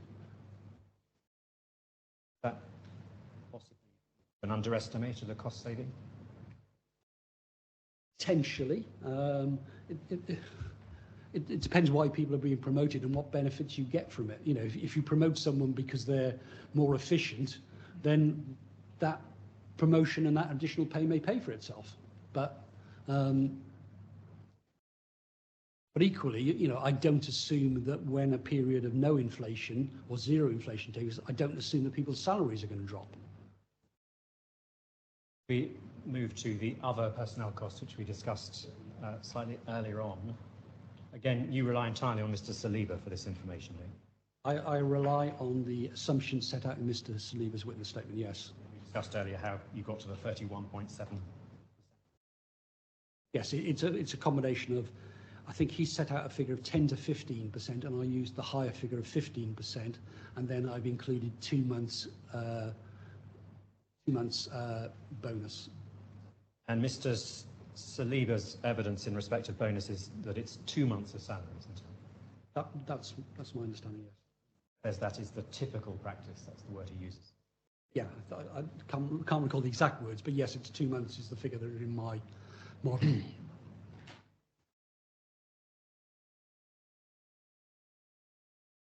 And Mr. Burrows, in contrast, uses the MOU provisions for other personnel costs, and that gives additional costs of 34%, so a higher.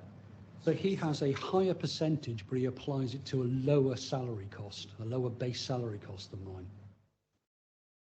I use the salary figures set out in the May 2015 payroll, and those give rise to much higher salary figures than the set out. Percentage of salary he uses. Yeah, so he applies 34% to the MOU salaries. I apply 31% to the May 2015 payroll figures. But as I've said, applying 31% to a higher payroll figure gives me higher other employment costs than applying 34% to a lower salary figure. But if you'd applied the higher percentage to the higher sum, the saving would have been greater. It would have been, yes, it would have been higher, yeah. Move to depreciation.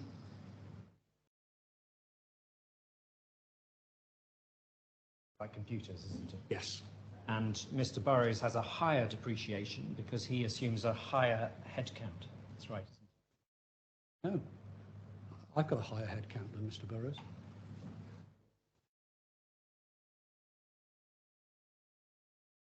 Let's look at the period of depreciation.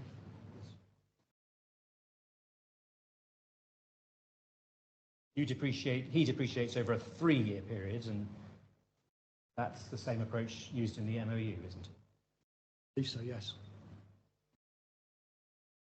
You, on the other hand, depreciate over a 4.5-year period, which is slower depreciation, isn't it? It produces a slower depreciation, yes. That essentially delays cost, doesn't it? It means that depreciation is recognised over more slowly over a slightly longer period. But depreciation is a relatively minor cost in the overall scheme of things. But the effect of that is that revenue essentially arises earlier, isn't it? No, push back costs, and you have the same income. Costs are recognised in a slightly later period, so profit is recognised. Thank you. So profit is recognised earlier, and that obviously has implications in terms of interest. Again, yes, but we're talking about a relatively modest figure. We're talking about, I can't remember the depreciation figure, something like 1.8 million.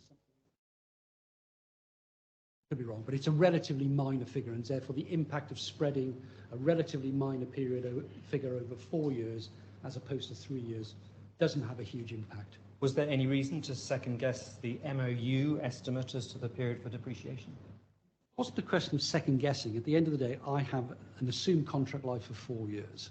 So I'm assuming people are going to be there for 4 years, that when they have a laptop, they're probably going to keep it for all 4 years. They're not probably going to scrap it after 3 years. And so therefore, I'm recognising that cost over 4 years.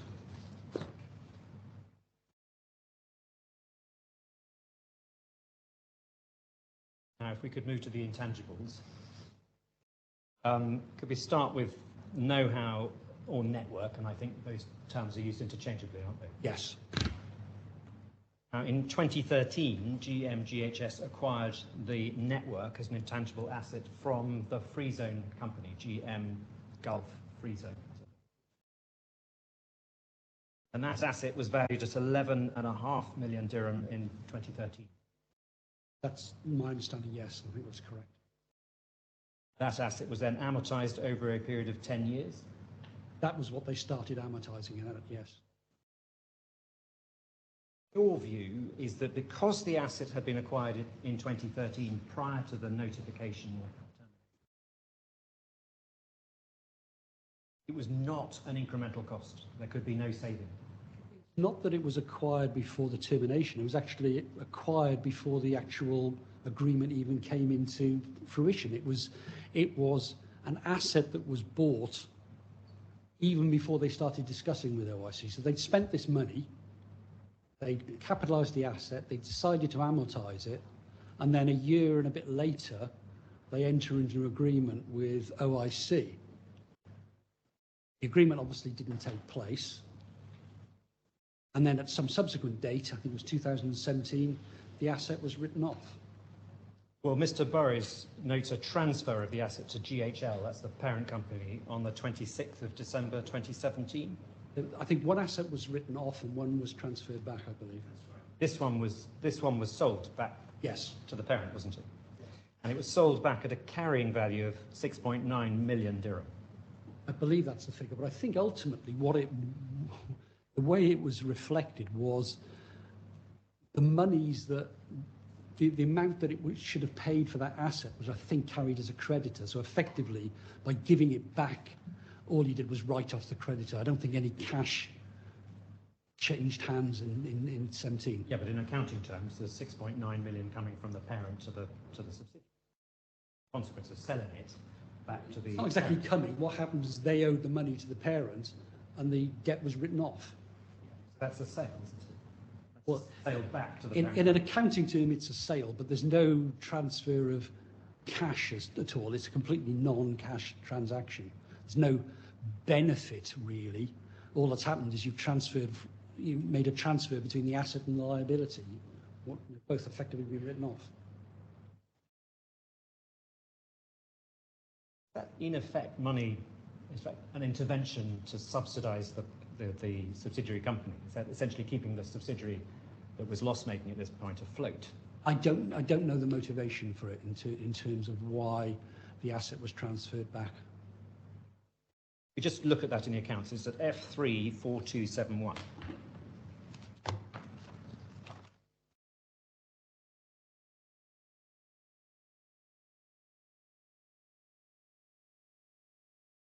If you look at the last two paragraphs on that page, that states the position. On 31st December 2013, the company entered into a special purpose agreement with GLOBEMED Gulf FZ for the purposes of its established network. The established network was transferred to the parent company during the year at carrying value of 6.9 million dirham through agreement dated 26th of December 2017. That's the agreement you have in mind, isn't it? I've certainly seen this note. I'm not sure I've ever seen the agreement. Now, if the joint venture had been pursued, then the network, the intangible asset, would have been in use, wouldn't it?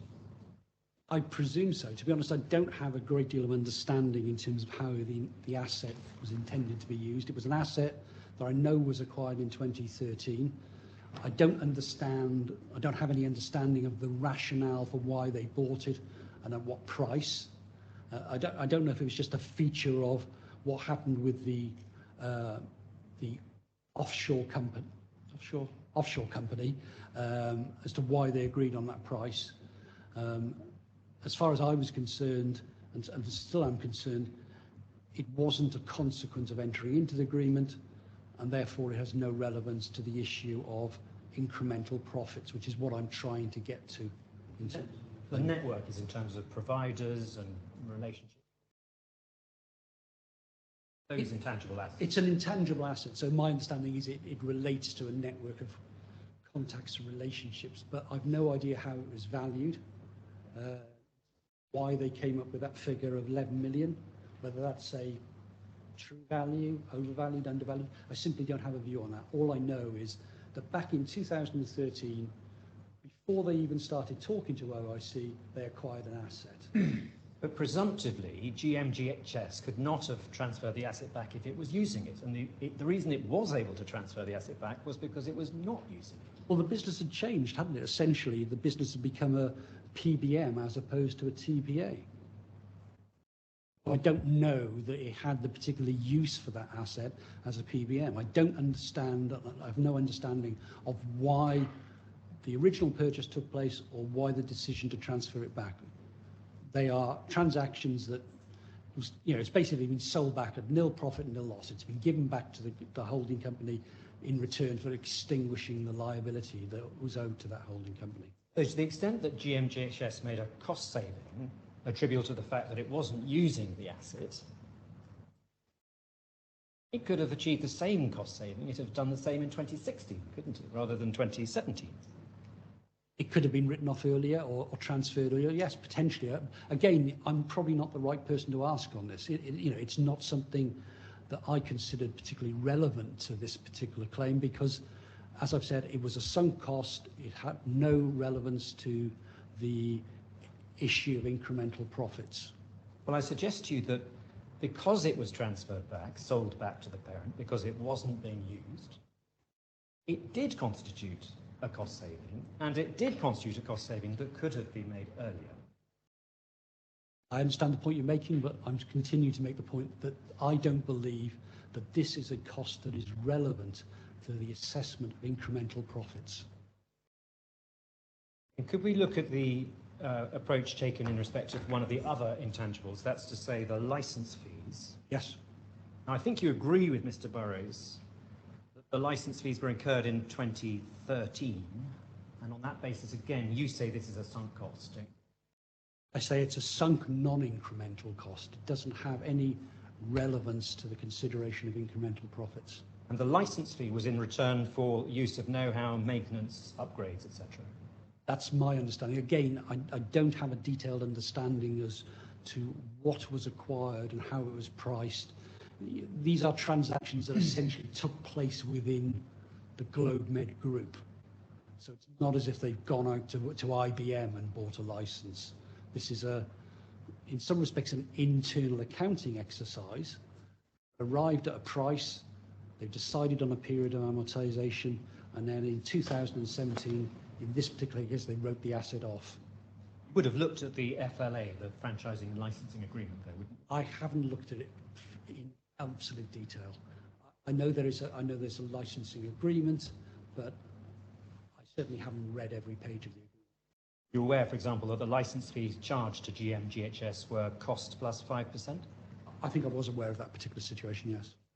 I think that's actually different, though. I think that's licenses acquired for, that's like if they go off and they buy a license from IBM or from Microsoft, I think they recharge it back at plus 5%, I think. There would surely be some expectation that GMGHS could have negotiated some form of rebate after the notification, wouldn't it? I don't know. Unfortunately, I'm not the right person to ask on that question. That's very much an operational commercial decision that was obviously taken by GMGHS. Because there's an odd difference in treatment in that, as we've seen, the network or the know-how was sold back to the parent.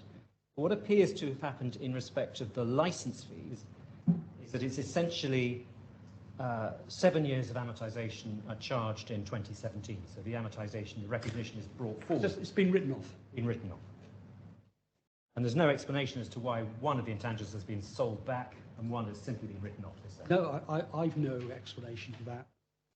As I said, I'm really not the person to answer that. That's obviously a commercial, operational decision that GLOBEMED took in 2017.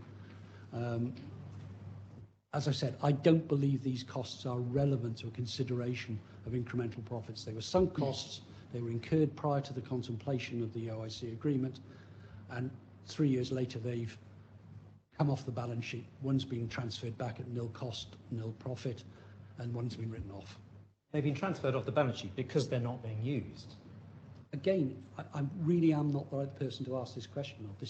That's a question really for the people who took this decision. Did you probe this issue? I didn't, because the reason why I didn't probe it is I took the view that these are non-incremental costs. I'm not particularly concerned with these costs. Now, apologies if you think I should have, but I didn't. I set out in my report fairly clearly that I thought these were sunk costs, non-incremental, and that was the I understand where you're coming from in terms of the fact that they were incurred prior to the transaction. But in circumstances where one of the rights was sold back, the other right presumptively could have been sold back after the transaction didn't happen. To that extent, they were surely incremental, weren't they? They were costs that could have been saved, and in one case were saved. For something to be an incremental cost, a saving, it first has to be an incremental cost. So if it's not an incremental cost, then it doesn't become an incremental saving. Well, you're defining incremental as in terms of whether it's incurred pursuant to the transaction. Yes. So if there's a transaction and you say, well, a cost is incurred, then you say that's clearly incremental. If the transaction wasn't pursued, then it could be saved. Now, if the cost is incurred prior to the transaction, you say, well, it's a sunk cost, and on that basis you say it's not incremental. But if the reality is, after the transaction has aborted, you can get rid of that cost, you can spare that cost, then it is to that extent incremental, isn't it? It's not a cost that's related to the OIC agreement. The cost that could have been saved when the OIC agreement wasn't pursued. I come back to the point I made that it's not linked to the OIC agreement. Potentially, there probably are other savings potentially that the business could have made in 2016, 2017, 2018, but they might not be related to the OIC agreement. You know, if a company is not trading profitably, you will take certain cost-cutting measures, but it doesn't mean that that cost-cutting measure is a consequence of the decision to terminate. One last question on the intangibles. Insofar as license fees, for example, would have been paid up to the parent company, I think it's suggested by Mr. Burrows that GMGHS is essentially pursuing GML's claims for its loss of profit as licensor. Do you accept that as a fair criticism? Can you repeat the question again, please? License fees are paid up to GML, the parent company. Well, the license fee has already been paid. It's been paid in 2013. The money's already gone up to... Now, if we look at the other elements of actual costs and whether that you do accept are incremental and therefore could have been saved, your approach is that they would have ceased in December 2015, isn't it? In other words, the cost savings you delay for 7 months. In my first report, I didn't take any consideration of actual costs beyond the date of termination. I then saw Mr. Burrows' report, I listened to what he said, and I accepted there was some degree of merit in it from the point of view that even though the agreement came to an end, was terminated in May, quite likely that some of those costs would have continued beyond May 2015. And I saw some correspondence between OIC and GLOBEMED, which continued in the last part of 2015, going into early 2016, where there seemed to be some dialogue as to whether they could resurrect this arrangement, whether they could come to some alternative arrangement, which would mean resurrected in some shape or form. Now, what I did based on that is I looked at what Mr. Burrows has said, and I broadly took the same approach as him of assuming that some of those costs in the period from June to December 2015, costs that had continued to be incurred, notwithstanding the fact that the agreement had already come into effect. The effect of that is to reduce the savings slightly, and therefore, in theory, increase. Now, I don't take as high a figure as Mr. Burrows because I don't actually agree with him entirely about what he included. So I think I didn't take into account amortization for the reasons I've already explained, and I didn't take into account rent because, again, they were already in an existing premises. It was contemplated they would move into a larger premises to deal with a higher headcount. So from my point of view, there were no additional costs in respect of rent that should be deducted. So I end up taking a slightly lower figure than Mr. Burrows in respect of the adjustment for fractional costs. General costs, which I think includes some significant sums in respect of audit fees, training, bank and interest, events and publicity. Those, again, you rely on Mr. Saliba's estimates, don't you? I rely on Mr. Saliba's estimates, yes. And there was no independent verification or no underlying figures that were provided with a table by Mr. There was Saliba. a table attached to Mr. Saliba's witness statement, which, from my understanding, had been assembled from information that he had obtained from. It had been assembled by the GMGHS finance team, hadn't it? That's my understanding, yeah. Do you have any opportunity to speak with them? I didn't speak to them on that particular issue, no. Because again, we're talking about a counterfactual scenario. We're talking about what costs would you have incurred if the agreement had gone ahead. So you don't have the same opportunity in terms of, oh, here's an invoice for this or here's an invoice for that. Because again, you're talking about costs that would have been incurred but weren't incurred because the agreement didn't. And again, Mr. Burrows relies on the MOU model, and he applies benchmark parameters by reference to headcount to adjust the Annex 2 figures. Summary of his approach, isn't it? He has started with the MOU and then made certain adjustments. I haven't gone into a huge amount of detail in terms of the adjustments that he's made, but the way you described it sounds broadly correct. I think there were some adjustments made for headcount. I think there was a couple of instances where he made adjustments where there wasn't enough information in the MOU to enable him to understand some of the assumptions. But as I said, I haven't gone through on a line-by-line basis as to how he's arrived at his figure. My understanding is it's primarily based on the MOU, and I accept that his figures are higher in respect of general costs than mine. Move on to ASP hosting fees. Now, there's obviously an uncertainty here because they are substantially dependent on headcount, aren't they?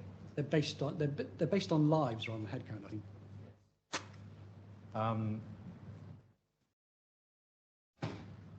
And your ASP hosting fee calculation is based on lives that includes non-OIC lives. Yeah, so basically the agreement provides that an ASP hosting fee is paid based on the number of lives. Because I have more lives, because I have the non-OIC part of the business, it leads to a higher ASP hosting fee. And the sums concerned are relatively significant, aren't they? So, for example, well, should we just look quickly at that? If we could look at F1 1638.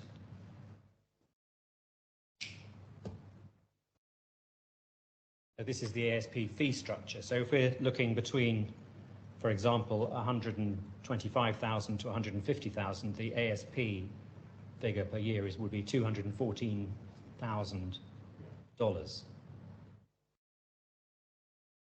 Yes, that's what the table says, yeah. So pausing there, at the end of the contractual term, when the non-OIC lives would be around 135,000, we've seen that. Difference between you and Mr. Burrows would be $214,000 per year. I'm not sure, because I think effectively by then we're in a situation where they've already exceeded the maximum number of lives. So I think you're already down to sort of the bottom of this table where you're on 500,000. Okay, so that would increase the difference, wouldn't it, in terms of ASP? Well, effectively what I've done is I've taken the total number of lives, So that's OIC and non-OIC. Used this table to work out the amount of ASP fees that would need to be paid. And then I've basically prorated it between OIC part of my claim and the non-OIC part of my claim.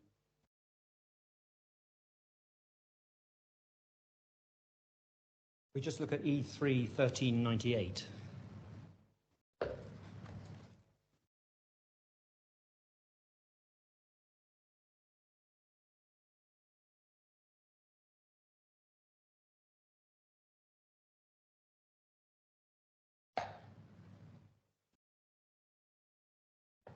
So this Appendix 2, Mr. Cottle's calculation of ASP hosting fees. If you've got it in paper, it'll be microscopic. And I think if we look in the right-hand column, source, there's Appendix 3.6.3 of Mr. Cottle's supplementary report. Or is it 3.6.1, sorry? I can't see it, but I'm not disputing it. If we could look at 3.6.1, that's at E3 1356.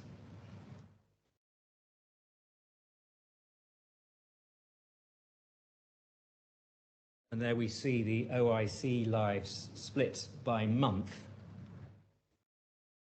But we don't see any non-OIC lives there, do we?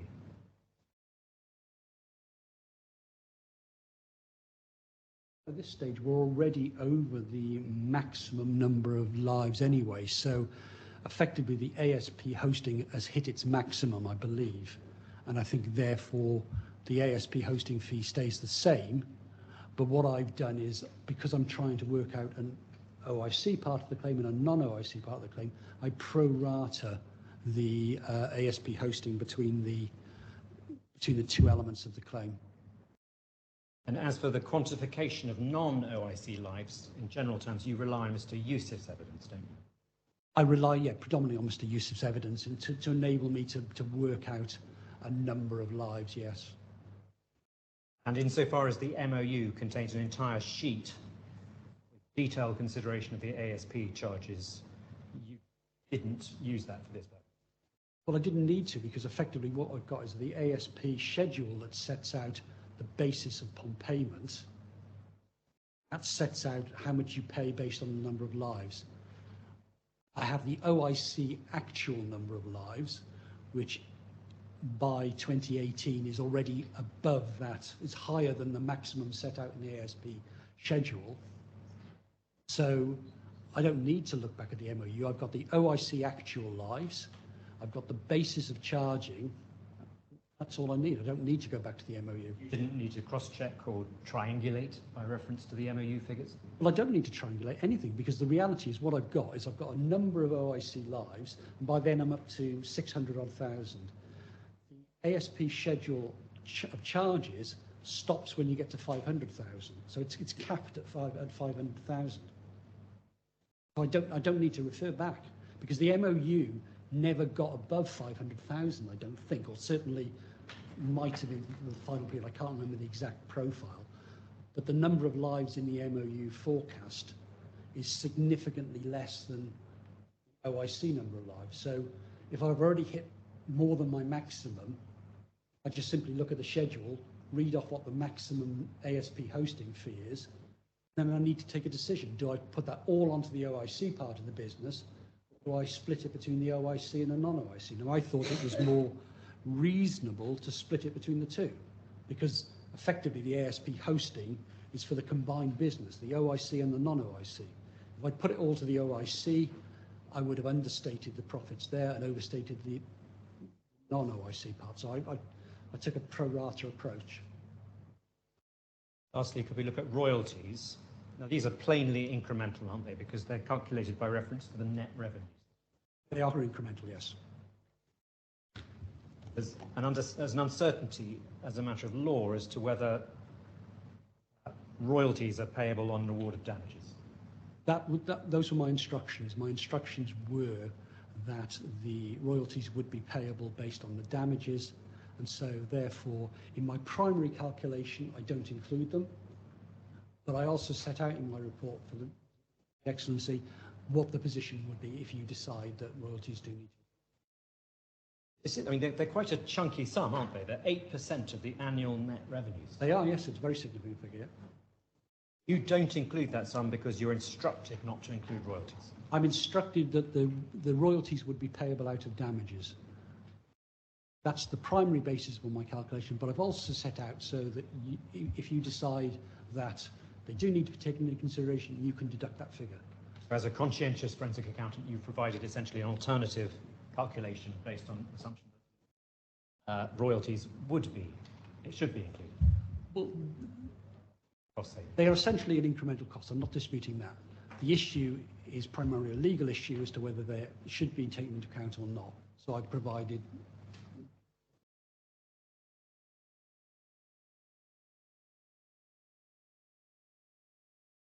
My Lord, as matters stand on my existing notes, I've got about another hour, and I'm willing to cap it at that. I may overnight be able to reduce that to a small amount of time, but I wonder if it would be sensible to break now on that basis. That means we'll finish by 5:30. Yes, if your Lordship would prefer to proceed on that basis, you can do that. I mean, we're in your Excellency's hands. I don't, my Lord, I entirely understand your Lordship's concern and solicitude for Mr. Saliba when he was being kept over the weekend, but Mr. Cottle is an expert witness. He's professional, That's fine. I can start until 5:30, better than bring the expert tomorrow. So if we can finish by today. My preference would be to have an hour tomorrow and possibly try and reduce that overnight. If we manage to finish by 5:30, that will be enough. So he will not come tomorrow as well. My understanding. Or still you want to finish by 5:30 and bring the expert My Lord, tomorrow? my preference would be to see, given what the answers we've already had, how much we can cut out. And if we can go significantly less than an hour, then I'll do that.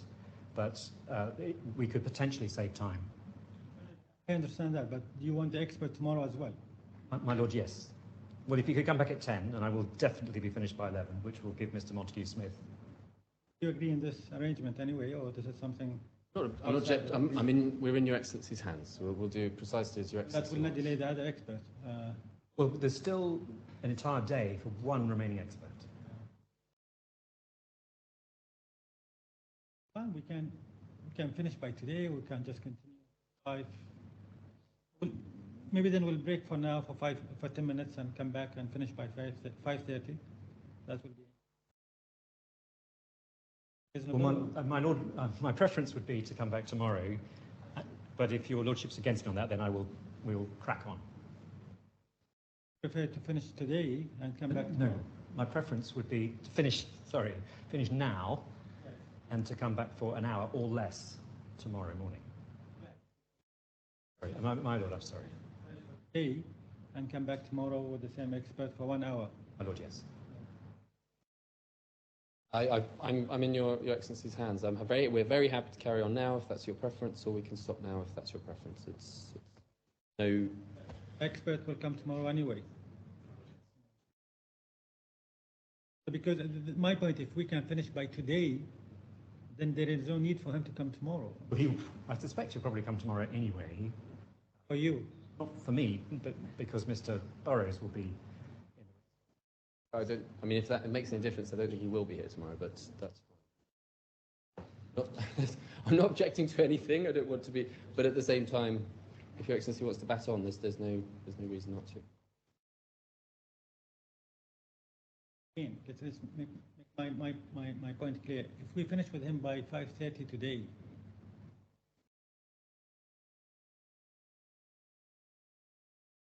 My Lord, so be it. If your Lordship, my preference and my application would be that we come back tomorrow for an hour or less. But I'm entirely in your Lordship's, in Your Excellency's hands, and if. No, I'm fine. I don't want to, disturb you the way how you structure your presentation. Examine the witness, or if you prefer it for. My Lord, I'm grateful. So I think let's adjourn for tomorrow and come more refreshed by tomorrow morning. And I apologize for the extra. Not a problem. All right. Thank you for today, and continue by tomorrow. Lord, I'm Appreciate it. grateful. Thank you.